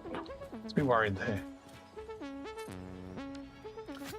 Why are the colours so washed out? Because we are in the swamp, is why the colours are so washed out. As I was saying, you would not want to build a summer home here.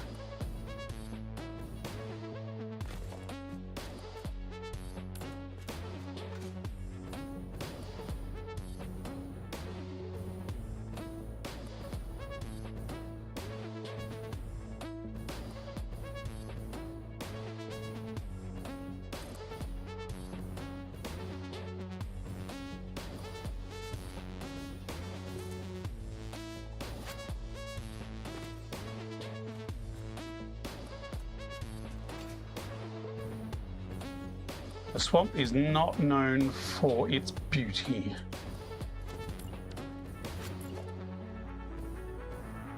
It is known for its stingers and poison.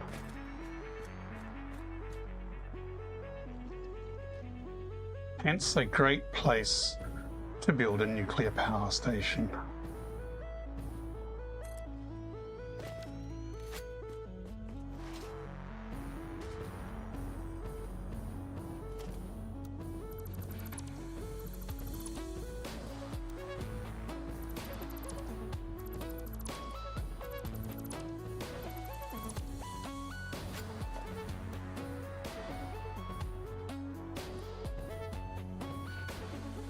This is either 20 or 25. 20. Okay, so we don't need a full 10 on the end of this.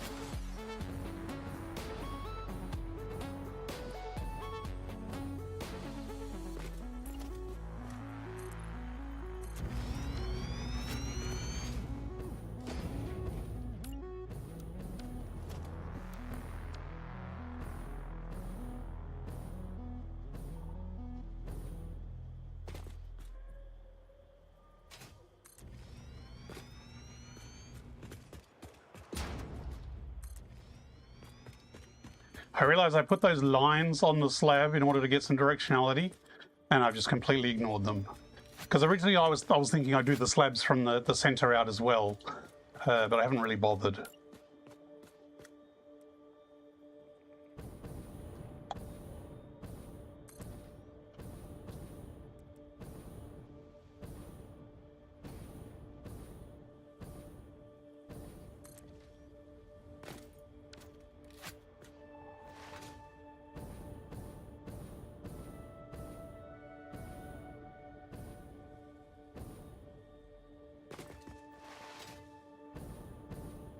So that's kind of a layout.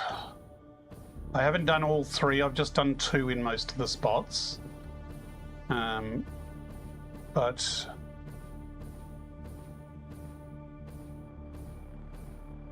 so let's have a look.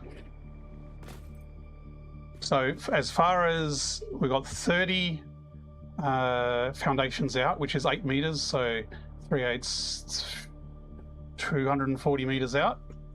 So 240 meters out for 1, 2, 3, 4, 5. Did I just pause and skip one? 1, 2, 3, 4, 5, 6, 7. Is that all the way out? That looks closer. 8. 8.5. That one didn't quite fit, but 9. Then we have 2 that are in close, and 1 that doesn't. That is nothing. So this is like a spare one. So we've kind of, at least most of these are even, but this is cramped here. Now the question is, if we move this entire thing 50 meters that way, would it fit in the terrain still, or would we be running into different problems? Oops, and I just fell off. So problems with this are these 3 spokes here do not have the room at the back to properly put reactors without jacking them up very high. This one has the problem in that it is right near a pure node, so that one would also need to be jacked up higher. So unless we jack all of them up quite high, this is impractical here. But the cramp space is all the way along this side here. Whereas what's on the other side, this one we did raise up a little bit, but that's fine. We basically raised them all up to match this level or similar, so that this is a baseline. I'd probably raise this up a little bit more as well. But if we move the entire structure another 50 meters this way, or maybe more than 50, there's a node there. These nodes are a bit close, but we have all this space here. So I think I want to move it all that way. Because originally I was trying to avoid this landmass here. This landmass here was a big landmass, but overall it's not super high. And I think I can work around it.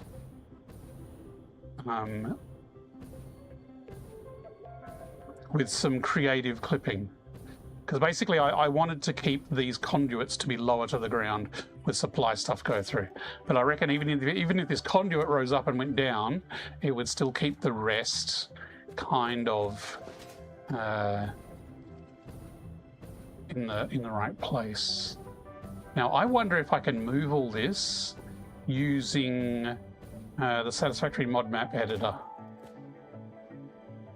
now that it's in place. Okay, I kind of like where it's going. I'm just going to go up to the top of the hill there just to see what it looks like from above. Maybe I should head out to the top of there as well, just to get an idea.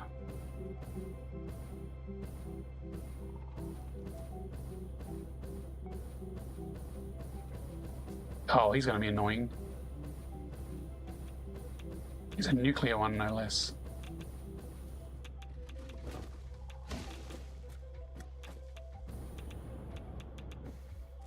I wonder how high you can shoot.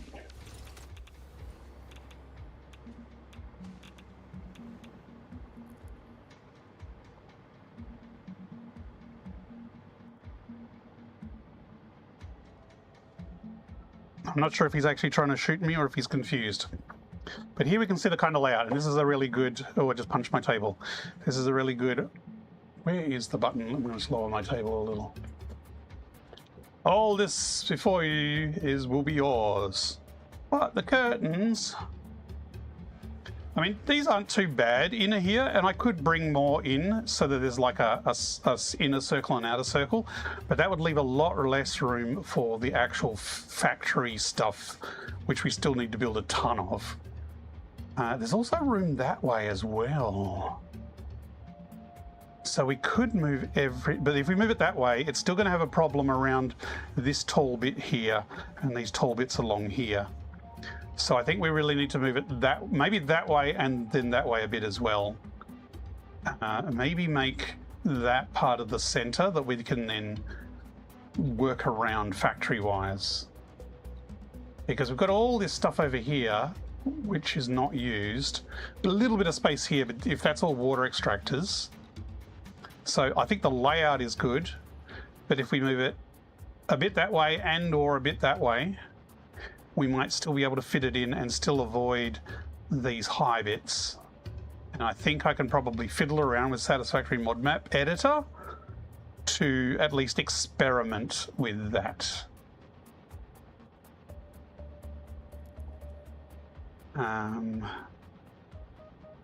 Again, the swamp looks small. That's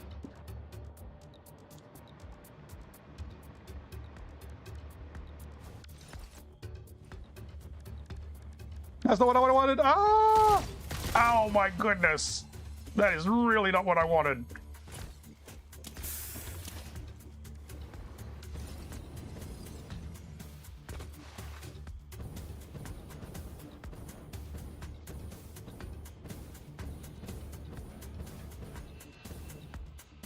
Okay, so that's actually not lined up with this. What I'm going to do is I'm going to put that away.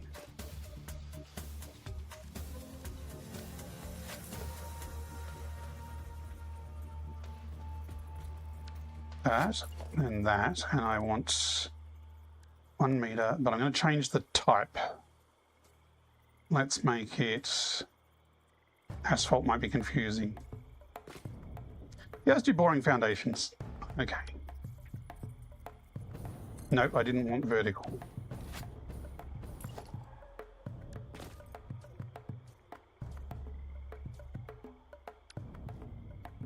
Normal zoom.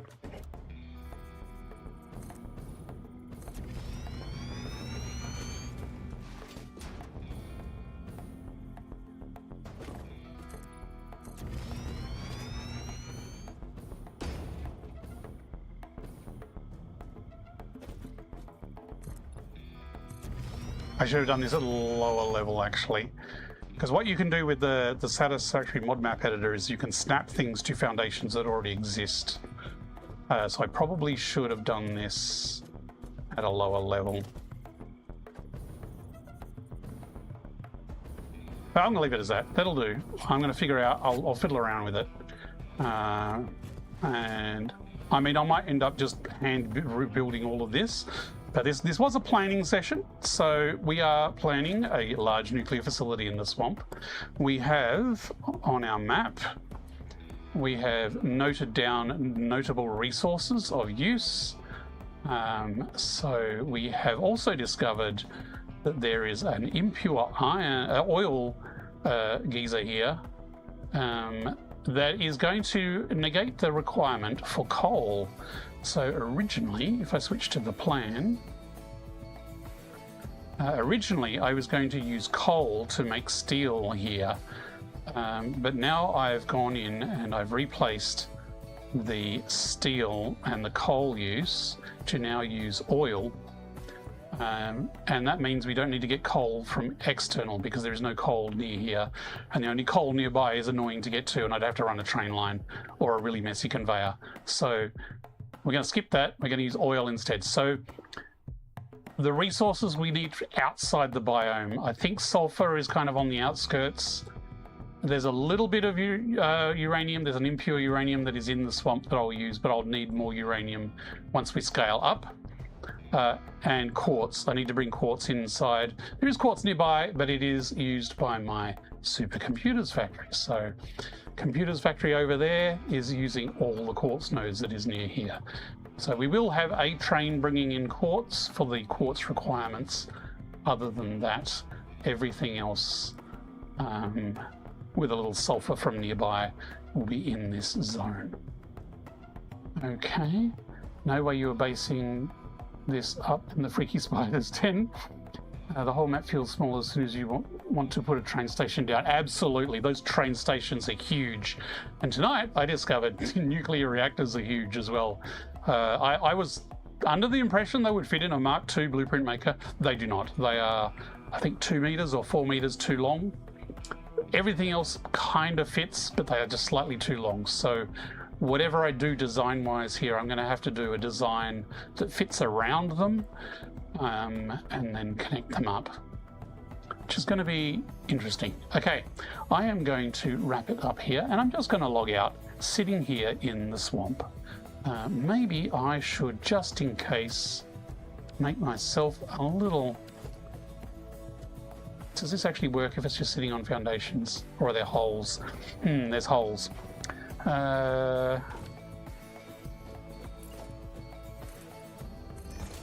This bunker was made to build on the ground, not floating up on a flying platform, so... Because I know I'm pretty high up, but, you know, we've seen quite a lot of stinger antics tonight, and I don't trust those buggers. So I am going to log out in here. Let me save it.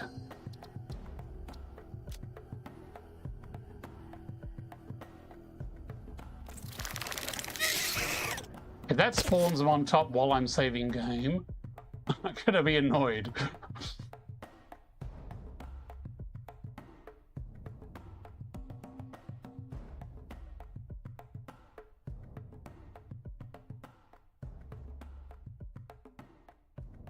Because yes, the stinger sound effect redeem does have a random chance of summoning real stingers. Okay, I have saved the game. I will now go to the outro screen, and then I will quit this game so that I can guarantee my mouse will actually work, because we've been having some technical issues with VR and virtual desktop and mice tonight. So if I quit all the way out, it will hopefully give me my mouse back. Okay, let me just take the headset off. So thank you everyone who tuned in and was patient, and who put up with my coughing and wheezing and screaming. It was a bit of a less relaxing stream than usual, perhaps. But we did make it all the way through a full stream, and I haven't keeled over yet. My voice hasn't given out. I'm not having coughing fits. I've only gone through 3 lozenges, so I've got quite a lot of lozenges left in the pack. I was afraid my cough would be persistent. Thank you very much, Ryuga. I will sleep well, and hopefully I'll be feeling a little bit better each day, and hopefully my ear unblocks, because it's really annoying having a blocked ear. It's like, which of these symptoms are that I'm sick, and how many of them are just weird artifacts? And well, I'm used to a persistent cough taking forever to clear. Other than the cough and the ear, blocked ear, I'm feeling pretty good. Still a bit tired, still getting my energy back. There will be no stream tomorrow night. Okay, there will most likely be no stream tomorrow night. Hi, bye, relax. And the reason there's no stream tonight is, unless I'm feeling worse, I'm going out and touching grass. Or more to the point, I am touching prog metal. I'm going out to see both Tesseract and Carnival perform in my little local town of Perth here. I cannot wait. It is going to be amazing. I mean, Carnival, they're local boys, but Tesseract, I've only seen them live once before. They are from the UK, I think. I think they're British or UK or Europe.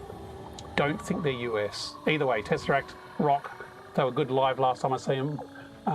But it will be hopefully a good gig, and hopefully it won't rain too much, and hopefully I won't get sick again, because damn it, I want to see these guys live. It's a ripper lineup.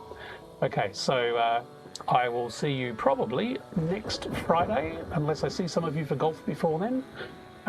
Thank you very much. Let me see if there is someone to raid out. Actually, I will say good night to YouTube here, because I can't really easily raid for you guys. It's a Twitch thing.